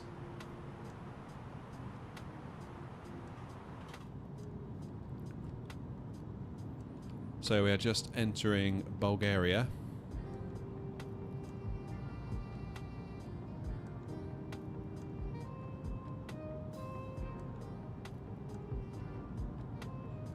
Like the fly-by-wire A320, yeah. I struggle with the term study level anyway. When someone says, oh, a dev comes out and says we're making a study level airliner, I'm not sure I like the use of that term. I think high fidelity is probably appropriate for all that we have in the sim.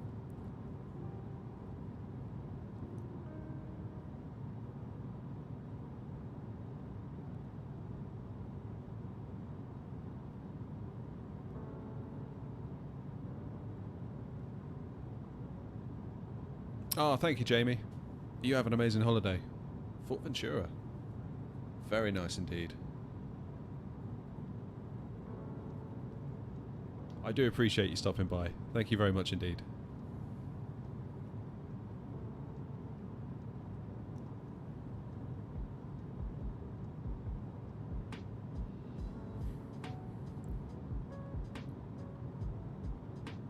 You see, to me, study level should mean that you could reasonably qualify as a pilot using it. I'm not sure you could do that in any of these. I think that's kind of where my main objection to the term study level comes from. I get what they're trying to say though, like it's higher in its detail than others. But yeah, I don't know.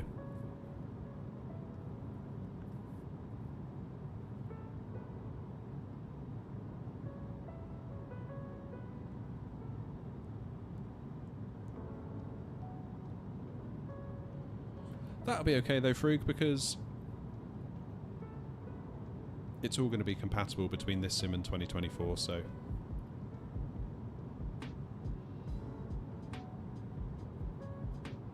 let them cook.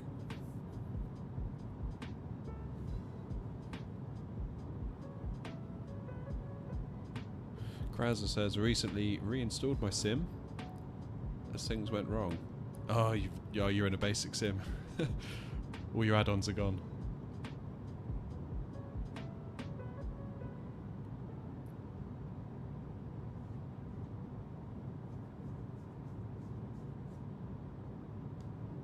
Yeah, I was thinking the other day, if ever I needed to like reinstall my OS or reinstall the sim, like that would just be such a pain at this point.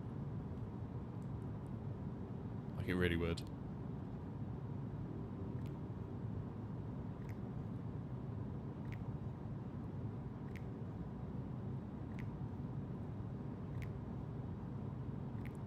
That would be such a pain.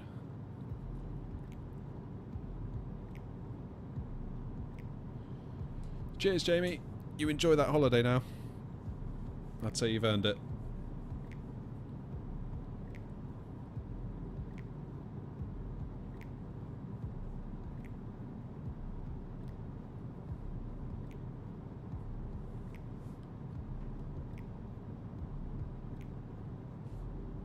Will I buy Microsoft Flight Sim 2024 when it comes out? Yeah, probably. Yeah. I think I'll... So I'm in a funny position now, because it's like... I've built this YouTube channel to where it is. And there's almost like there would be an opportunity cost for me to not buy it.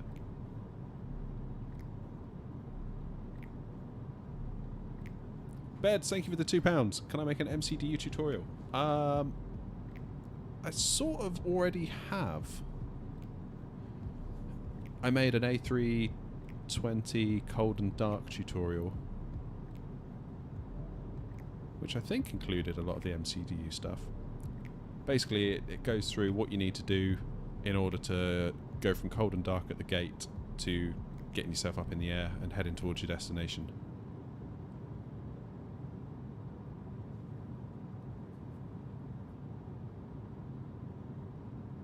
I hope that helps. Obviously, if you've got any questions, feel free to ask in the chat or comment in the video and I'll try and help you.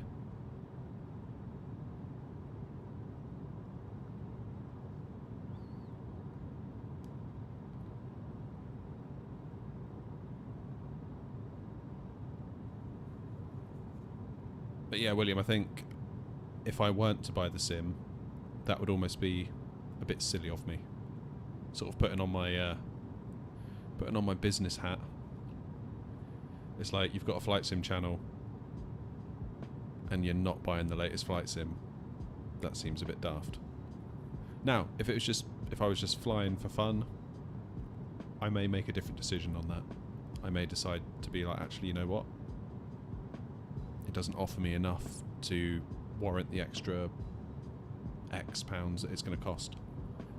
And I would probably weigh the decision very differently.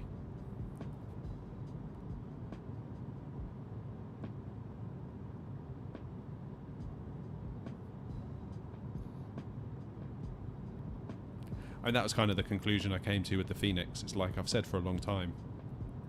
People would ask me in the chat, do you fly the Phoenix? And I would say no, because the fly-by-wire is good enough.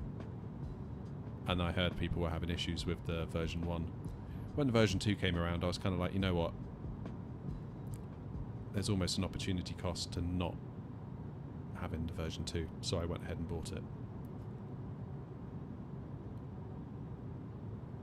What's my next flight route? I haven't decided yet. Yeah, I honestly don't know. Probably something shorter. It's currently nearly 32 degrees in the shed, so the PC just bellowing out heat for the last 4 hours and 49 minutes.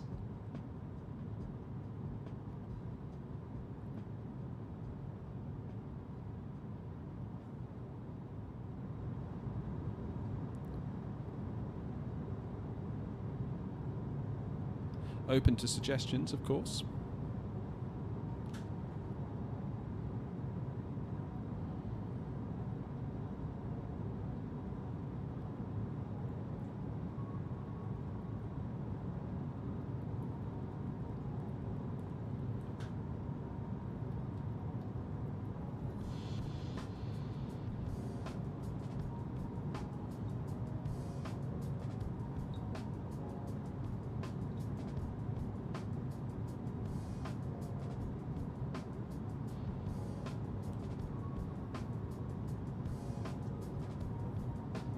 Birmingham to Gdansk.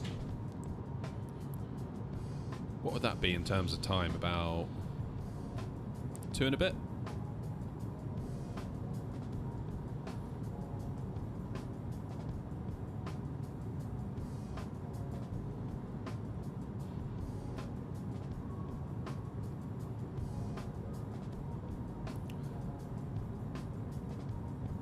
That's great if you can, Frug.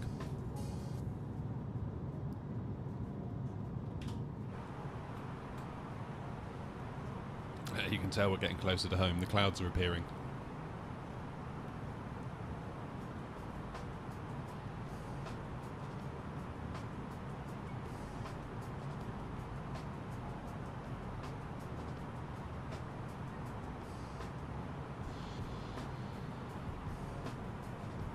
Oh, just under 2. Okay. Don't know why in my head I had it at more than 2. It's too bad we're coming up to cloud. I was kind of hoping for some nice views.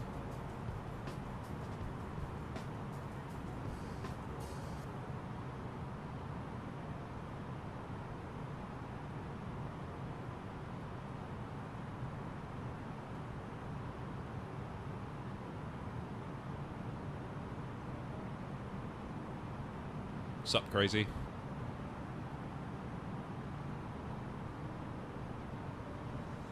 Thanks for joining us. So really now we've kind of got the equivalent distance of like a Gatwick to Alicante kind of flight. So we're now in short haul territory in terms of what's left. It has gone quicker than I thought it would, I'll say that. Much quicker.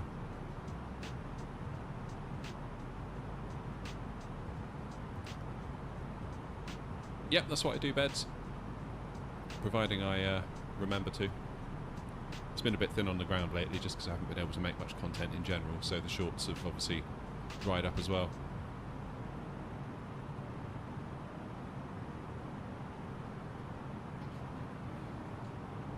Right, where's my mouse? There's my mouse. How are the frames per second doing?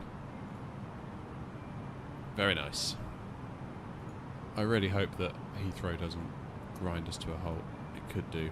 That would really suck if it does after putting so long into the flight.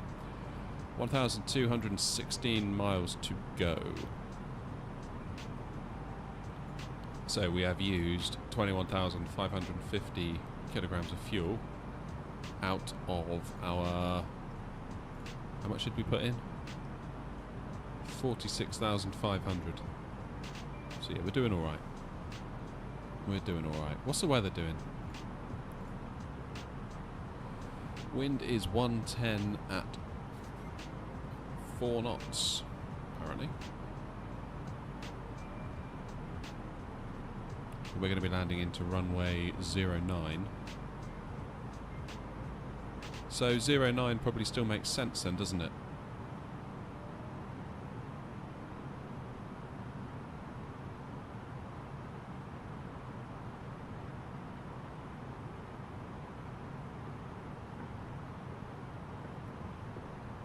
Because we're going to be coming in at like 090, so 110 will put the wind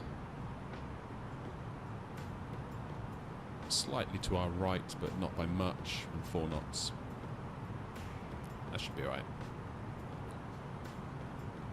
We are in the Headwind A330 beds today, which is basically a fork of the fly-by-wire A32NX that Headwind made into the A330. So it's not a complete A330, but still very, very cool to have it. And it's free, so definitely can't complain.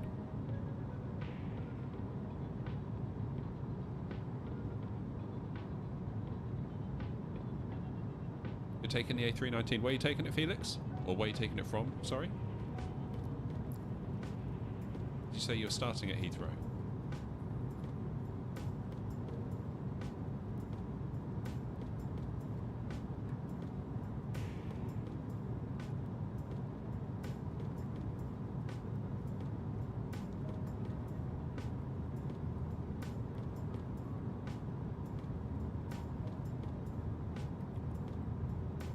Hanover, okay, cool.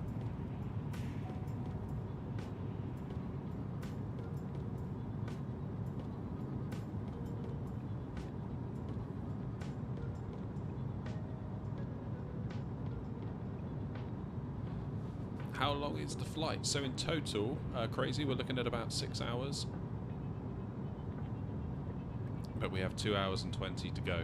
So we've been going since about... when was it? 11:15 this morning we took off. And it's now 3:30.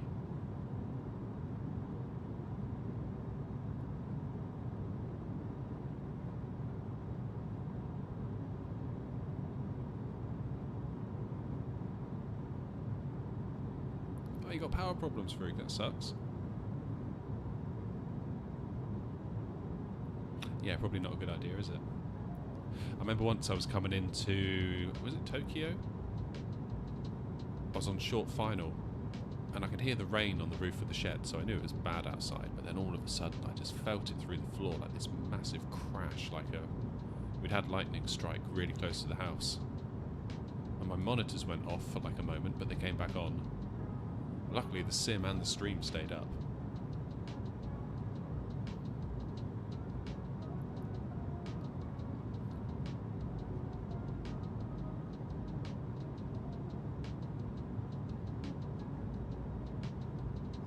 Would I ever do a really long flight to Sydney? Oof, I don't know. I feel like even this flight today is probably pushing the limits of what I can tolerate. I actually wonder how real pilots do it. Like, pilot boredom must become a real thing. Like, it's fine for me, I can chat to you guys, and that's great. Like, no issues there, but just you and one other person for like potentially like 12 hours. That's a lot. It's a long time.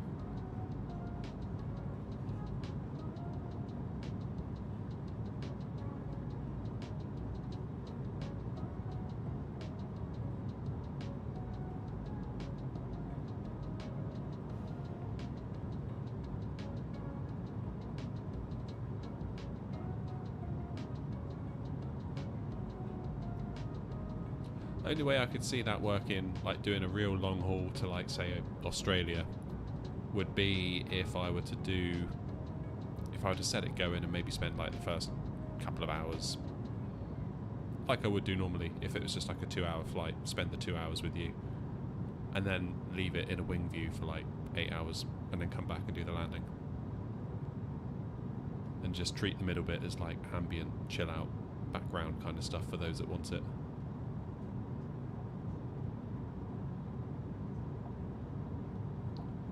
I think you might be Frug, yeah. Mackham, you're back. Good to see you, buddy.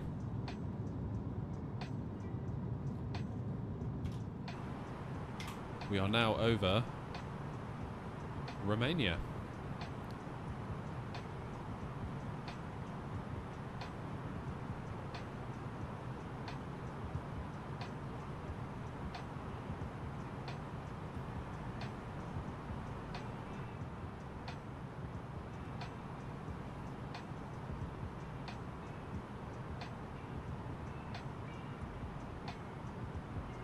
About a 12-hour flight / sleep stream.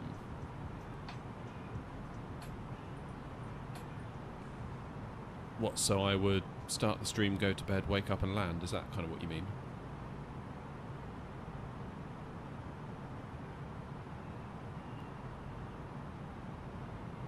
Donations play a sound to wake me up. Oh, right, yeah, so the audience could like mess with me for like 12 hours. Yeah, I don't think so.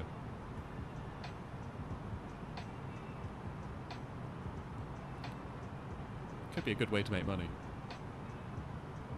Like a £100 donation would wake me up. Thank you for the money, but I'm so tired. Please let me go to sleep.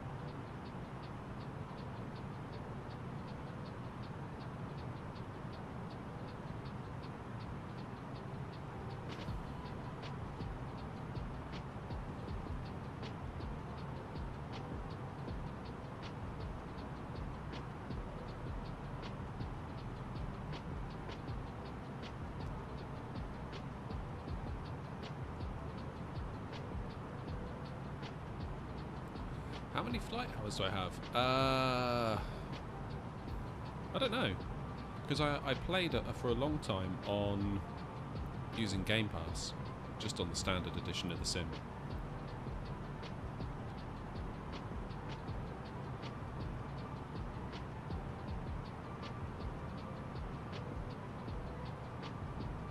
But then I moved to the Steam edition, so I kind of... I don't know if my account carried them over. I'll have a look though.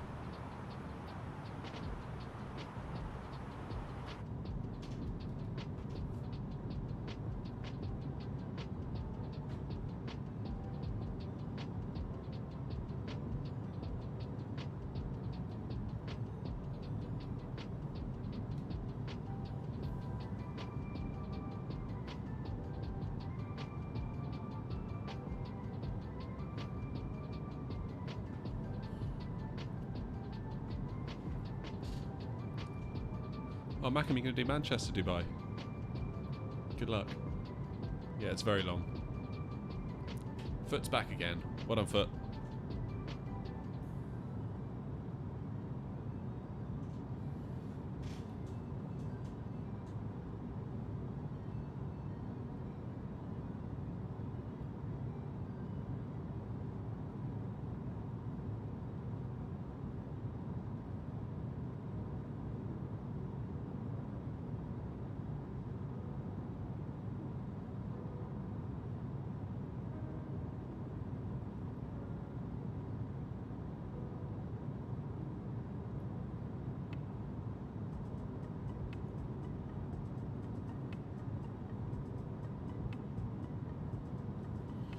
Any flight suggestions? How long have you got for the flight, Foot?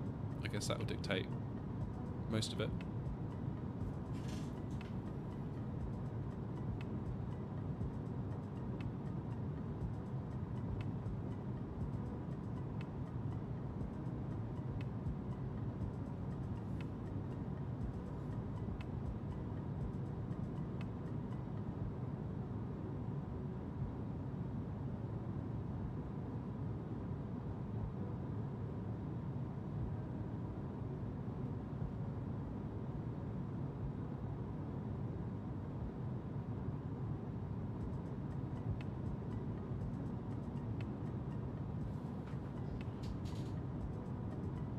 No, Beds, I'm not on live players, just on my own today.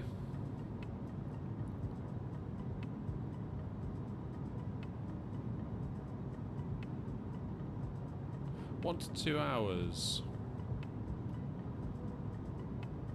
1 to 2 hours. Where could you go in 1 to 2 hours?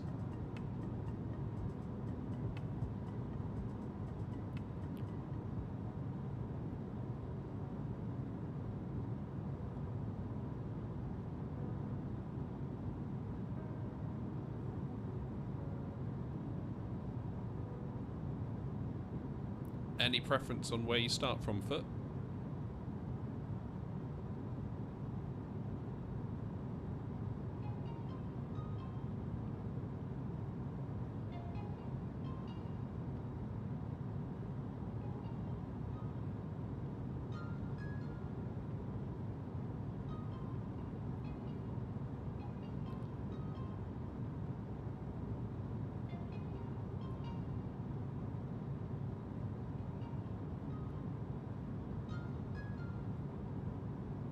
Edinburgh, Jersey, that's a good suggestion.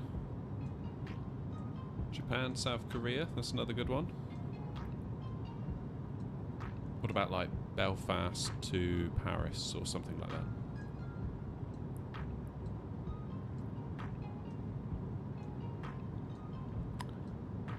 That land is definitely a lot greener than it was a couple of hours ago, isn't it?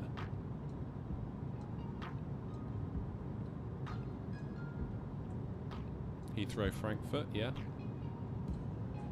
There's some good suggestions there, Foot.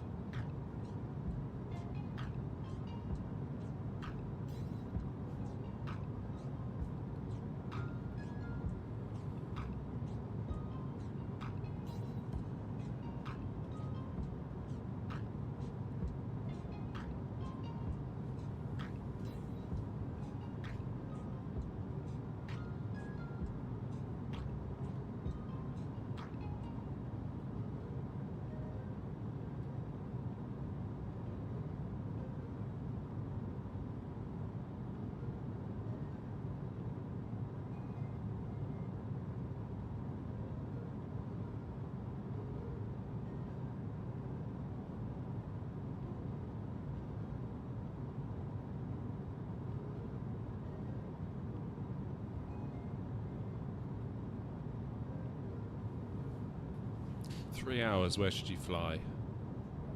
Could you do something like what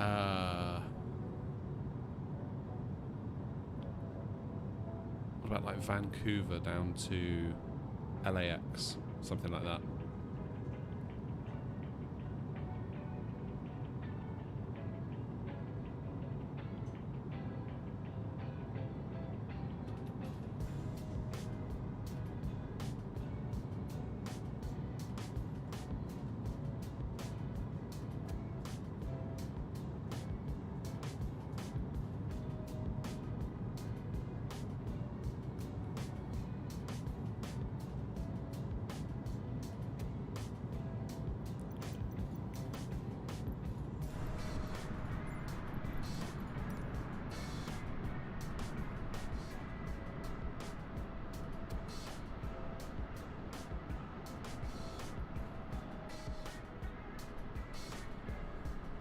Alright folks, I need to pop in briefly. I'm going to take a short break. Go and grab a drink of water and check on the dog. I'll be back in a few minutes.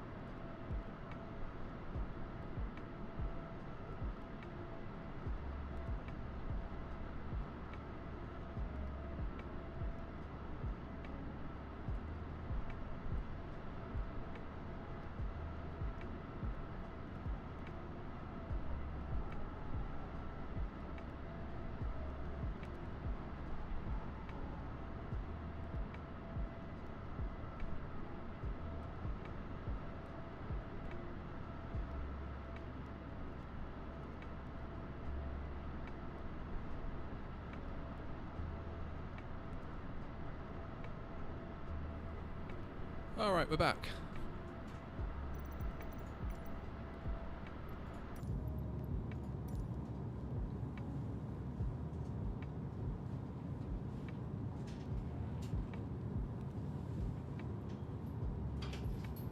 Getting cloudy out there.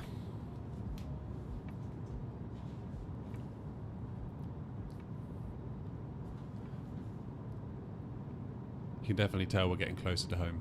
The clouds.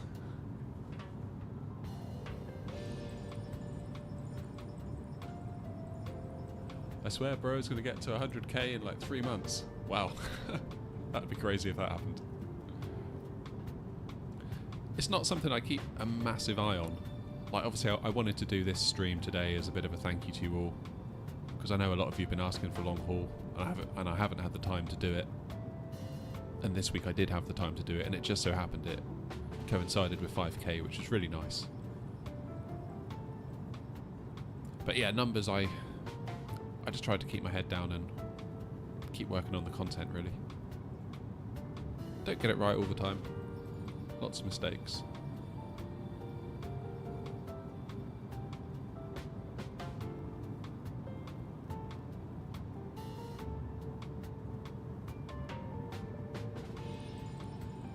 Appreciate you being here, Felix.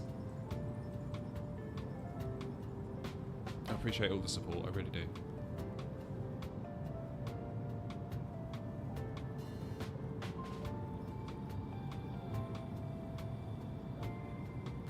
No, that's alright, Felix, I get it. It's fine.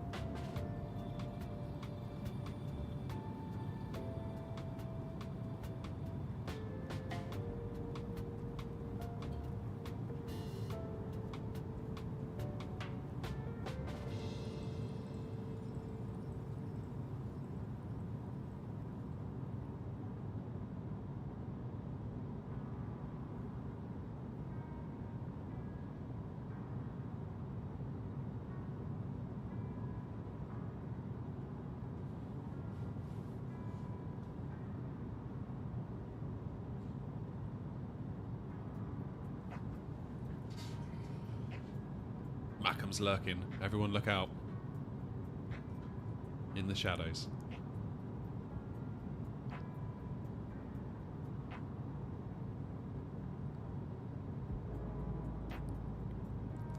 It's definitely, I'm starting to feel that this is a long flight. At this far in, what are we now? We've been streaming now for 5 hours and 16 minutes. Definitely starting to feel that this has been a long one. I think it's the heat. 32 degrees in the shed at the moment. Just exhausting sitting here doing nothing. I need to get like an AC or something.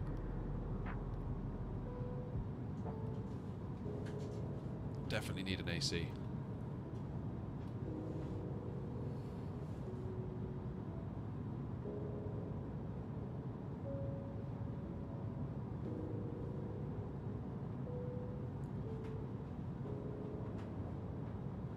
So is Manchester Dubai, is that a goer, or is that just a bit of an idea at the moment?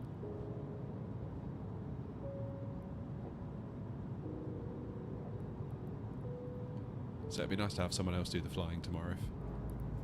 If you're going to do it, you could do the return leg. I'll do a bus replacement service up to Manchester.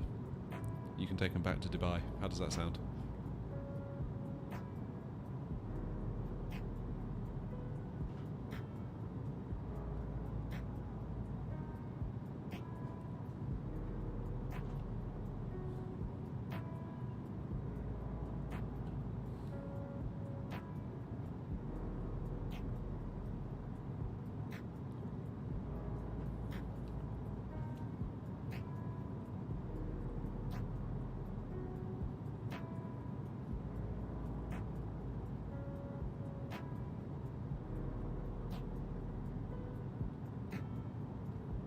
So we're soon going to be leaving Romania.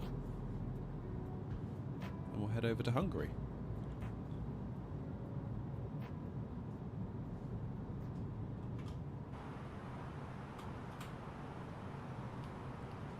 Debating whether Manchester Dubai is a good choice for 100 subs.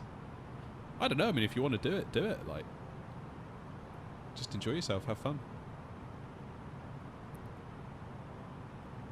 Because I wouldn't focus too much on the sub number.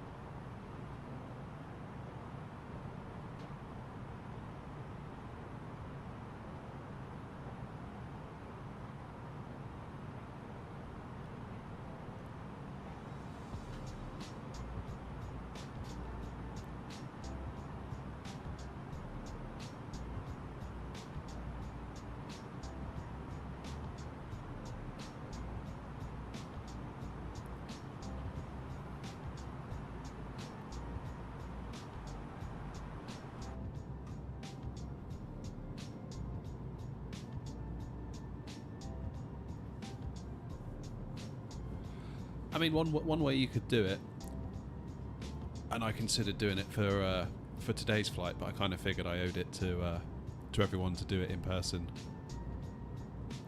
would be to do the takeoff, get yourself up to cruise, stick around, have a natter for however long you want to, and then just be like, set it to a wing view and walk away.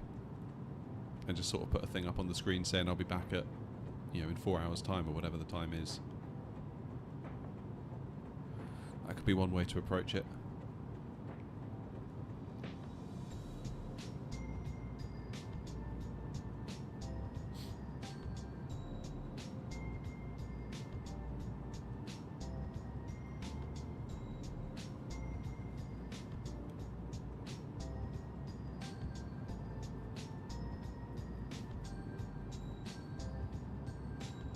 Hey, look at that. We got a 1 on the time remaining. 1 hour. 1 hour. Well, I mean, I know it's nearly 2 hours, but it says 1. We're getting there.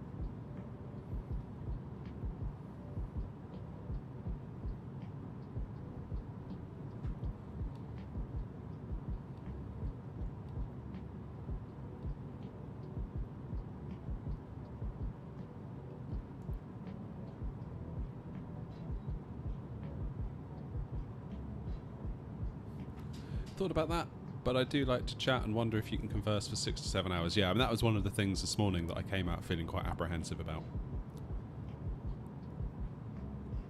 So one of the things I always live in fear of is a dead chat. Even a 2-hour flight can feel like a 4-hour flight if your chat's dead.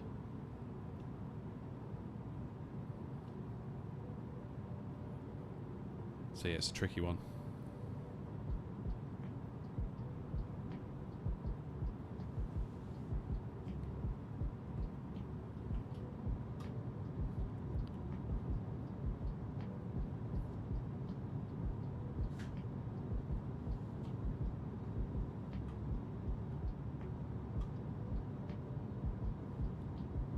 Look at that view. Oh, I hope I don't mess up the landing. This long in the air. For a botched landing would be a real shame. We'll totally do a go around. If it's not looking right, we'll definitely do a go around.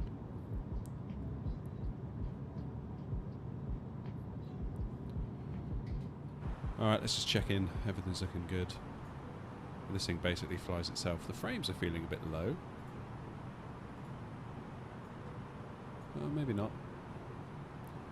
So we've used almost 24,000 kilos of fuel. We've got 46,000 on board. We're well over halfway, therefore we're fine.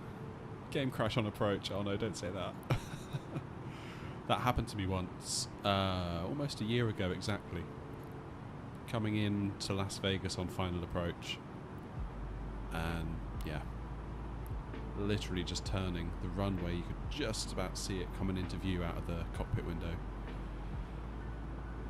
And down we went.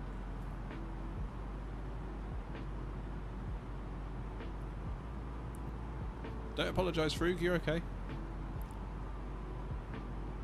We were just saying, imagine if the sim crashed as we got into land at Heathrow. That'd be the stuff nightmares are made of, wouldn't it?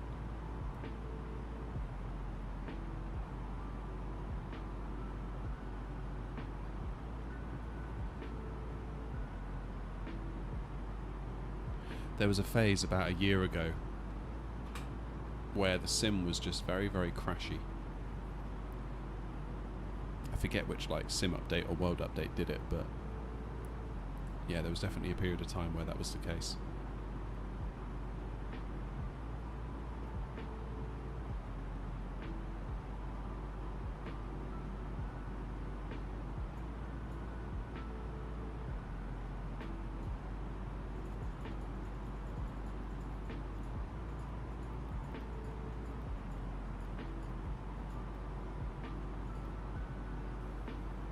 So can we put a go-around plan in after this? I've never done this on the A330. Never really done any go-around planning. So what is the go-around procedure? Let's have a look. Let's have a look. So we're going to do 09...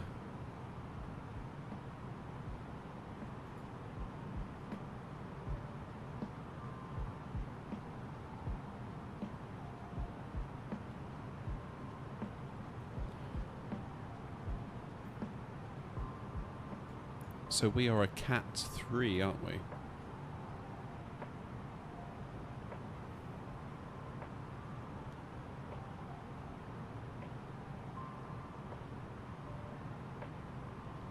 Yeah, there's not a lot you can do about that, Frug, is there?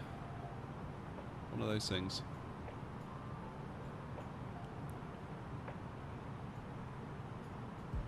Missed approach, climb straight ahead.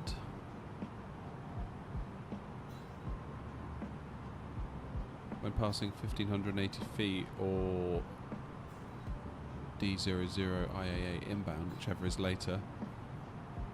Turn left heading 36 degrees, okay.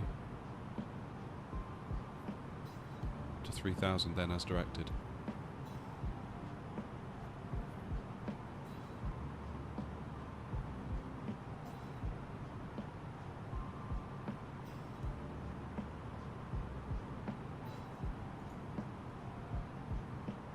Which will be...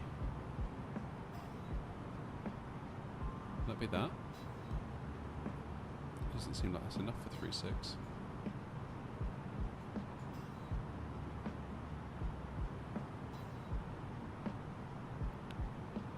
So we go to CHT.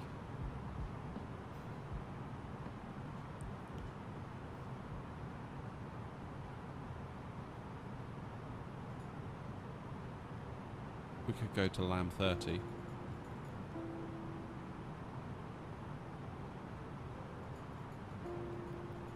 See if it'll let us do it. Let's type in LAM 30. LAM 30. No, I didn't want it to do that.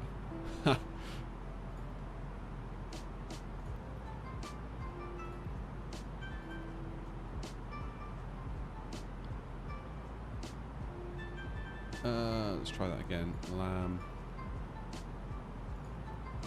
30. If I put it in there. Nope, still puts it before. What I want to do is get some waypoints after EGLL 09 left.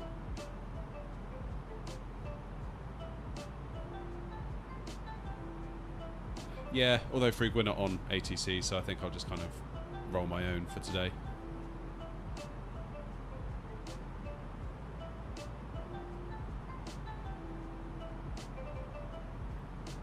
No comment, Air Macam.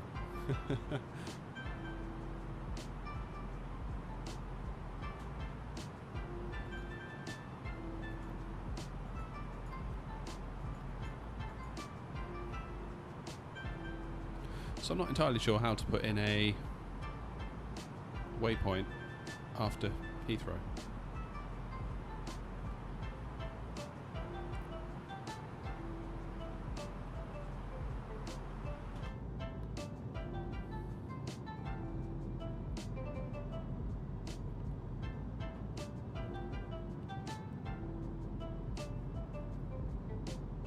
Basically 3,000 feet and then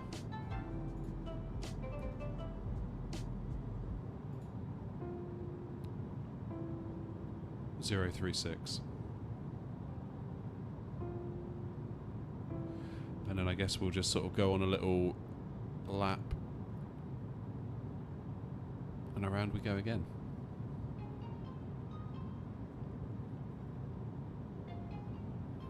Yeah, that's right, Frug, but like I said, we're not on VATSIM, so we're just on our own, so we can basically do whatever we want.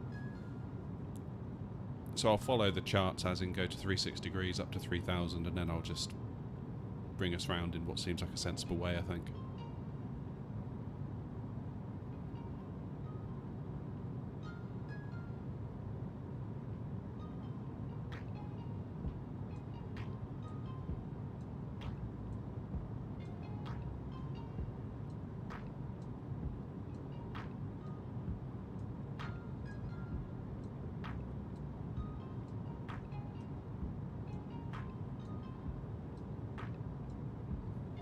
Yeah, I mean, if we were on VATSIM, obviously, whatever the controllers say would supersede anything that the charts tell me to do.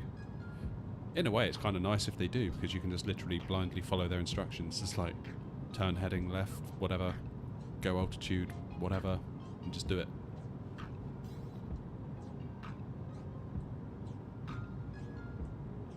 Yeah, that's it, Mac, and we don't need go-arounds. I think when you get to our level, go-arounds don't really come into the equation that much.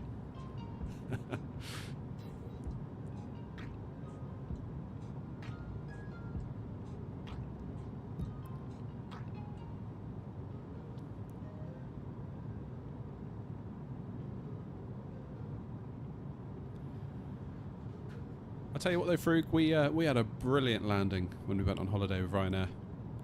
Like, obviously, being into the sim and everything, I was like watching everything like a hawk from the passenger seat, like. And the landing was absolutely spot on. Such a good landing. Lovely and smooth, right on the touchdown markers. You couldn't fault it.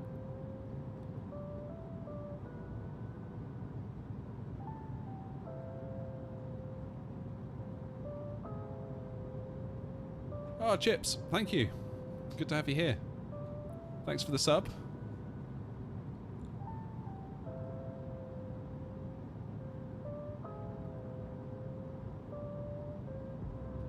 Welcome on in. Have I been on a Bombardier? No, I haven't. Never.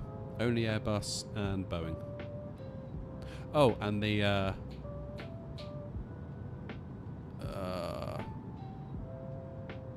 who makes the Dash? The Dash 8, the Q400. Is it the Q400?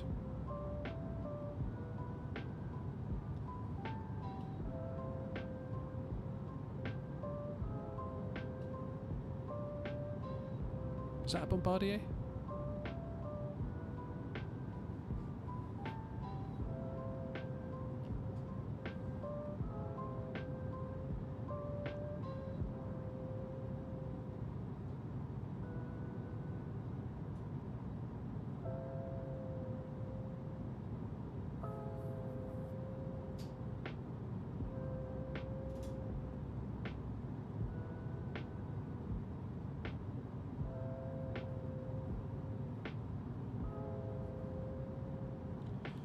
that is a Bombardier, then yeah, I have been on one of those.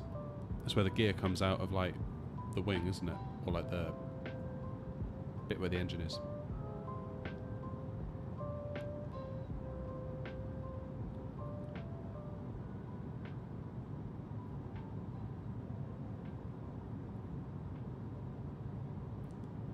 Yeah, have a good flight, Felix.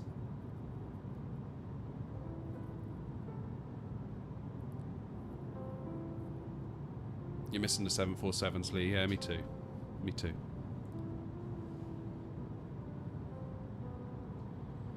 Yeah. Very lucky that I got to go on one when I did. 2015, a 747-400 Virgin Atlantic.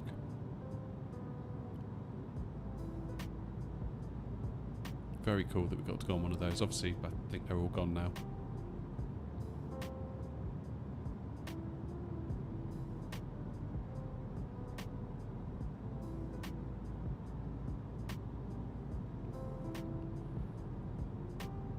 Lufthansa, they have a lot of the Dash 8s, don't they? 747 Dash 8s.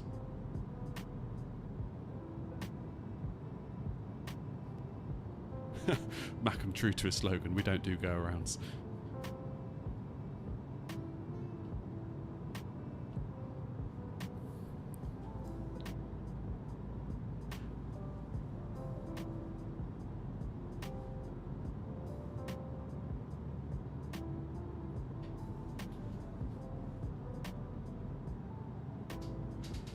You used to work for BA in load control. Awesome. So what would you mostly be seeing on the tarmac now then, I wonder?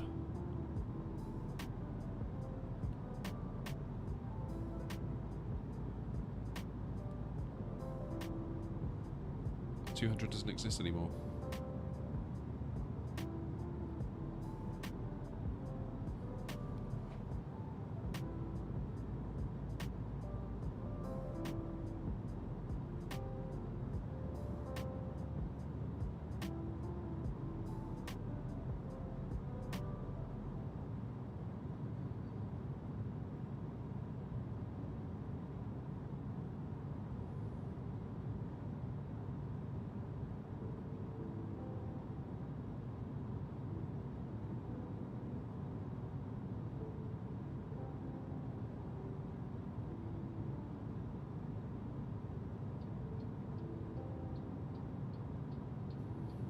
Well done, Jord.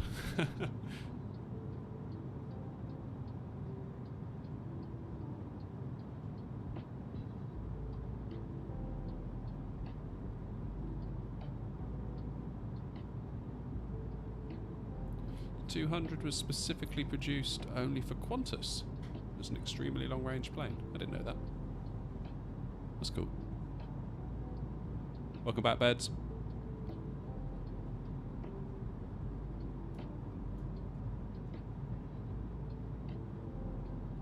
So we've almost done Hungary, then into Slovakia.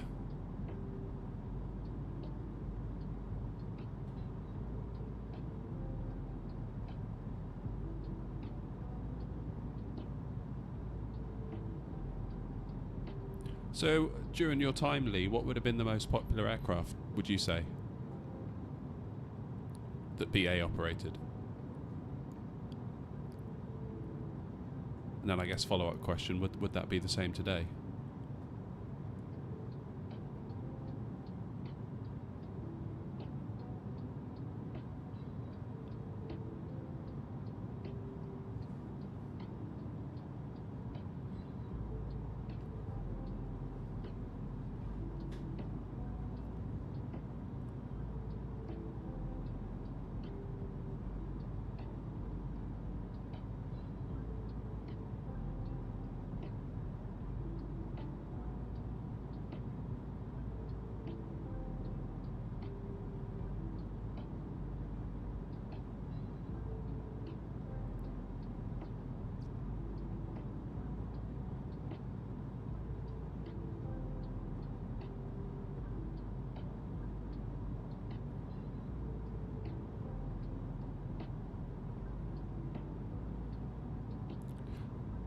Potentially Frug, yeah.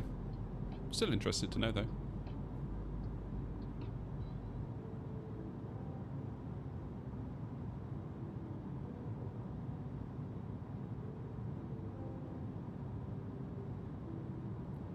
Beds, it did that one time I landed without landing gear. I got the too low terrain warning because I forgot to put the gear down coming into Newcastle.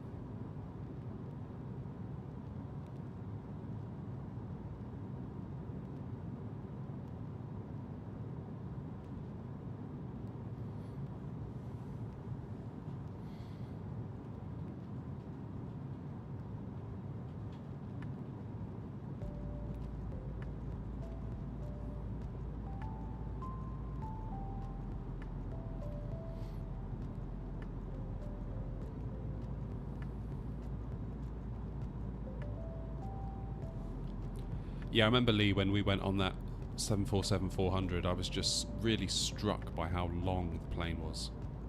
So we were quite near the front, sort of near the staircase where you would go up to the upper deck. And I sort of stuck my head out and looked backwards all the way down to the end galley because there was a clear line of sight, and I was like, wow, that is big. Almost like it was too long, like it might snap, but obviously it wouldn't. But yeah, absolutely staggered by how long it was. And it was actually a long walk, like it would take you a long time to walk down to the end. Like that's how far it was.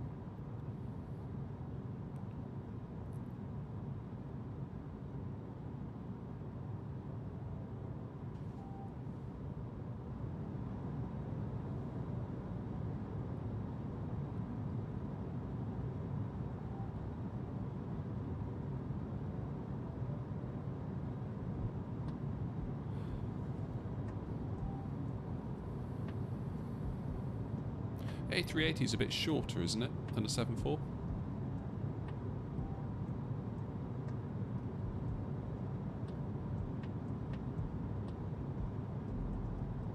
But still, yeah, the weights, it's just like... Obviously there's the theory of how they get up in the air, and obviously that works because they do get up in the air, but nevertheless, you can't help but look at them and think, how on earth is that getting up in the air? Incredible. Incredible, really. Alright folks, I'm going to take a short break. I'll be back in a couple of minutes.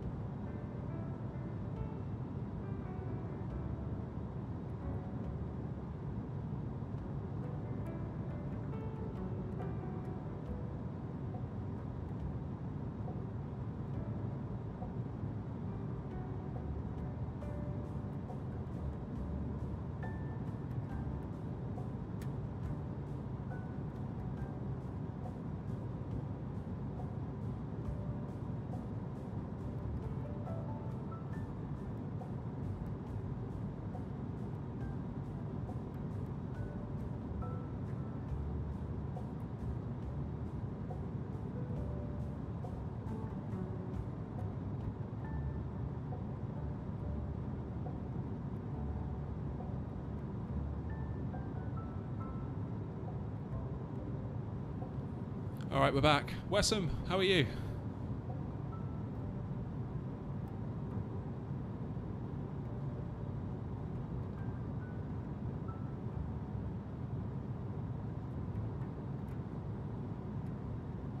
Thanks for joining us.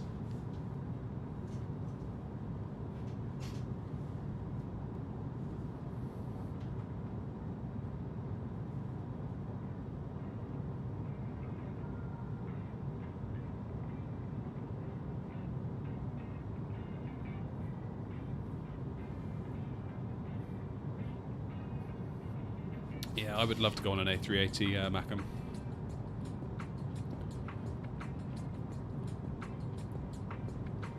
If for no other reason, just so you could see when you land on the TVs, can't you, on the A380?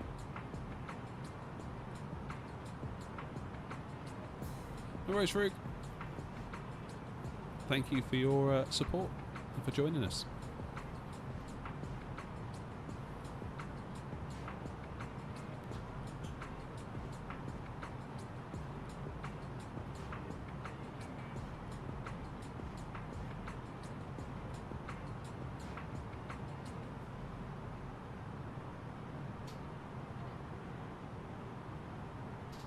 It has been, in some ways, really long, and in some ways, it feels like I've not been out here that long at all. It's strange. Similar to how I feel actually on a real long-haul flight.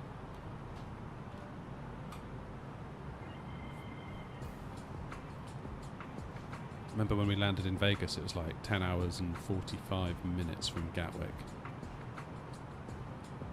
And on one hand, yeah, it felt like we'd just done an 11-hour flight. On the other hand, it didn't. It was strange. Can we go outside? Yeah, sure. Not a problem. Let me just do it here for you. Can we do smart cam? Yes, we can. I love smart cam.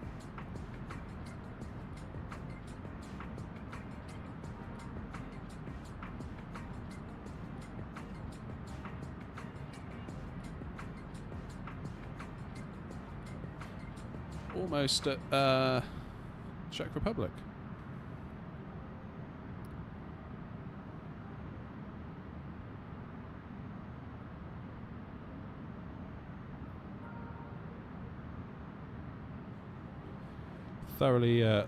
Thoroughly recommend Prague if any of you have the opportunity to go there.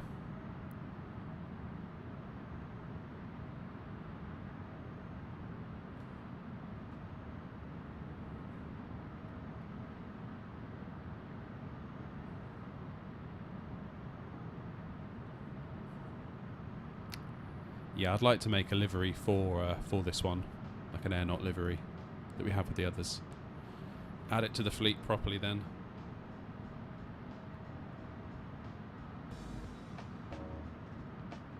I kind of thought I'd go with the default Headwind livery today just to give a little bit of a shout out to the team at Headwind, because it's an amazing job they've done, and we thank them. We thank them for the effort.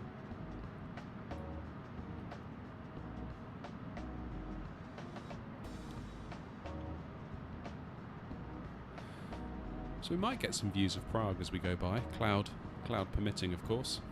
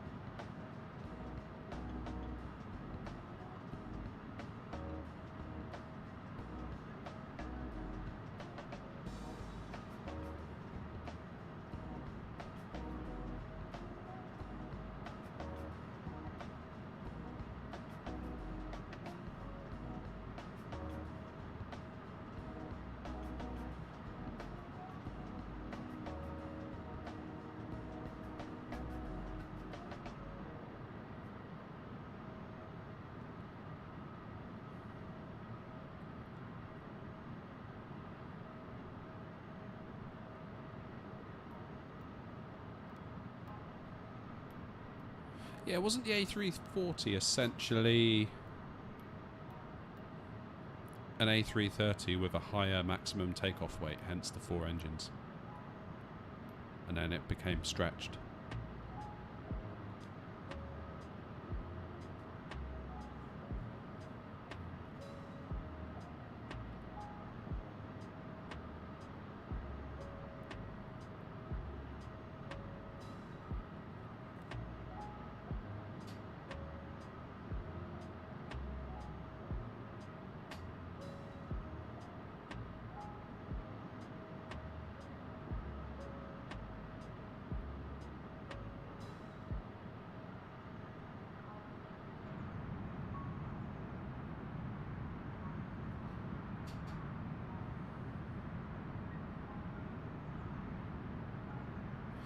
Yeah, the engines were weaker, so they needed 4, but I thought the total power of those 4 engines were more than just a standard A330.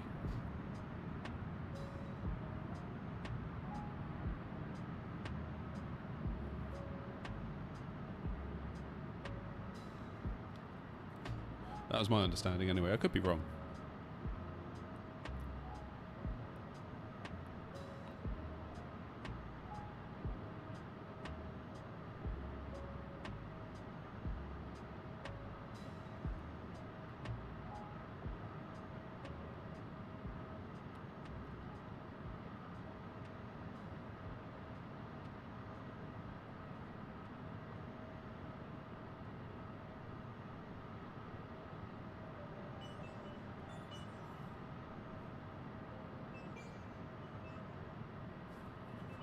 Yeah, I guess in the face of the 777, the A340 was a bit of a strange one.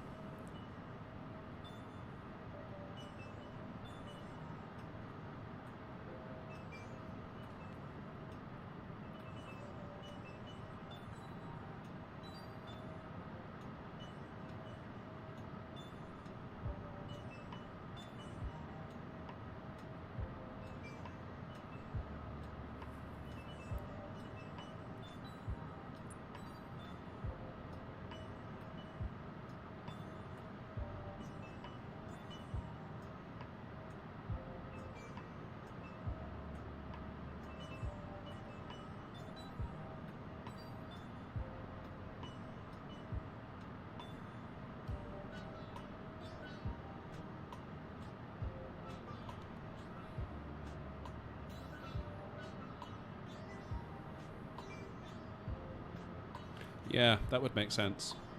That would make sense. I do love the 777. Very cool aircraft. Like I say, I can't wait for PMDG to get theirs out.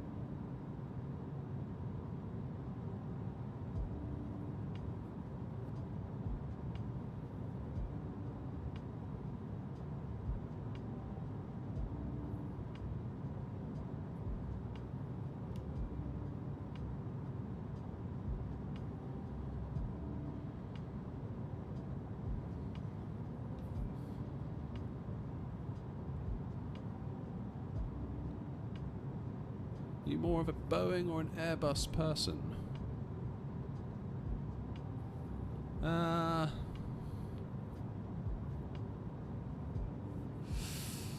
I don't know. I don't know.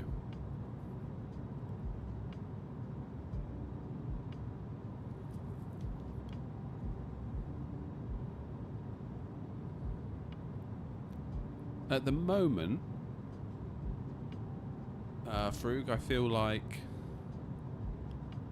I would lean towards Boeing. Probably because I'm excited to be flying the 737 a lot more in the sim. I'm excited to use the Boeing yoke that we've got here. And I'm excited about the 777 coming out. So for all of those reasons, right now I'd probably say Boeing.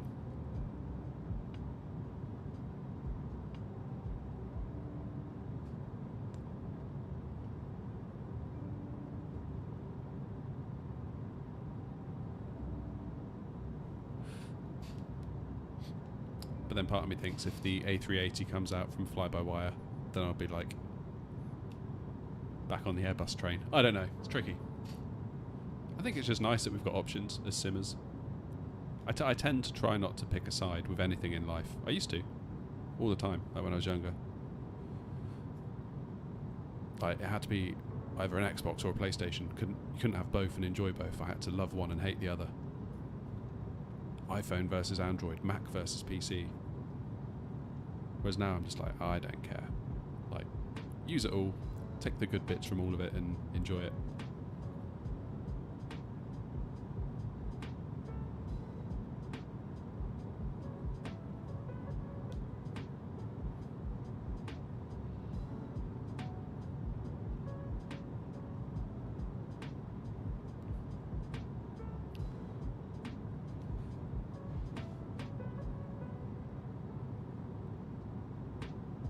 Yeah, swings around about Krazo with the short and long variants. I guess good that the short variant exists at a lower price. I mean, I purposefully held off on the 737 until the 800 came out because I knew that was the one I wanted and I couldn't afford to buy them all.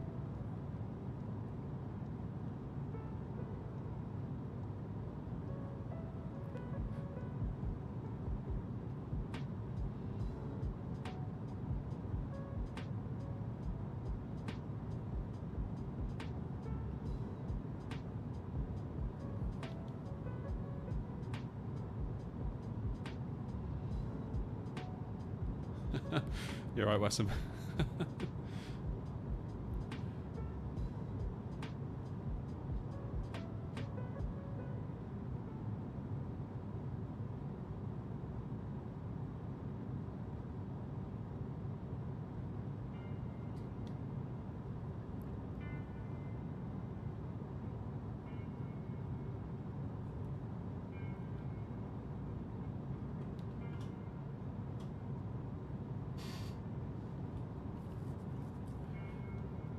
Do they do like a bundle pack where you can buy everything for like a certain price?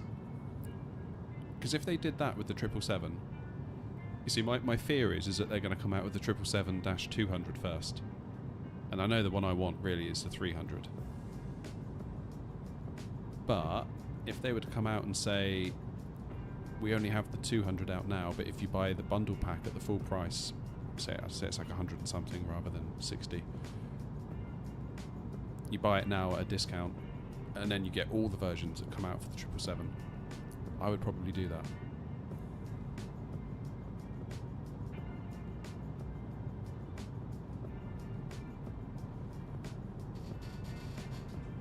Oh, Jamie, you're back.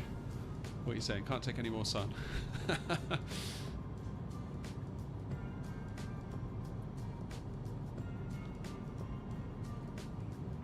Oh, great shirt. Thank you. Thank you for popping in. It's been a great stream. It's been long, but it's been good. I was really worried about how we were going to pass the time, but it seems to have gone.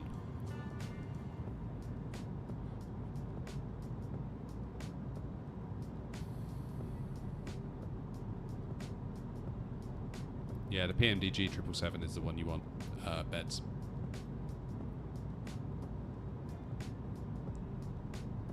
A330 CEO is in development by Aerosoft, I believe.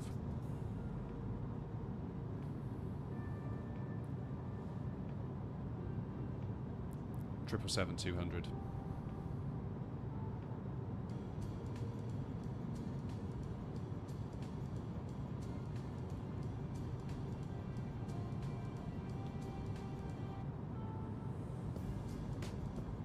Yeah, so if PMDG were to come out and say, I don't know how much the plane is going to be, let's assume it's $69.99 in USD. Let's say they've got more coming down the pipe. Let's say they're going to do the 300 and various other versions. They said if you pay, say, $149 in advance, you get a discount, or whatever the number is to make it a discount overall. But you have to wait for them to come out, and then you obviously get them as they get released. I think I would totally do that.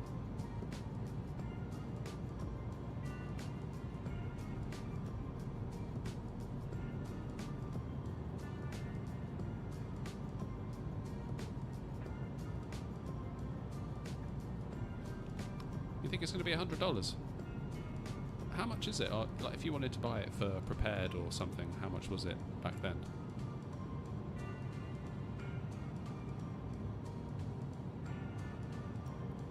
I don't know, Felix. I don't really know how it works. Obviously, I own the Dash 800 737, so I don't know if that would affect pricing on any of the others.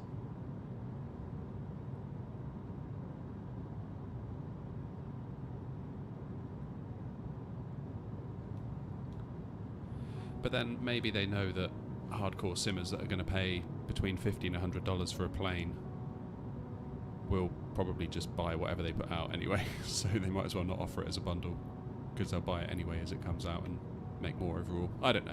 It's hard to say.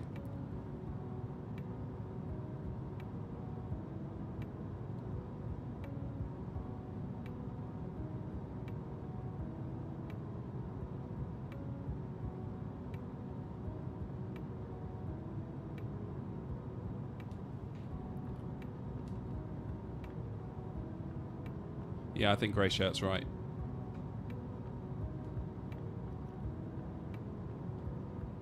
But if they sort of worked out what they were going to be making in terms of all the variants, added up what the prices were going to be and knocked off 20% and did it as a bundle, I would buy that bundle at the outset and happily wait, because then you get everything at a bit of a saving.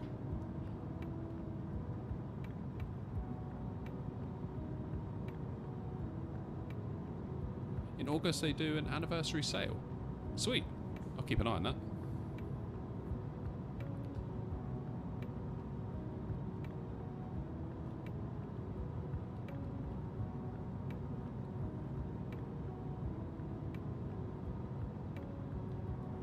So Prague is coming up shortly. Love Prague. Prague was cool.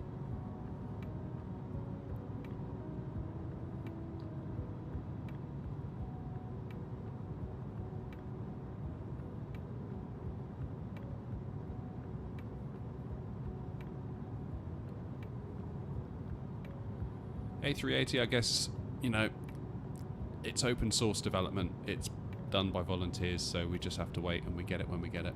There's no money changing hands, so we've got no right to be angry at them or anything. Just got to sit tight and wait.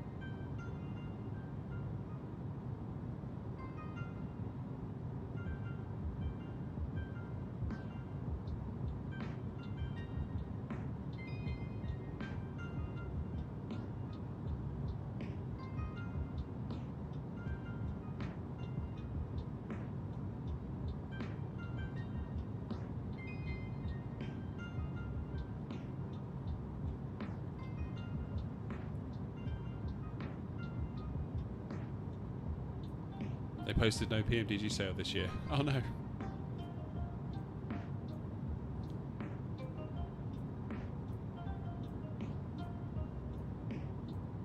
Prague to Milan. Nice. Yeah, that wouldn't be too far, would it? And I guess you go over the Alps. Yeah, definitely recommend Prague if you're looking for a nice place to go.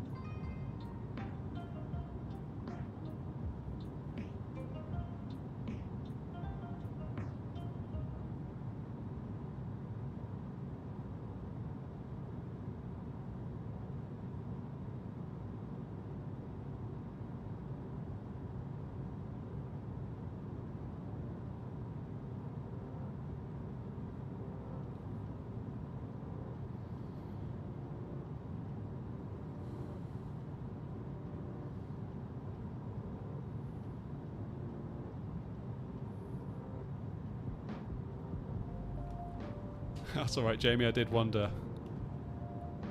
Yeah, hotel Wi-Fi is always a bit dodge, isn't it? It's alright, I'll set Nightbot on you.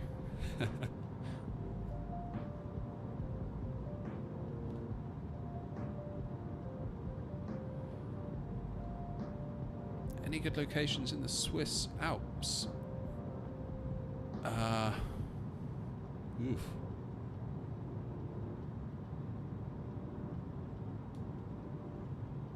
Not entirely sure. Off the top of my head.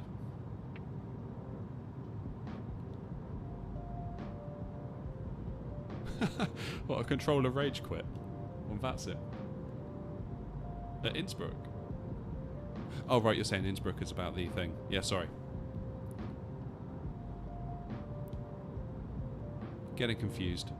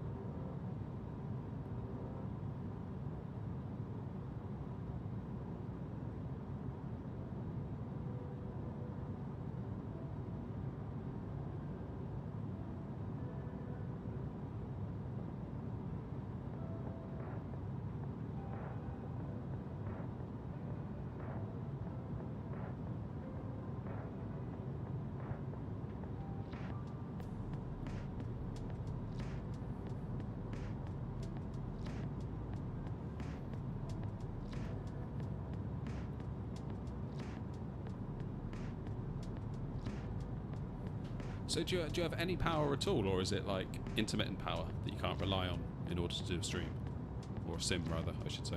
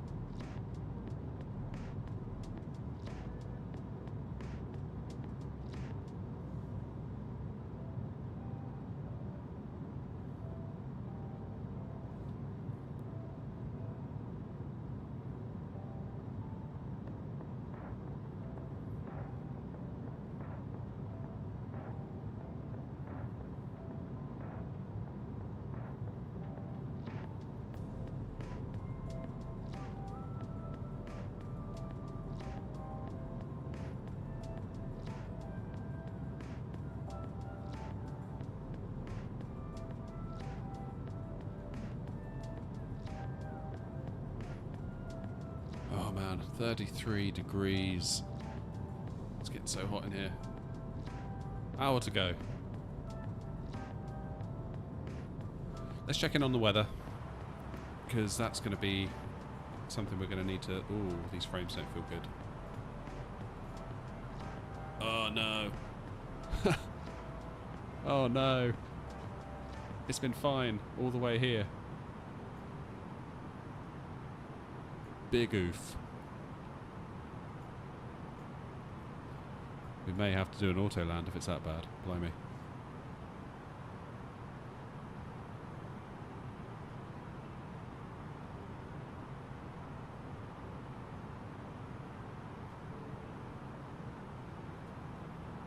So what has upset my PC? Why is it doing this all of a sudden?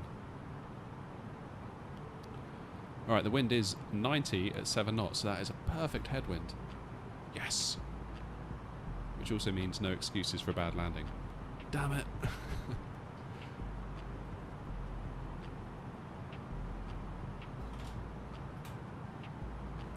Okay, it looks like the frames are starting to recover a little bit.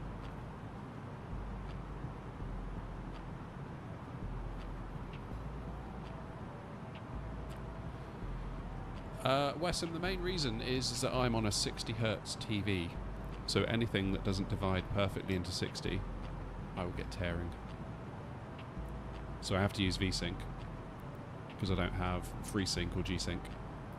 So VSync will lock it to either 60 or 50% of your monitor's refresh rate, or 33% of your monitor's refresh rate. Obviously 50% takes my 60 Hz TV down to 30, and frankly I don't really want to go any lower than that.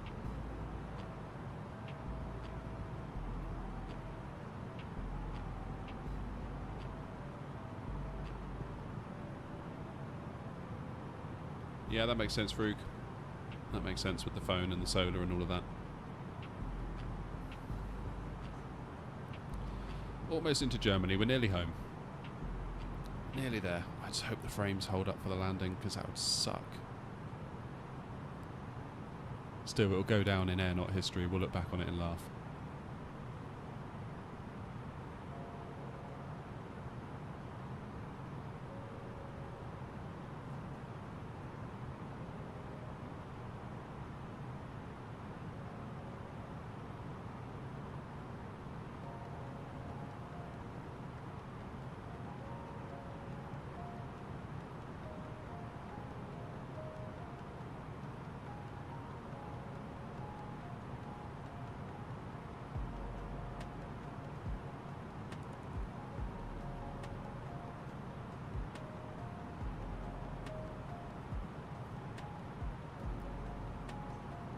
What sort of business jets are we talking?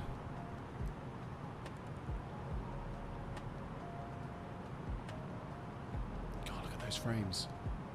Do you think it's the clouds? No, it's not, is it? 'Cause it's main thread. We're limited by main thread, so it's my CPU.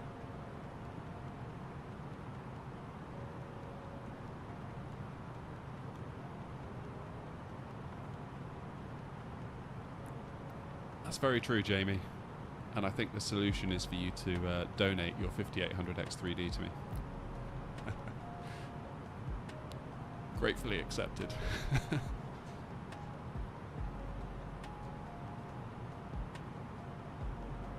We were pricing up a PC earlier. I don't know if I've still got it in my browser.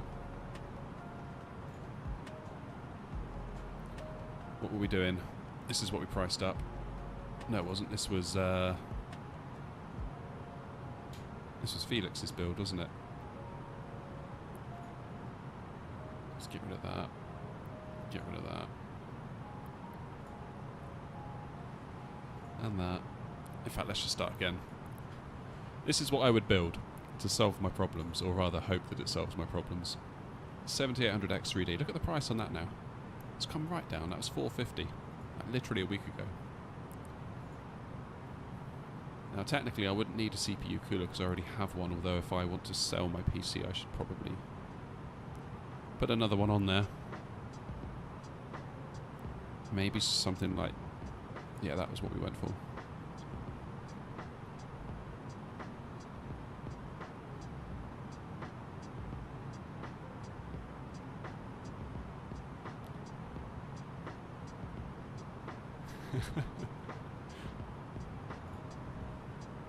It's alright, Jamie, I understand.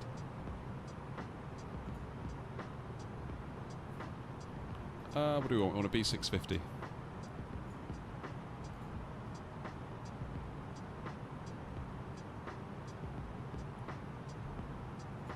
go. And what was our memory going to be? It's going to be a Corsair, wasn't it? That's the stuff we found earlier.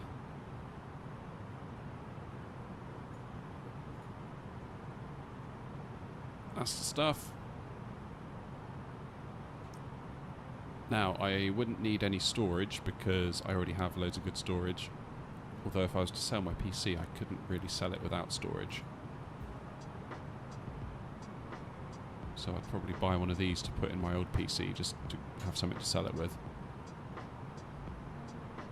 Video card, what do we reckon? 4080 or 4070 Ti?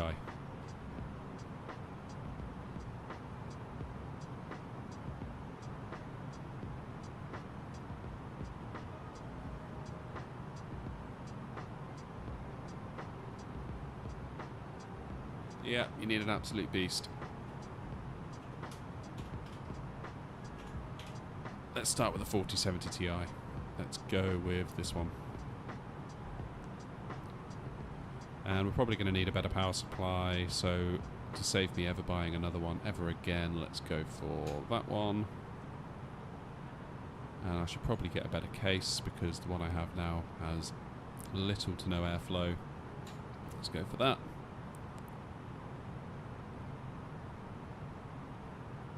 Alright, total £1,745. Ouch! Ouch, ouch, ouch. So 1745, but if we go for a 4080,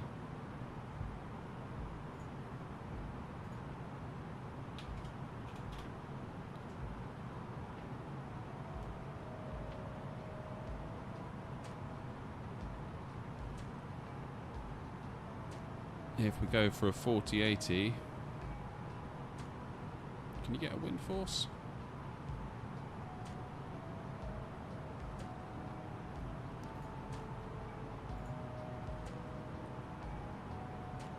Get an eagle.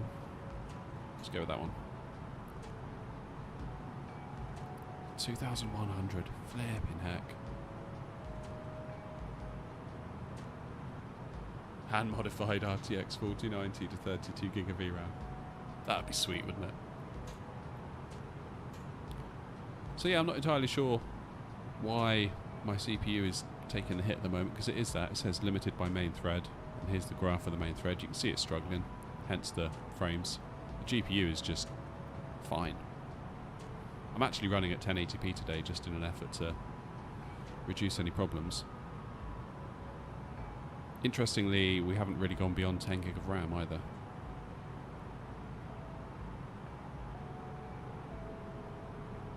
Yep, that's right, Frigg. I saw your previous message.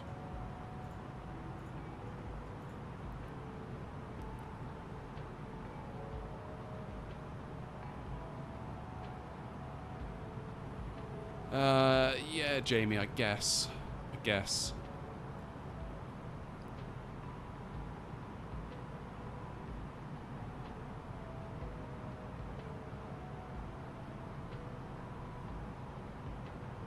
So why don't they make GPUs with slots where you can extend the VRAM? Yeah, I don't think Nvidia would do so well if they did that. Hey, we've just crossed an hour, 58 minutes to go. We've got a 0 in front of our time.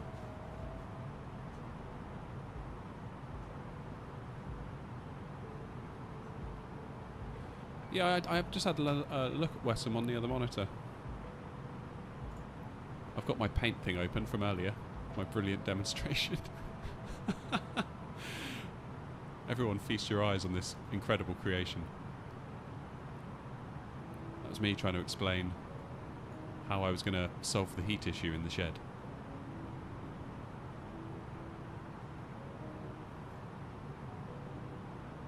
I definitely need to try that tomorrow.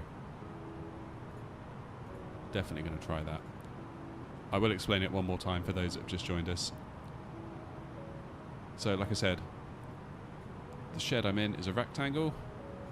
It's divided into two. This half is full of rubbish, and this half is where I am. And then the door is like that. So, looking at this wall here, if we look at like a cross section, Imagine this is the wall. This is my desk. So put a screen here. I'm thinking of moving my PC to here, having it sideways, and then boring holes straight out and putting ducting onto the PC. So I bought these little ducting things that kind of come up like so. And then get the heat right out of the shed into the one next door, which I don't care if that one gets hot. That's the plan, because currently 32.8 degrees.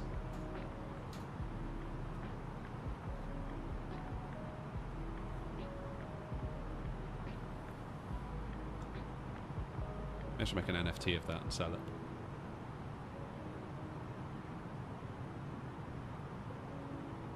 Do some singing. Trust me, nobody, including myself, wants that.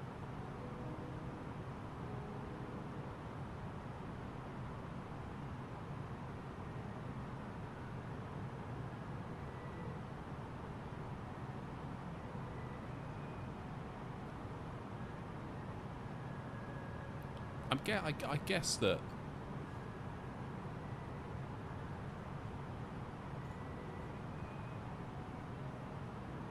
I forgot how I'm going to heat the shed up. Well, I could just remove the ducting,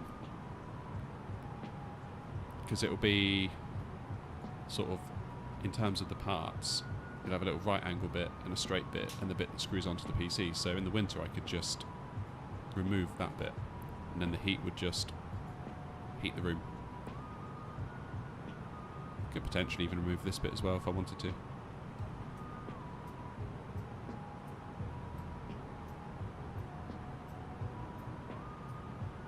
So it could work both ways. What an incredible piece of artwork. I should probably sign it, shouldn't I? There we go. Now it's worth a fortune.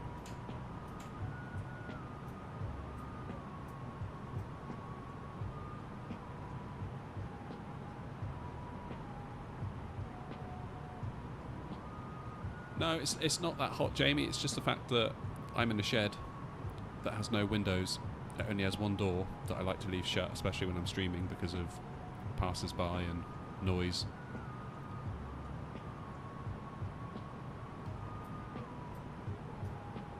So yeah, I think the temperature today, as we sit here, is 22 degrees, which isn't, it's not a bad day for us, really. But yeah, obviously the PC is just bellowing out heat continuously. And after 5 hours of streaming, or even like 2 hours, it gets a bit much. There we go, top of descent is coming up in quite a long time. 200 or so miles. Been in the air for 5 hours and 32 minutes.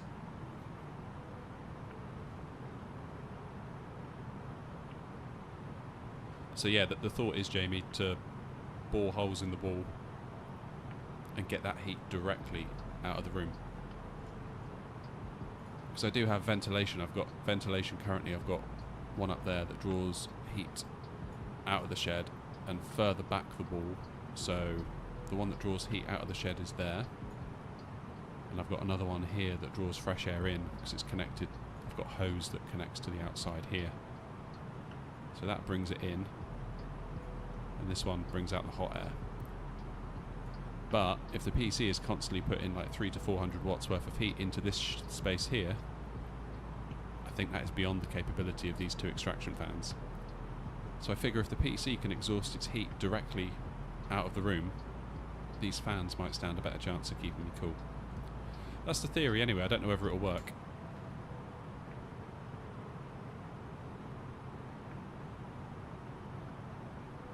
Have I seen your MD11? No. No, I have not.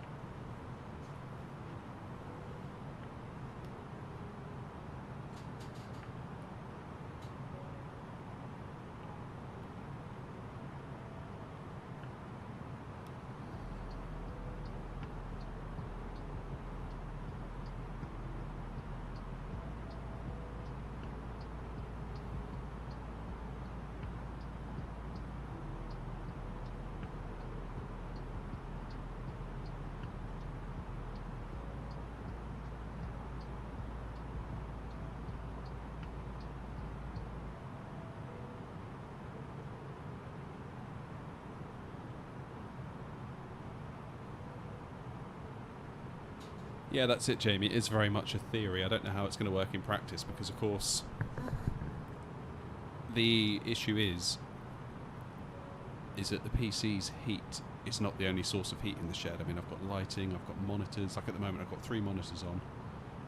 So they are also putting out their own heat into the room. There's me as well. Like, apparently humans are actually quite effective as room heaters.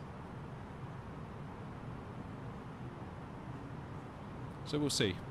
But if I can remove the massive amount of heat that the PC directly puts into the room, then maybe the air extraction system I do have can be capable of getting rid of the rest. I don't know. It's worth a go. It does also mean if I get an air conditioning unit, which is potentially on the cards, that will then be potentially 300 watts of heat that it has. 300 watts of heat less that the air conditioner has to kind of work against. So potentially running costs could be lower for that.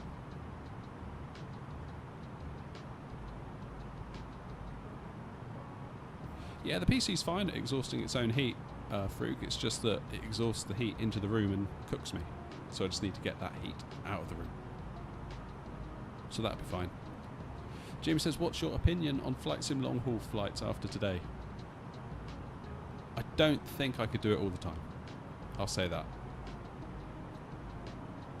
I've enjoyed today because it's been nice. The chat's been really nice and busy. Seen some nice, friendly, familiar faces and some new faces come through the chat, so it's been really great for that. I've thoroughly enjoyed myself. But if you told me I had to do 1 or 2 of these a week, I'd be a little bit like, ooh. I would much rather do 6 hours of flying where we're doing shorter routes.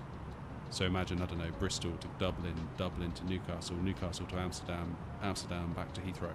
Something like that. Because there's less idle time in the cruise. But today was more about using that time in the cruise to have a chat with you all and just say thanks really for the support and for getting us to where we are now.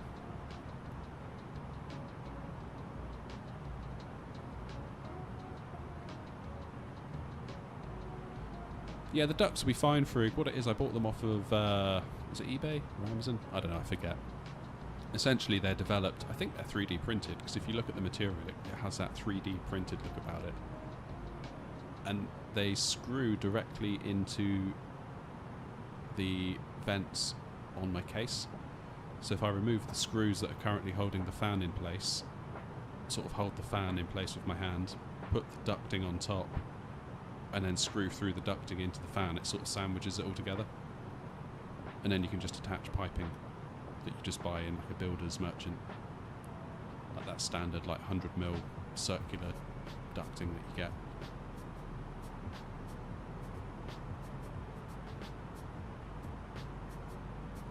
Oslo to Dusseldorf in the 737-700. Very nice.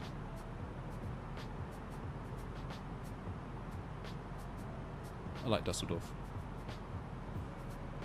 Don't know why, I just do.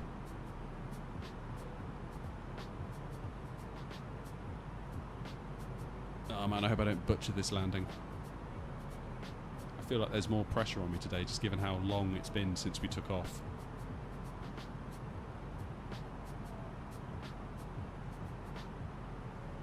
It's like there's more riding on this one than there normally is.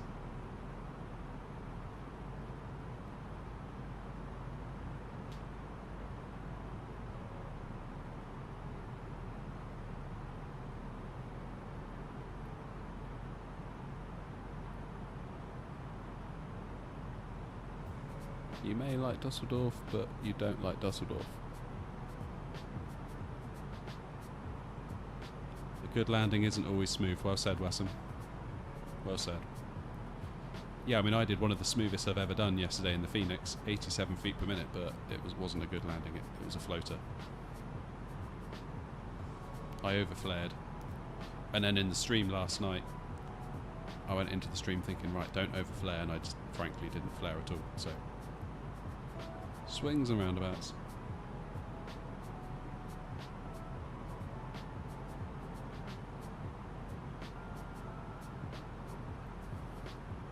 Frug, what time is it there for you now? It must be like 3 in the morning.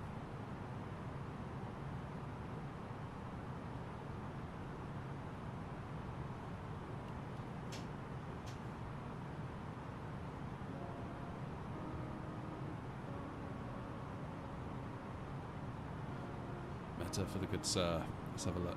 Oh, those frames. This genuinely concerns me, because these frames haven't gotten a lot better. 90 degrees and 5 knots. That ain't bad.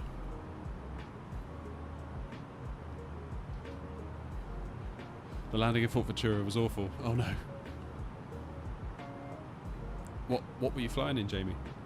Like Airbus, Boeing? You bunny hopped? No way.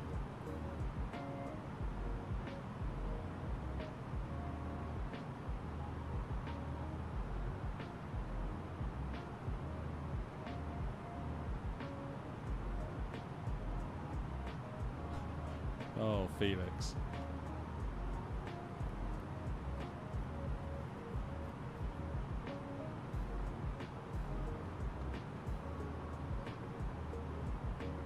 I appreciate you staying up with us, Frug. I really do. Can't quite believe you've done it. Ryanair, Boeing. Of course it was. Of course it was.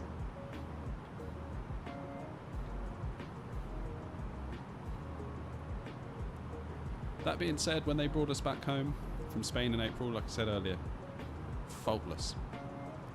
Absolutely faultless. So smooth. Right on the markers. I guess we all have good and bad days.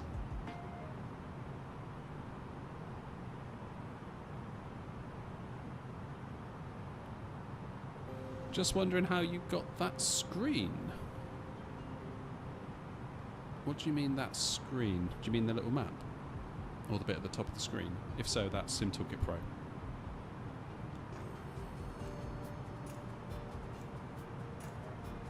Yeah, so it's not a screen, it's actually just an overlay. So if I move my camera around... Oh my goodness, those frames. What's going on? Oh no.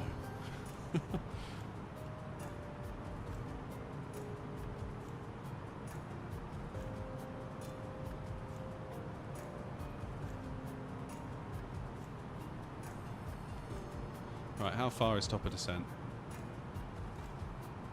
Still got a minute or two to go yet, haven't we? What's the plan for the way down? Let's have a look. Top of descent is in about 200-ish miles. Then we start working our way down to... got to be at 160 at Sabre.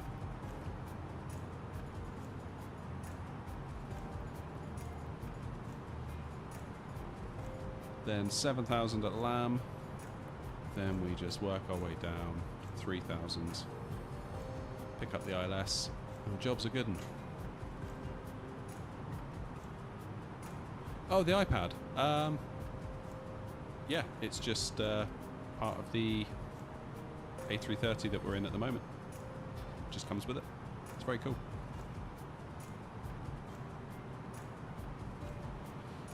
It could be later, Frug, if we have a go around.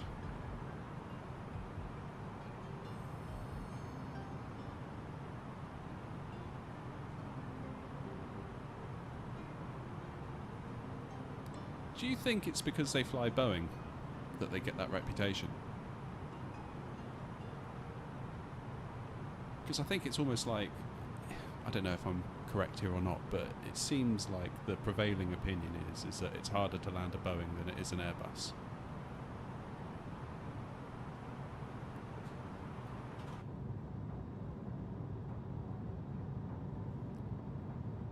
Damn, we're into the teens, look at that. Oh, I really hope this sorts itself out, because this could absolutely ruin everything we spent the last 6 hours trying to do.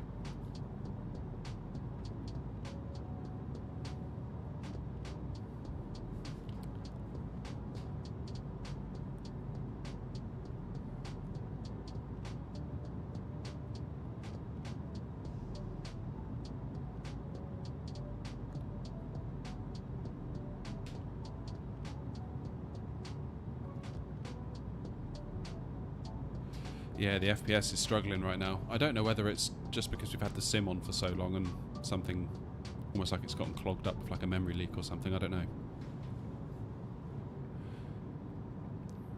So if you go to Headwind are the developers, you can download their installer from their website and it'll install the plane for you. It's really nice.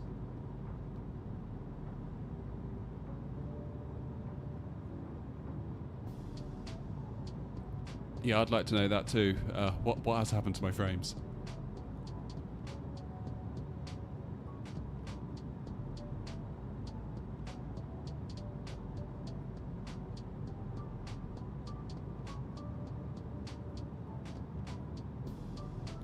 Do you think it's the pressure that the pilots are under in order to maintain a schedule, just like even if it hits the deck and gives a bump, just get it down and turn it round and do the next one?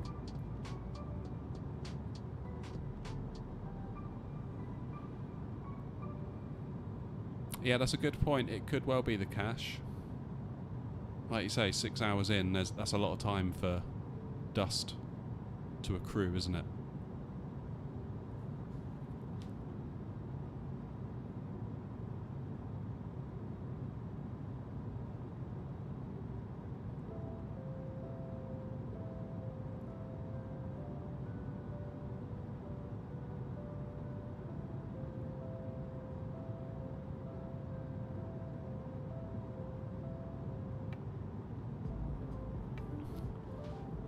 Yes, Emily, I did see that.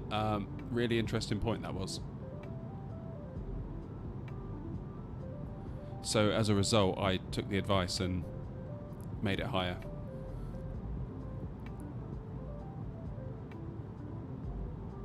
Yeah, so the object level of detail, the higher that is, it increases the radius from you at which things render in. So therefore, by the time you get on short final, everything that's going to render in at the airport should have rendered. Whereas if you have a lower level of detail for objects, it's possible that when you're on short final, all the stuff decides to load and then gives you instability when you need it the least.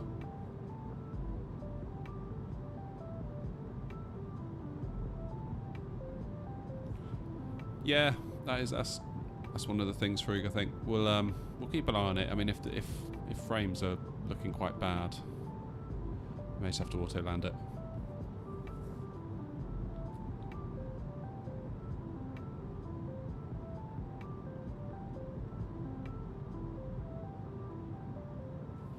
What are we doing now with the frames?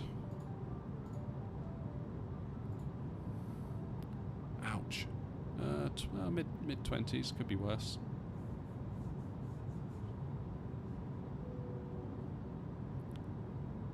GPU's fine though. It's definitely the CPU.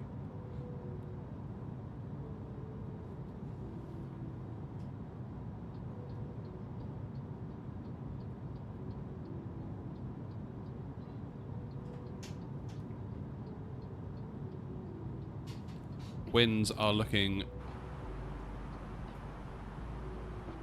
God, those frames. Ugh. 90 and 5. So, exactly in line with where we're landing.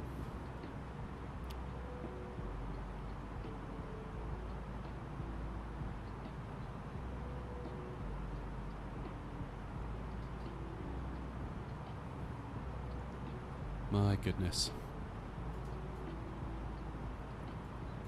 And it's not going to get any better, is it, when we go over London?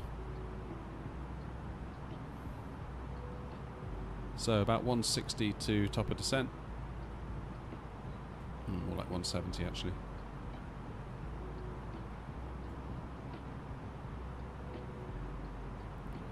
Oh well, it is what it is. There's not a huge amount I can really do to fix it at this stage in the flight. We'll just have to deal with it.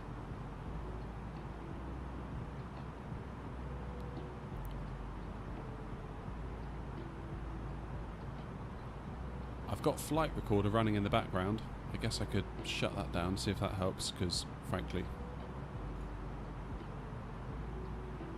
Right, I've stopped it recording.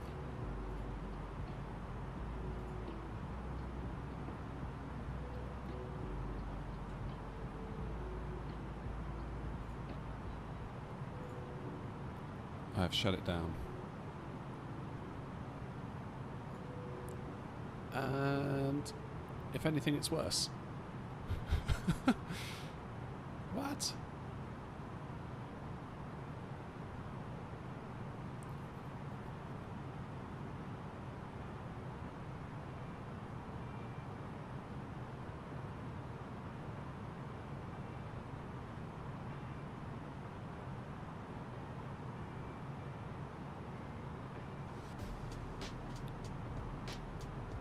How strange. The thing is, if the sim isn't giving enough frames, then even the auto land will struggle because it's not getting enough data to make the plane maneuver correctly.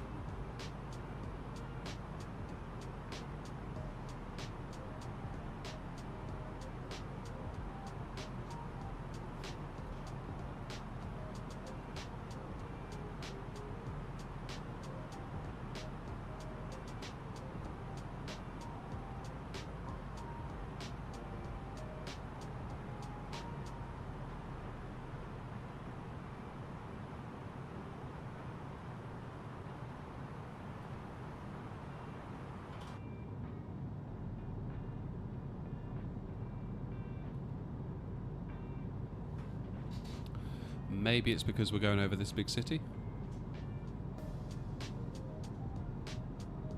Divert to New York. No, Jamie, we're not doing that. You imagine that? Another 6 or 7 hours, guys. Buckle in.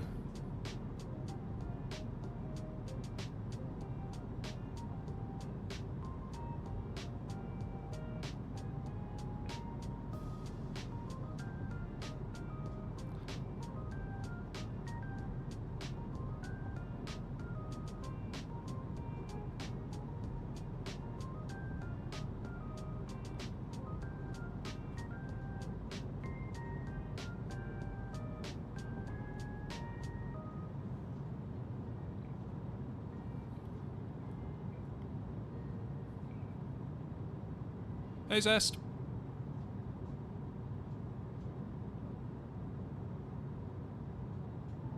you think that maybe is what's doing it then, flying over Cologne? Once we clear it.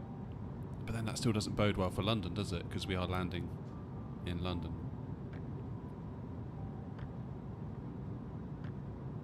Flip. Where's the 7800X 3D when you need it?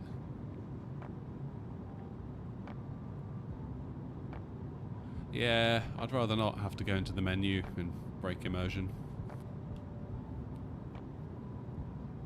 Be curious to see if this resolves on its own. I have known it to.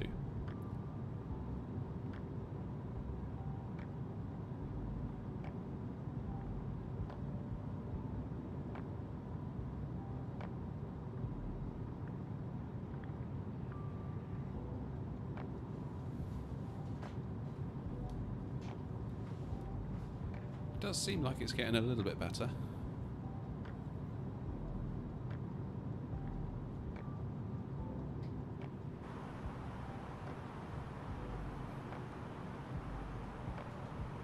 Oh well, let's get rid of it for now.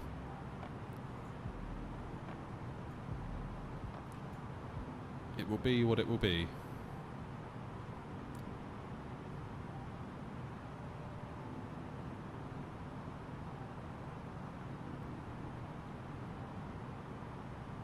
Yeah, maybe we'll have to auto land.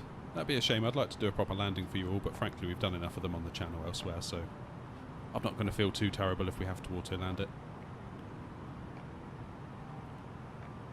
No, Zest, this is the A330. So this is from Headwind. So what they did, they took the fly-by-wire A320, so that's the A32NX, and they made the A330 out of it.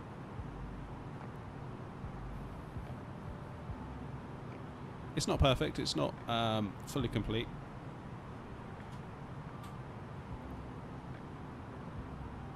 There's definitely more to be done on it. But it's free, so we mustn't complain.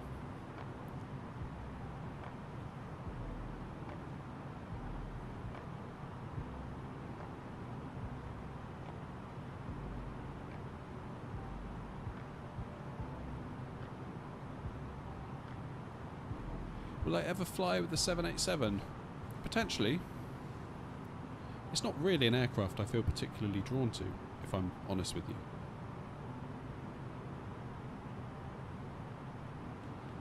I would be more interested in flying with the likes of the PMDG 777 when that comes out versus the 78.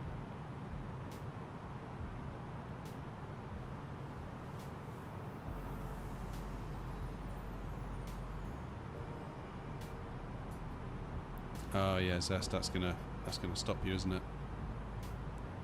That's unfortunate.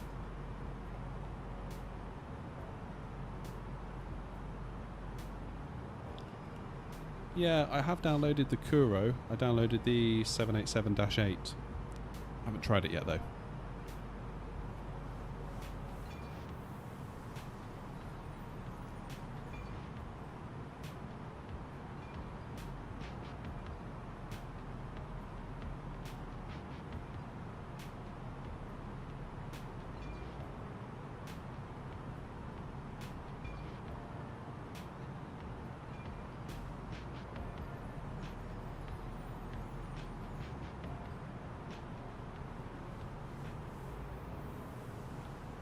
You like it, do you, Wessam?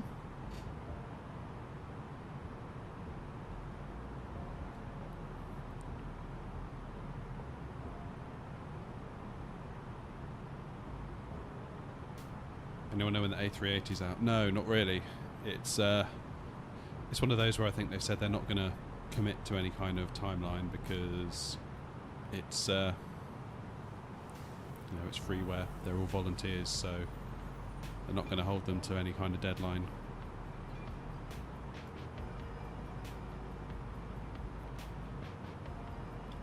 Part of me feels like maybe I should contribute because I've got a background in software development. Done quite a lot of it in my past. Makes me wonder if there's anything I could contribute, but then I think, where would I find the time? I bet I struggle to find the time to do this. Never mind, help develop the A380 as well. When will it end? Well, as long as it takes to get there. I mean, it's saying 30 minutes at the moment.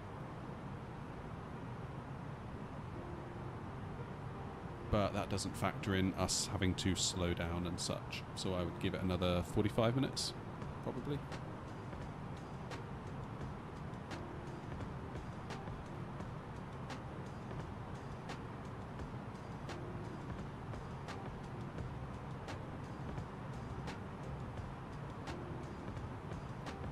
I don't think it will be on Xbox. I hate to say it.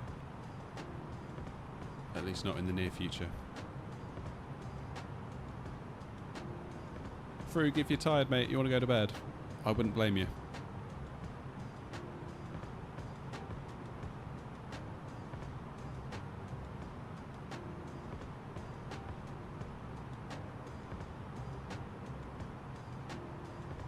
I'm honestly in awe that you've stayed up the entire time.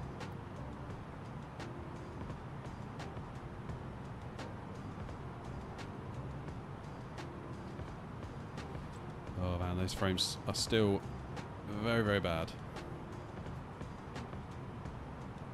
So what's that, about 100 miles?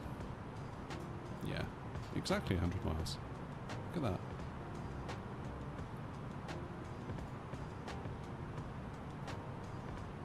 Oh. I have to do something with this PC, aren't I?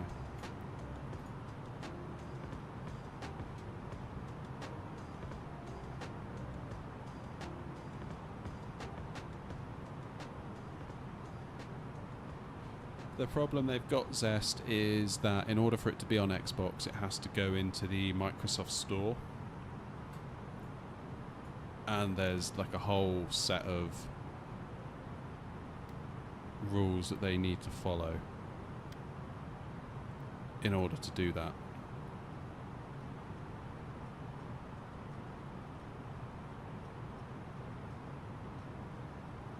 So, yeah, it's tricky. I know that PMDG had a hard enough time doing it.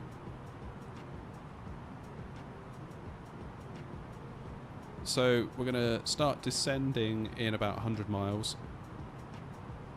Then we'll start making our way down. I would estimate probably by the time we start the descent it'll be about between 20 and 30 minutes till we're on the ground at Heathrow.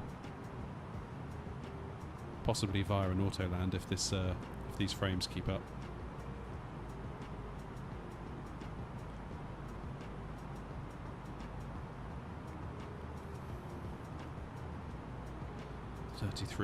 .5 degrees now in the shed. Damn.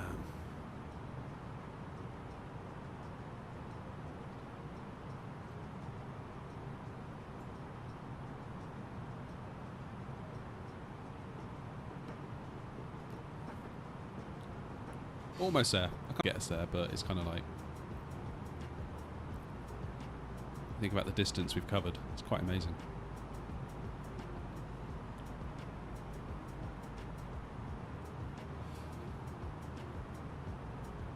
Yeah, I mean, that's just one of the disadvantages of being on console. Although great that it's on console for the more casual player. It's great that they can have access to it and be exposed to the hobby. But I feel like it's one of those that if you feel like you're getting hooked by the Xbox version of Flight Sim, you think like, this is actually something I really want to get into, Xbox probably isn't the best venue for that.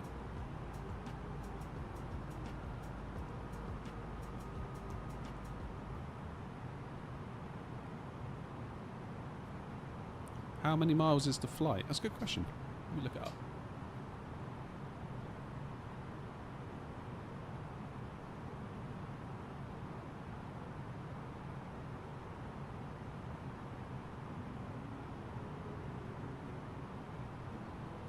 (3,110 nautical miles).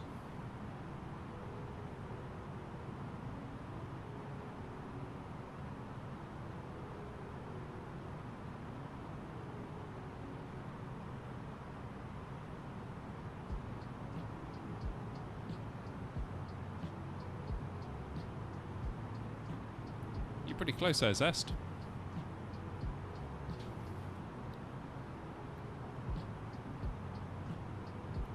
Very close indeed.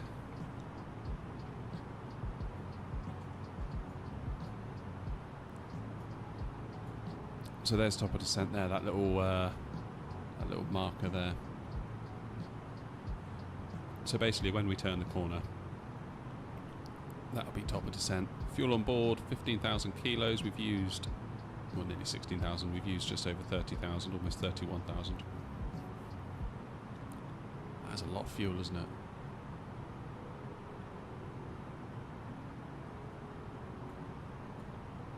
Oh, these frames still feel horrible. What are we at? Feels a little bit better. No, it's still bad.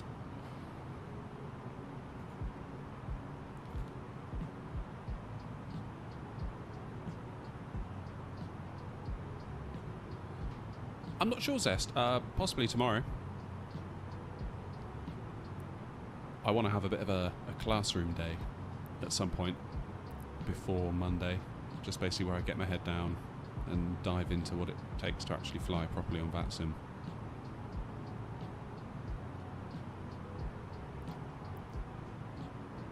So at the top of the screen there, Beds, it says 25 minutes remaining. So in general, I find if you add another 10 or 15 onto that, because that figure is calculating the distance we have to go in terms of track miles divided by our speed. But obviously that doesn't factor in us slowing down.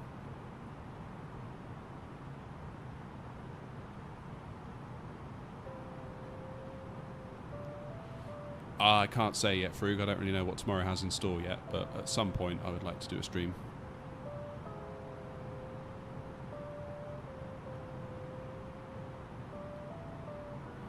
Yeah, Emily, I wish I knew. I mean, it's been fine all day. It was no problem in Dubai, all the way over kind of Iraq, over the Black Sea, over most of Europe. But just until we sort of got to Germany, then it all started to go a little bit wrong for us.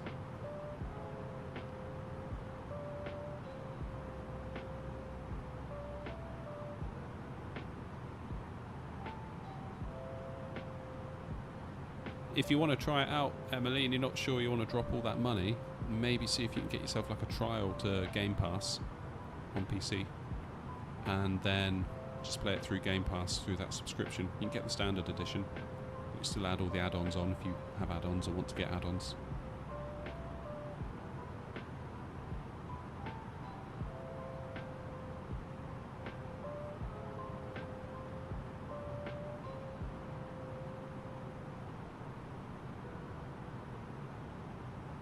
Not at this time, Frug, sorry.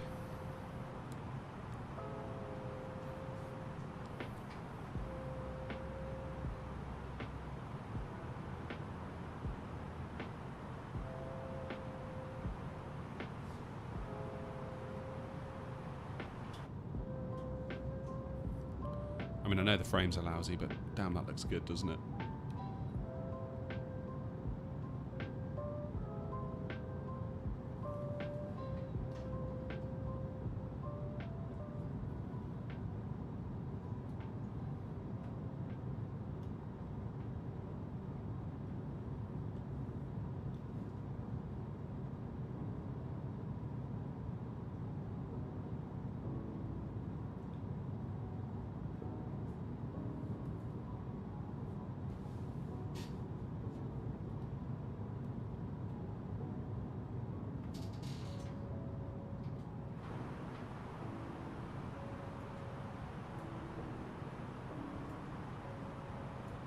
Hmm, 40 miles for top of descent. Frames are feeling a bit better.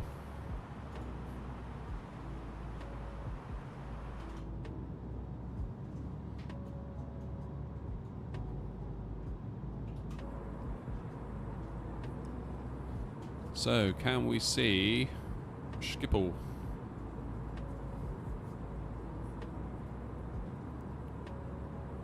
Not with these frames.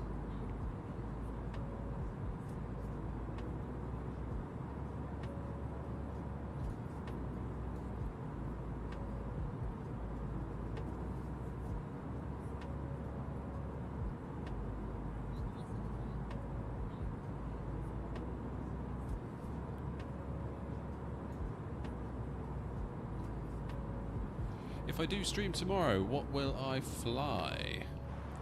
I would like to get back in the Boeing 737 because I feel like I've neglected that plane for a little while. I feel like I'm going to be rubbish in it, but I almost need to have a rubbish flight in order to start to get the feel of it all over again.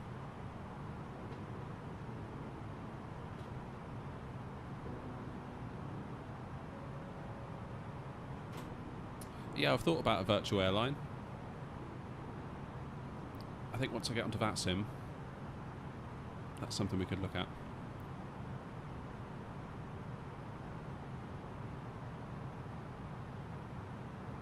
Yeah, it's funny, Wessam, isn't it? It's like, where does a virtual airline begin and end? Because, like, I've made a livery. Does that mean I'm a virtual airline? I don't know. Maybe I need to have, like, a proper thing going on New Sky and things like that.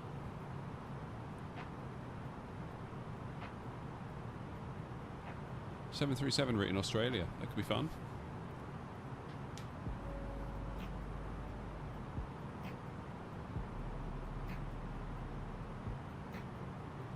That could be fun.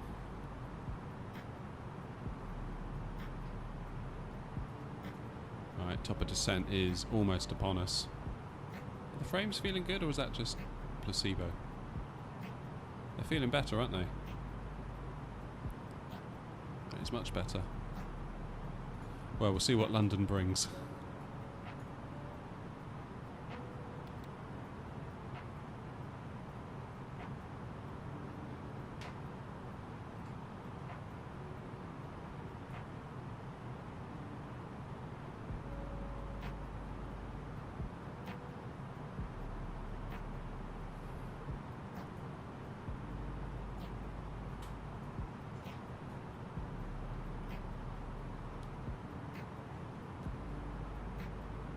There she is. Good old Blighty.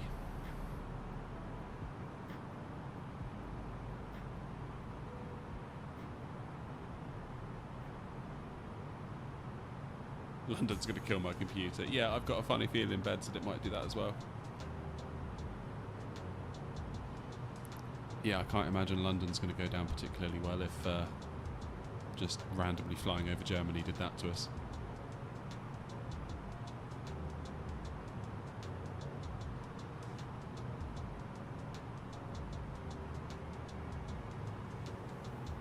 So we're just crossing the English Channel.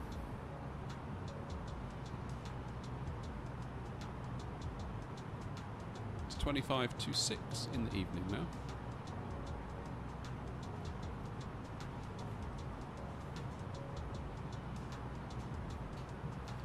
Yeah, good job by not landing at LaGuardia. But then Heathrow has its own set of challenges, because of course Heathrow itself is a custom airport in the deluxe version of the sim. And the standard as well? I forget. But yeah, just like Heathrow on its own, if it was nowhere near London, can sometimes be a challenge. And the fact you've also got London nearby brings its own set of challenges too, so... Alright, let's wind this down to 3,000 feet, and let's let the VNAV do the work for us.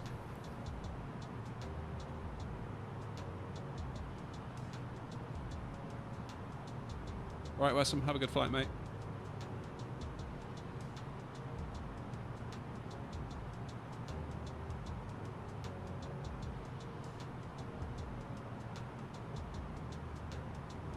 There we go. And down we go. Top of descent.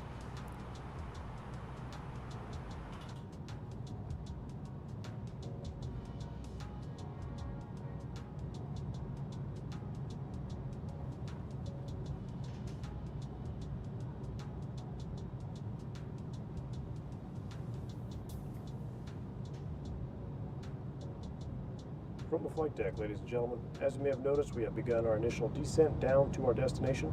Now would be a good time to wrap up any business you need to take care of as we prepare for our approach. If you are up, once you return to your seat, we ask that you remain seated till the aircraft arrives safely at the gate. Flight attendants, please prepare the cabin for arrival.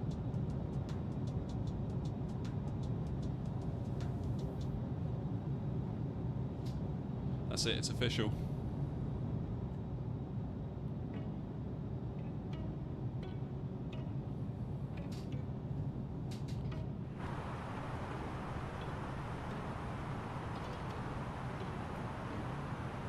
I think we're going to need a little bit of drag here.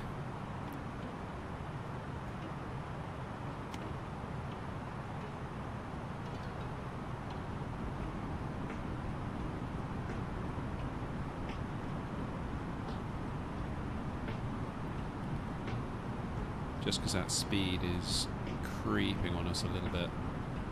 Let's get ourselves back on profile.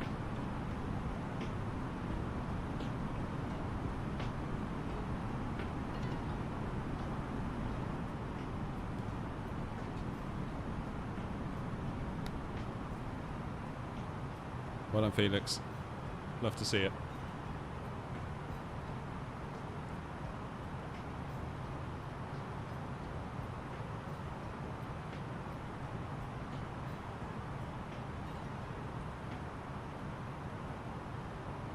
So now it says we're too low.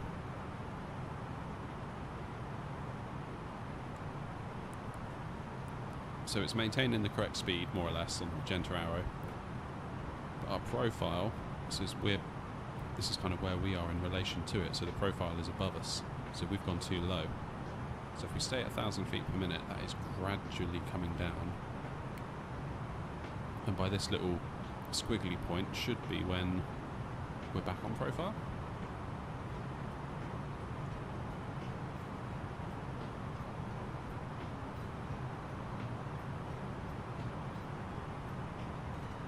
I reckon 20-25 minutes to landing, if I had to guess. UTC 1702. What are we now? 1738, or 1638 I should say, so yeah. 20-25 minutes. Enter destination data, let's do that while we are doing stuff. 80 and 9, oh it's getting windier, and it's going off course. 1019, 80 and 9. Let's do that first. Perf. Next page, next page. Whoops. Whoops, whoops, whoops, whoops. Is it 10...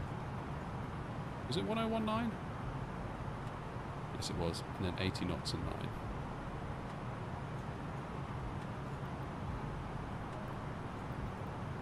(80/9), 25 on the ground, and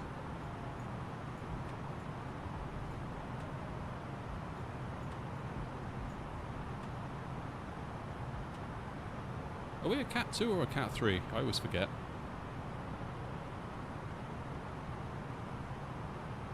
We're Cat 3, right? Yeah.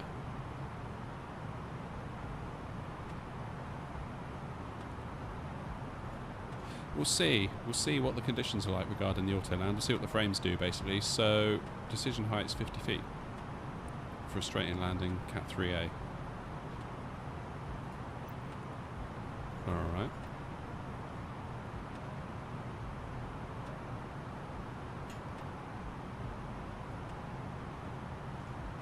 Wait, did I do that right? That needs to be in Barrow.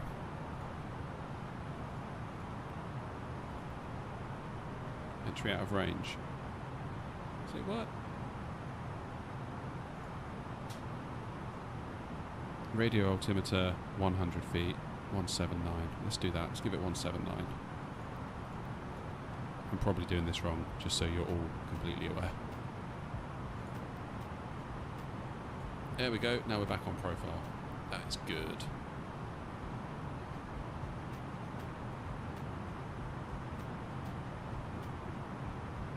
Can I do Schiphol to Anatila? Never been there.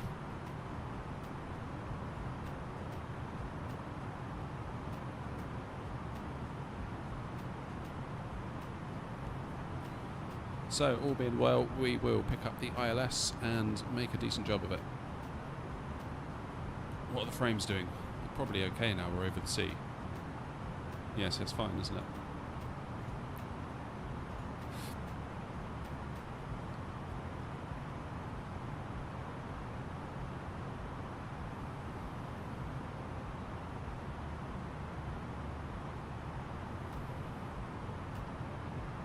So our go around altitude is going to be 3,000 feet, so actually we can leave that as is. What were the go around instructions? It was go to 36 degrees, 036.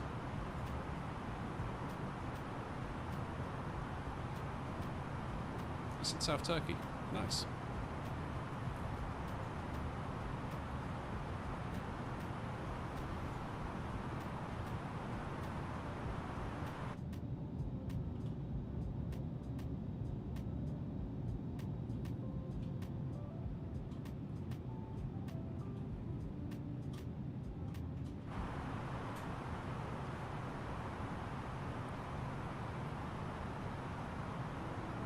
Butter no go around.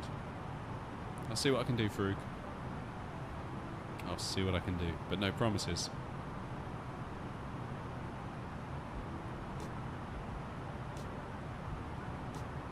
Yeah, night landings I struggle with a lot. I need to work on those.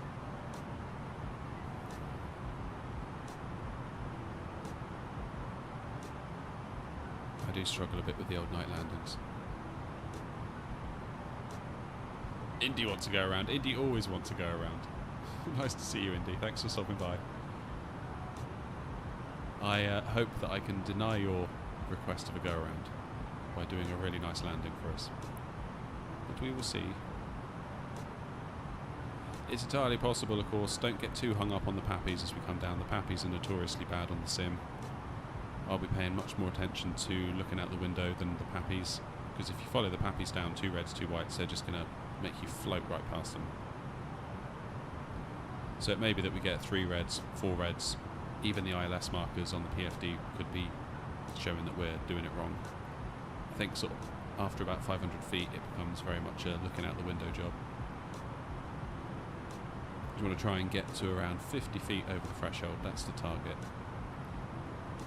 And it's been proven by 737NG Driver on his channel that if you do a good landing and you're at 50 feet over the runway threshold, the pappies and the ILS glide slope indicators are just saying that you're doing it wrong.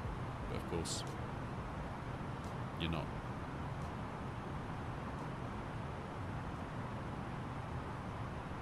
You've been on the stream the whole time, you just muted it.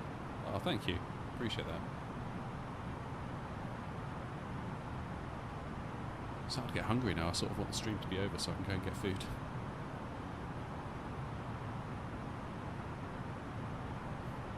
mad respect for Indy.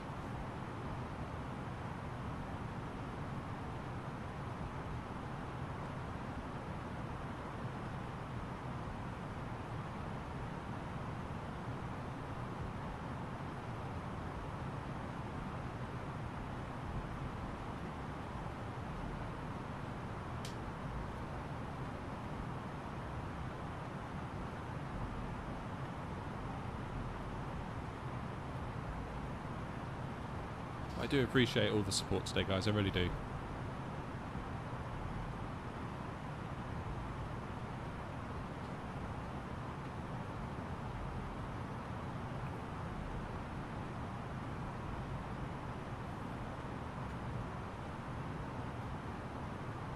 There we go, so Sabre we need to be at flight level 160, and looking at our profile, that's looking good. We should achieve, or we will achieve that. And also our speed is under control as well, so that's good too.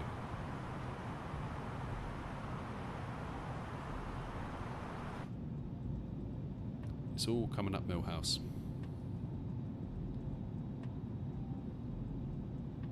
33.8 degrees now in the shed. Real-time temperature update.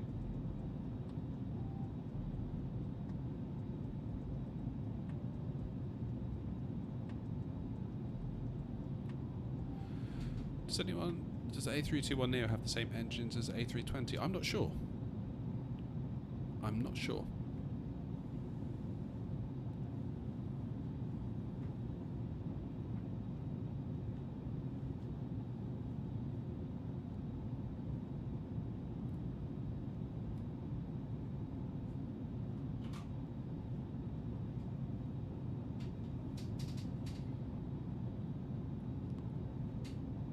I was going to say, Zest, is that something the airlines could maybe choose as an option versus it being dictated by Airbus? I don't know.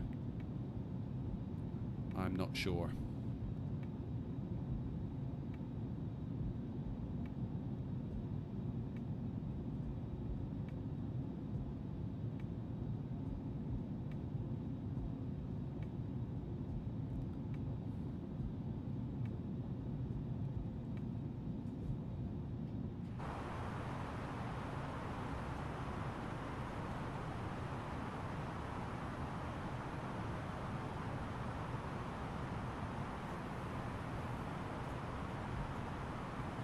I can feel the frames going bad again.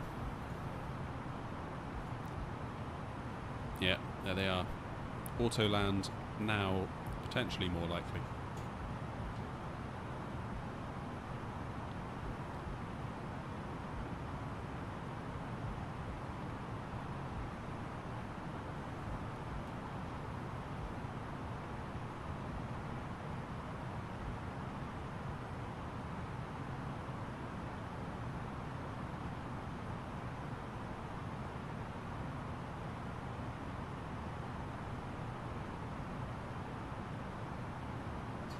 Joe says they're different. Okay, that's good to know.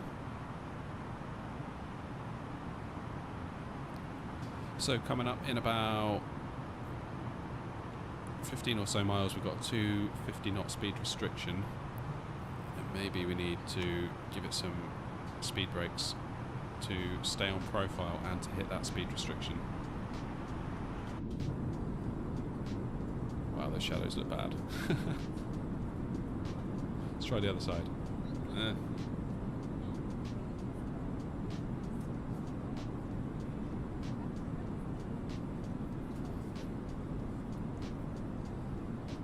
Yeah, let's divert to Jersey, shall we?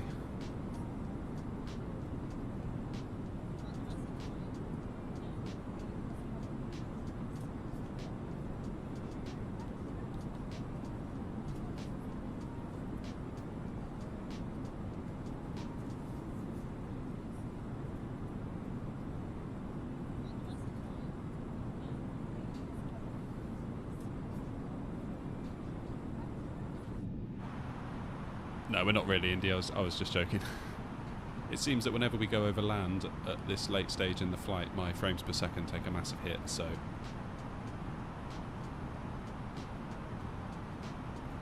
Oh, that's bad. That is bad. So by the time we get to Lamb, we need to be at 7,000 feet and 220 knots. But we are well above profile at the moment, which isn't the greatest. I'm hoping that this little green dot is going to start rising quickly.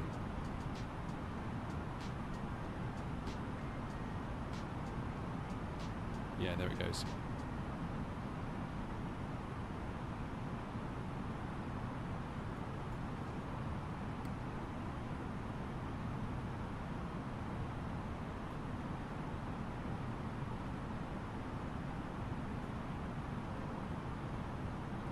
So Lamb 30, it wants us at 7,000.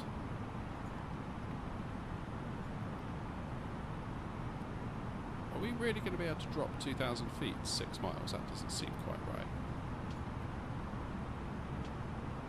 And then a further 2 miles.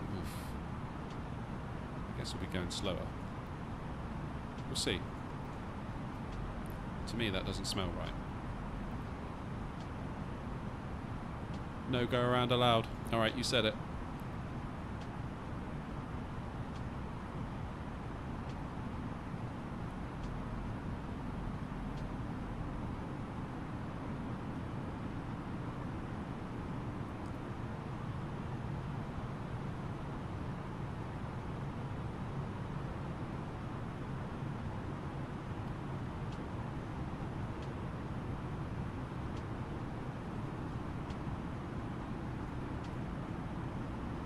Okay, so we're coming up on 10,000 feet. What is our transition? 7,000. So it'll soon be time to do lights. What is that yelling about now? Speed brake's still out. Thought so.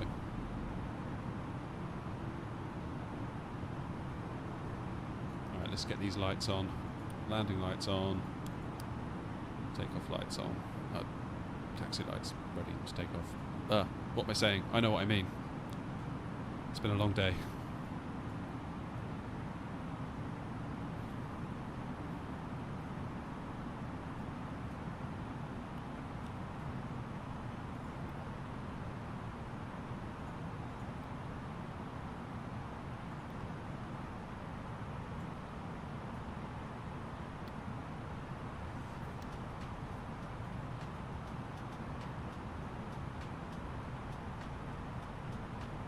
We also need to drop to 220 knots.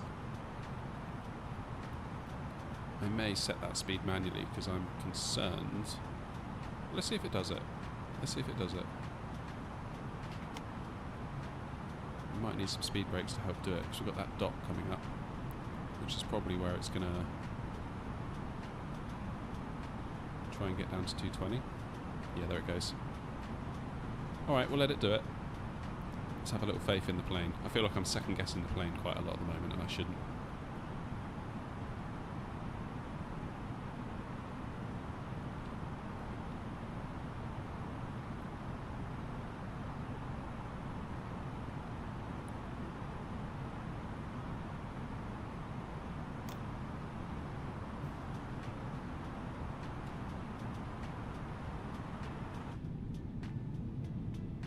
First stage of flaps coming out now.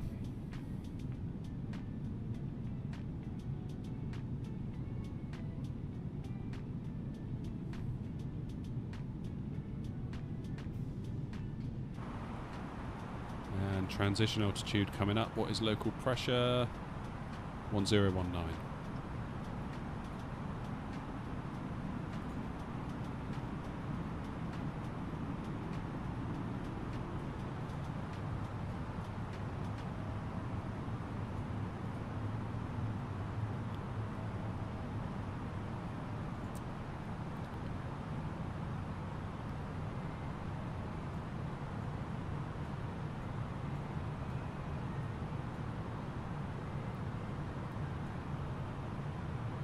Get those speed brakes away.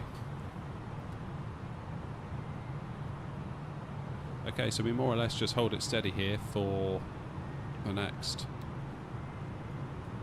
little while. So we've got 7,000 above 6, working our way around, decel, coming to land. Nice and easy. What could go wrong? Not sure why it isn't going down to 7,000 like I asked.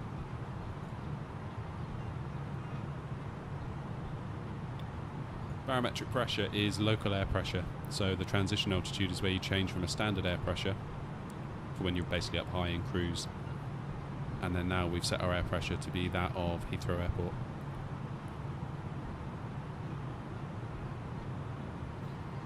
So it calibrates your altimeter.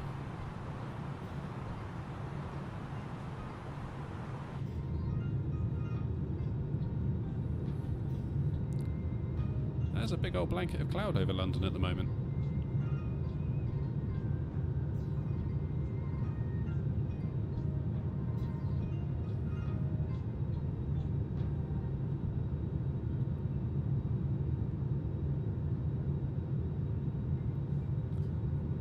Not make a Discord server, we have Wessam.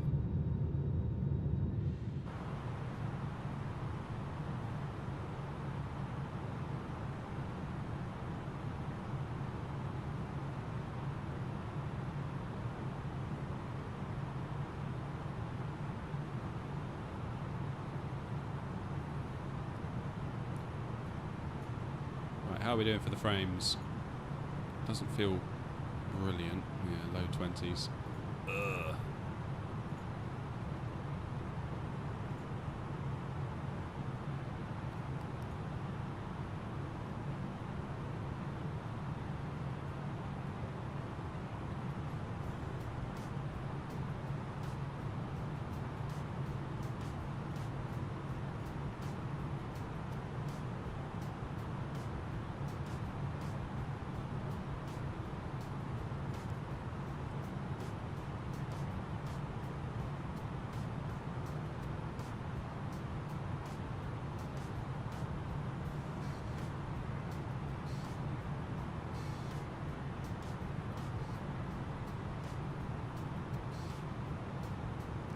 So we've got about 20 miles, then we can keep on with our descent. It's technically a members only Discord. It's a perk of the membership thing we've got going on for the channel now, though I do occasionally give it out to long-standing members of the community such as Wessam. Sorry Wessam, I thought you knew.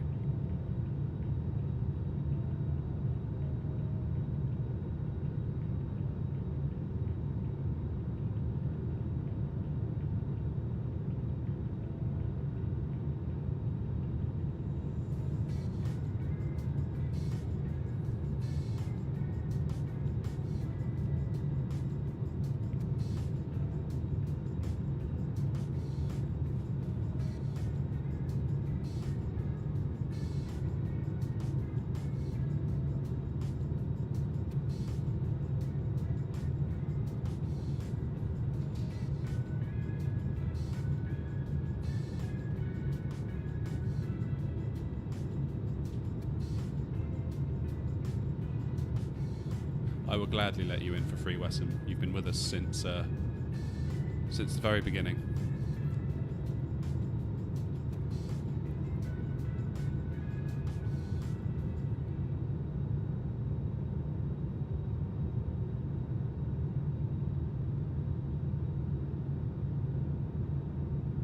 Zest, it will vary by region, so I don't know what it's going to be in your region because YouTube kind of works it all out. I set prices in pounds and pence, and then it gets changed.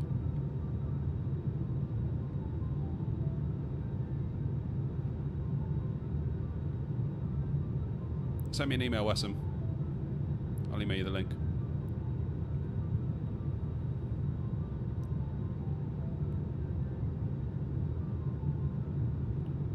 How old is the channel? So I started doing it seriously on... It was in the new year, 2022. So it's about a year, just over a year and a half.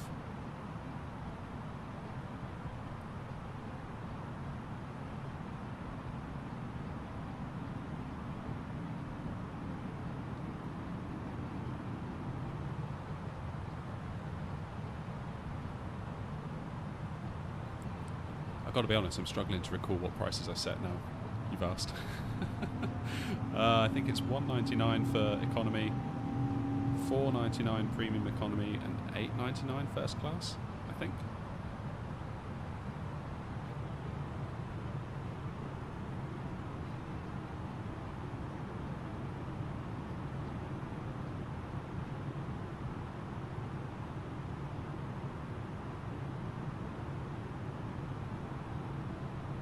Cheers, S, appreciate it. I mean, occasionally if there's like, you know, a bunch of you in the chat, I'll put a link that will maybe expire in like 30 minutes. What I don't want is to make the Discord public and then we get overran by idiots. That's mostly the reason behind it. And it's obviously a way to help fund the channel with the memberships. Look at that wind. Perfect. That's exactly what we want.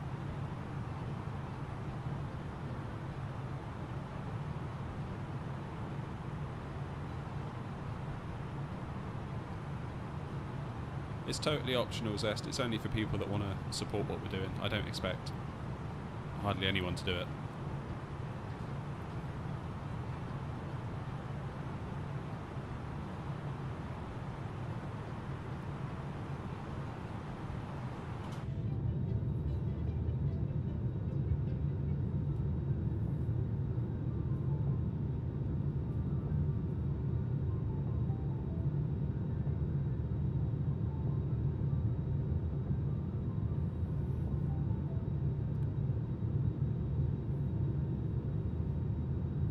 So have we gone past London?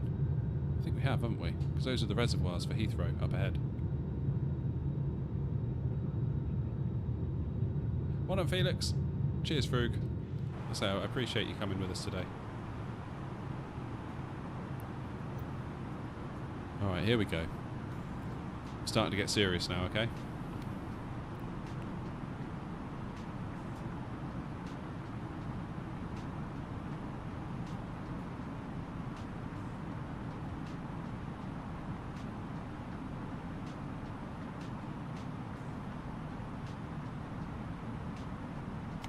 Let's give it some speed brakes.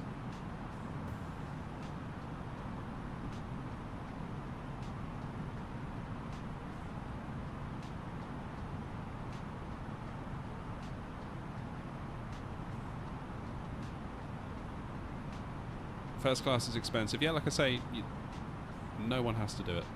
It's just for those that want to support at that level. It's entirely optional, and I don't judge anyone for not wanting to do it.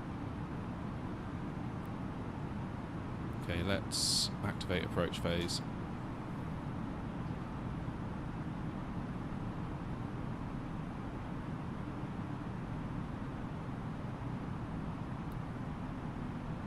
Alright, we need to brighten up these screens, I fancy.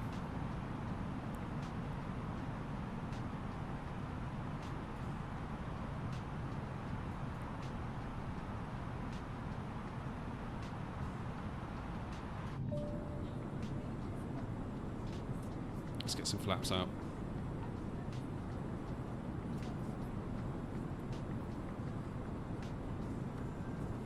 It's monthly Zest. That's how all YouTube memberships work. Basically, I just took the template that YouTube recommended I do and did that. There wasn't a huge amount of thought that went into it from my end.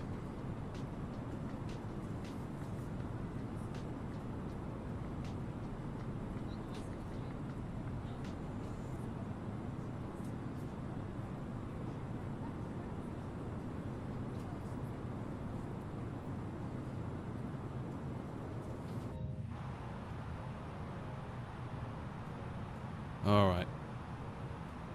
Let's get the old landing system on. Flaps are full. Subtract speed brakes. Arm them. We'll do auto brake medium. Lights are on. Local pressure is set. All we need to do is just landing gear.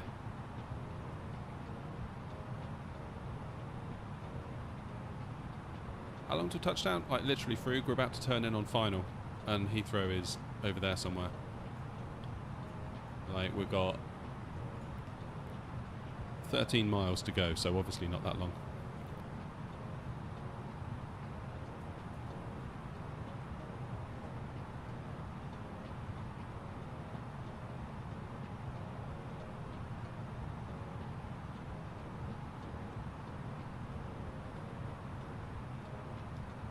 Butter, butter, butter, butter.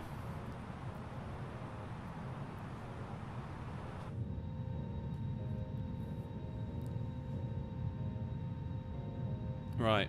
I will say this now, chat. I'm probably not going to respond to many messages if I'm going to try and land this. So.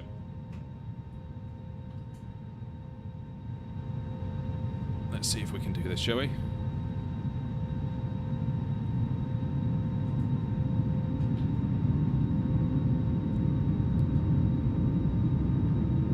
What's that down there? Is that the M4? It must be.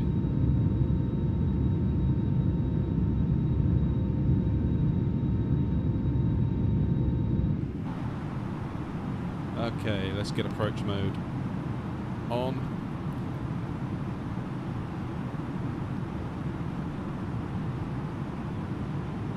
Let's see what this Airbus has got, shall we?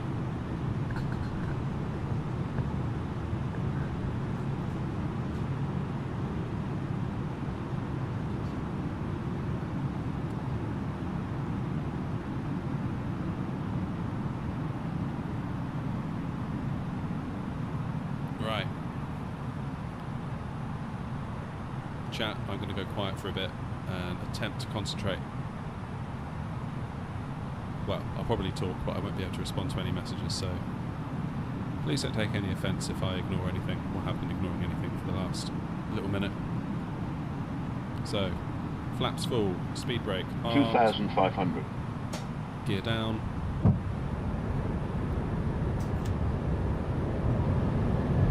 Flight attendants, please prepare for landing. We have got go around altitude set. Lights are on. Try and get rid of that silly white dot.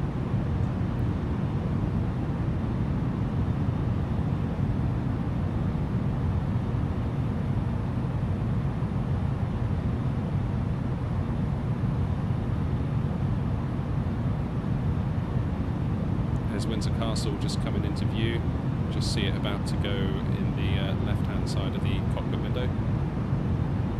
So you know you're getting close when you see Windsor Castle, then it's the reservoirs, then it's straight down.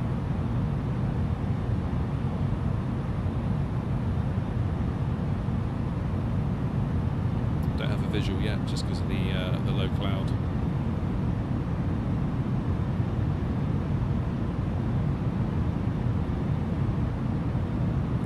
Genuinely feeling a little bit nervous landing this one, just because we've been in the air so long. I feel like there's a lot riding on it. Normally I couldn't care less, but I feel like this one, there's quite a lot on this one. I feel myself gripping the joystick harder than I usually do. Hahaha, I didn't put seatbelt signs on. There we go. And those frames are starting to dip away, I can feel that as well. Let's see what we can do. Just do a quick frame check. Make a last minute decision on an auto land. Yeah, low 20s. Let's just do it. Let's see if we can just do it, shall we?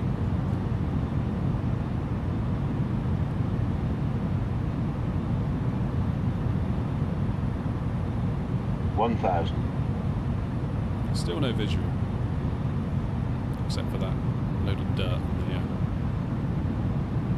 the windshield. Okay, we've got visual.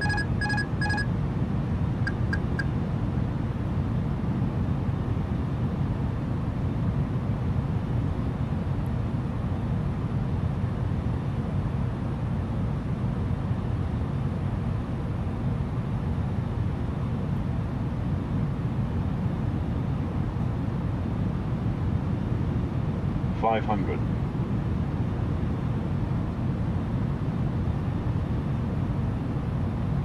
$400. Coming down a bit low. $300. Definitely too low. These frames aren't helping. $200. 100 above.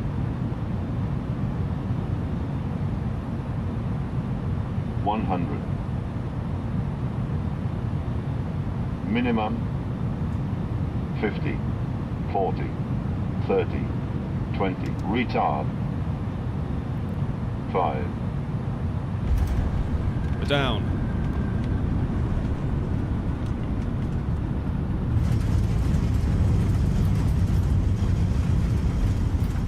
little bit low on short final there, but I think we recovered that quite nicely. God, these frames are bad. That definitely didn't help, but I'm glad we did it by hand after all that time.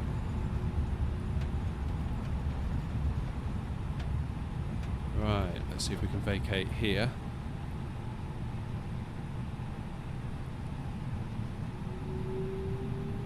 Well, we made it. We made it. That wasn't bad, all things considered.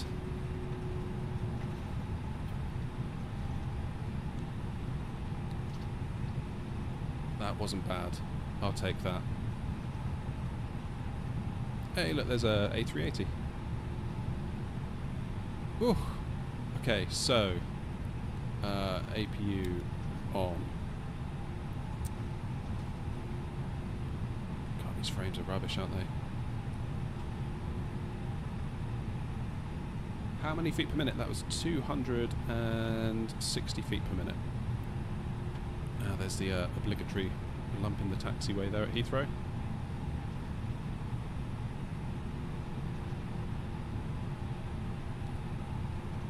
Let's go down to T5, see if we can find somewhere to park.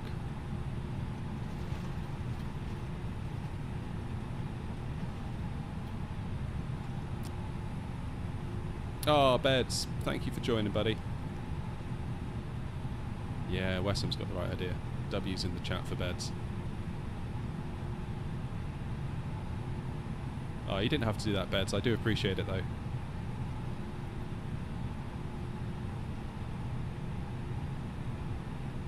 Thank you all so much for coming today.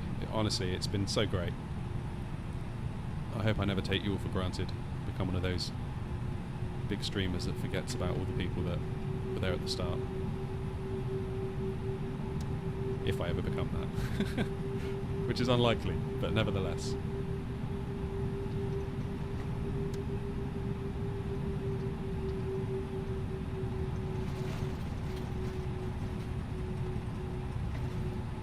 So we'll find somewhere to park, and I am then going to go and find a very nice cold beer that I've got in the fridge waiting for me. What are the frames doing now?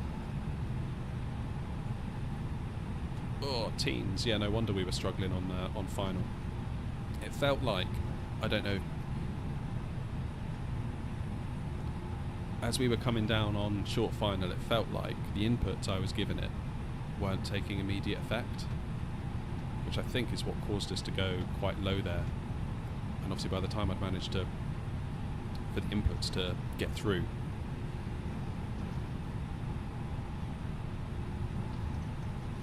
yeah, that was not ideal, but we made it. We got down okay. I think, all things considered, that was a pretty good result.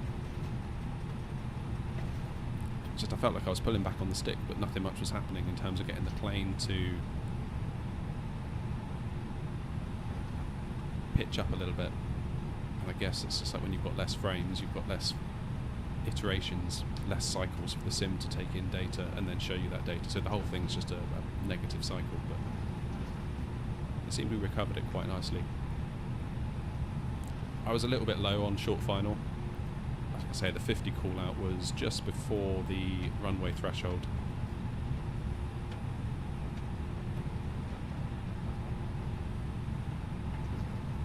So yeah, what we'll do, Wesson, we'll get at the gate and yeah, we'll get turned around. No turnarounds. No turnarounds today.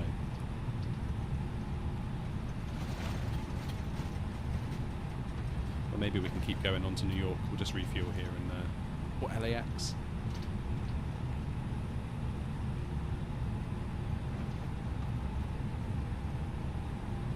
Alright, here comes Terminal 5. And there's T5A, I believe.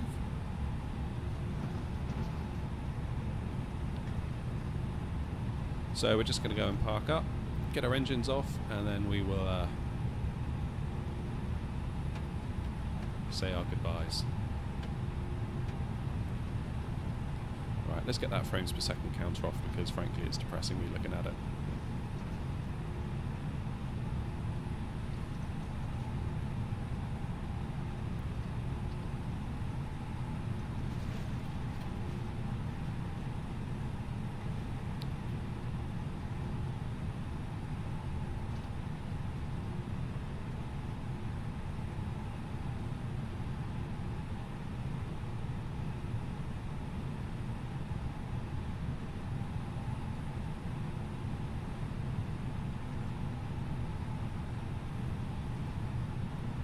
go.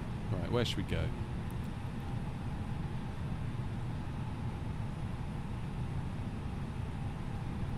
I feel like maybe over that side might be better for us.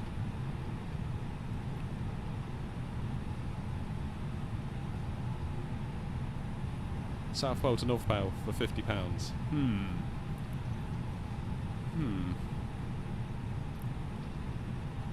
I think we'd struggle to break minimum wage on that one. Why did I just stop?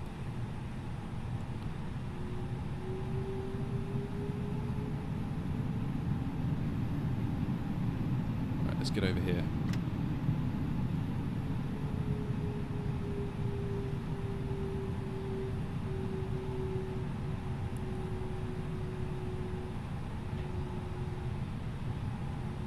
Yeah, that's an amazing deal.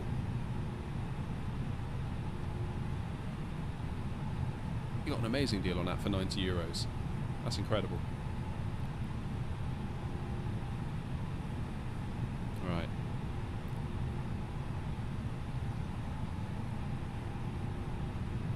This over here will do us nicely.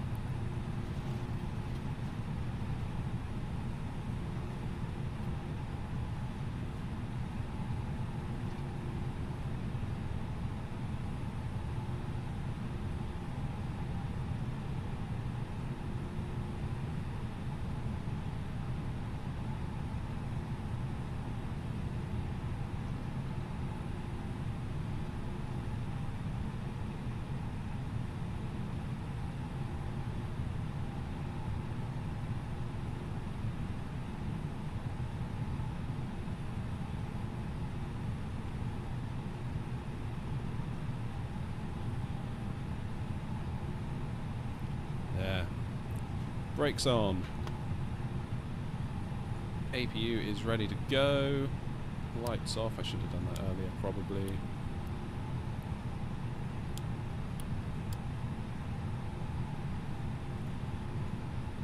And let's do engines off.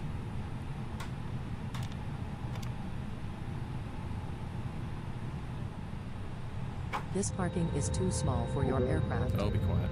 The boarding requested.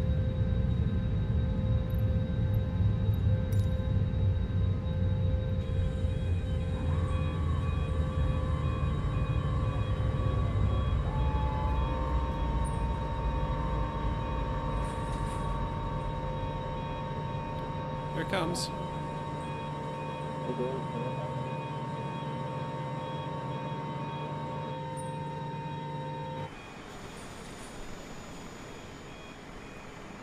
Didn't do the greatest job of the parking there, but we made it.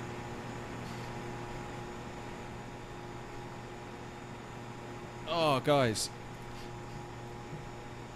Thank you all so much for that. That's been such a cool stream. I'm so glad that it was a worthwhile long haul. I was a little bit apprehensive this morning, thinking, will anyone want to watch? Will it be too long? Will it be too boring? But I've had a great day. So, I can't thank you enough for the support, for the donations, for the memberships. It's been absolutely incredible, and I can't thank you all enough. As for the next stream, I'm not sure when that'll be. Maybe tomorrow. Although I may try and start boring some holes in my wall to cool this shed down, because it is now 34.2 degrees. But there we go. We do what we must. I am going to... what's going on in the chat there? That was leg 1 out of 3. Felix, it was not. That was leg 1 of 1, and we're done for the day. Frug, thank you so much for staying up. I know it's late for you now. Wesson, great to see you as always. Fly-by-wire, brilliant to see you all today. Zest, thank you so much. William, Beds, thank you for the membership. Mackham, thank you for the membership renewal. And I'm going to leave it there. I'm going to run inside and grab a very cold drink. I will see you in the next stream. Thank you all so much. It really does mean the world. And take the very best care of yourselves. Cheers. Bye-bye.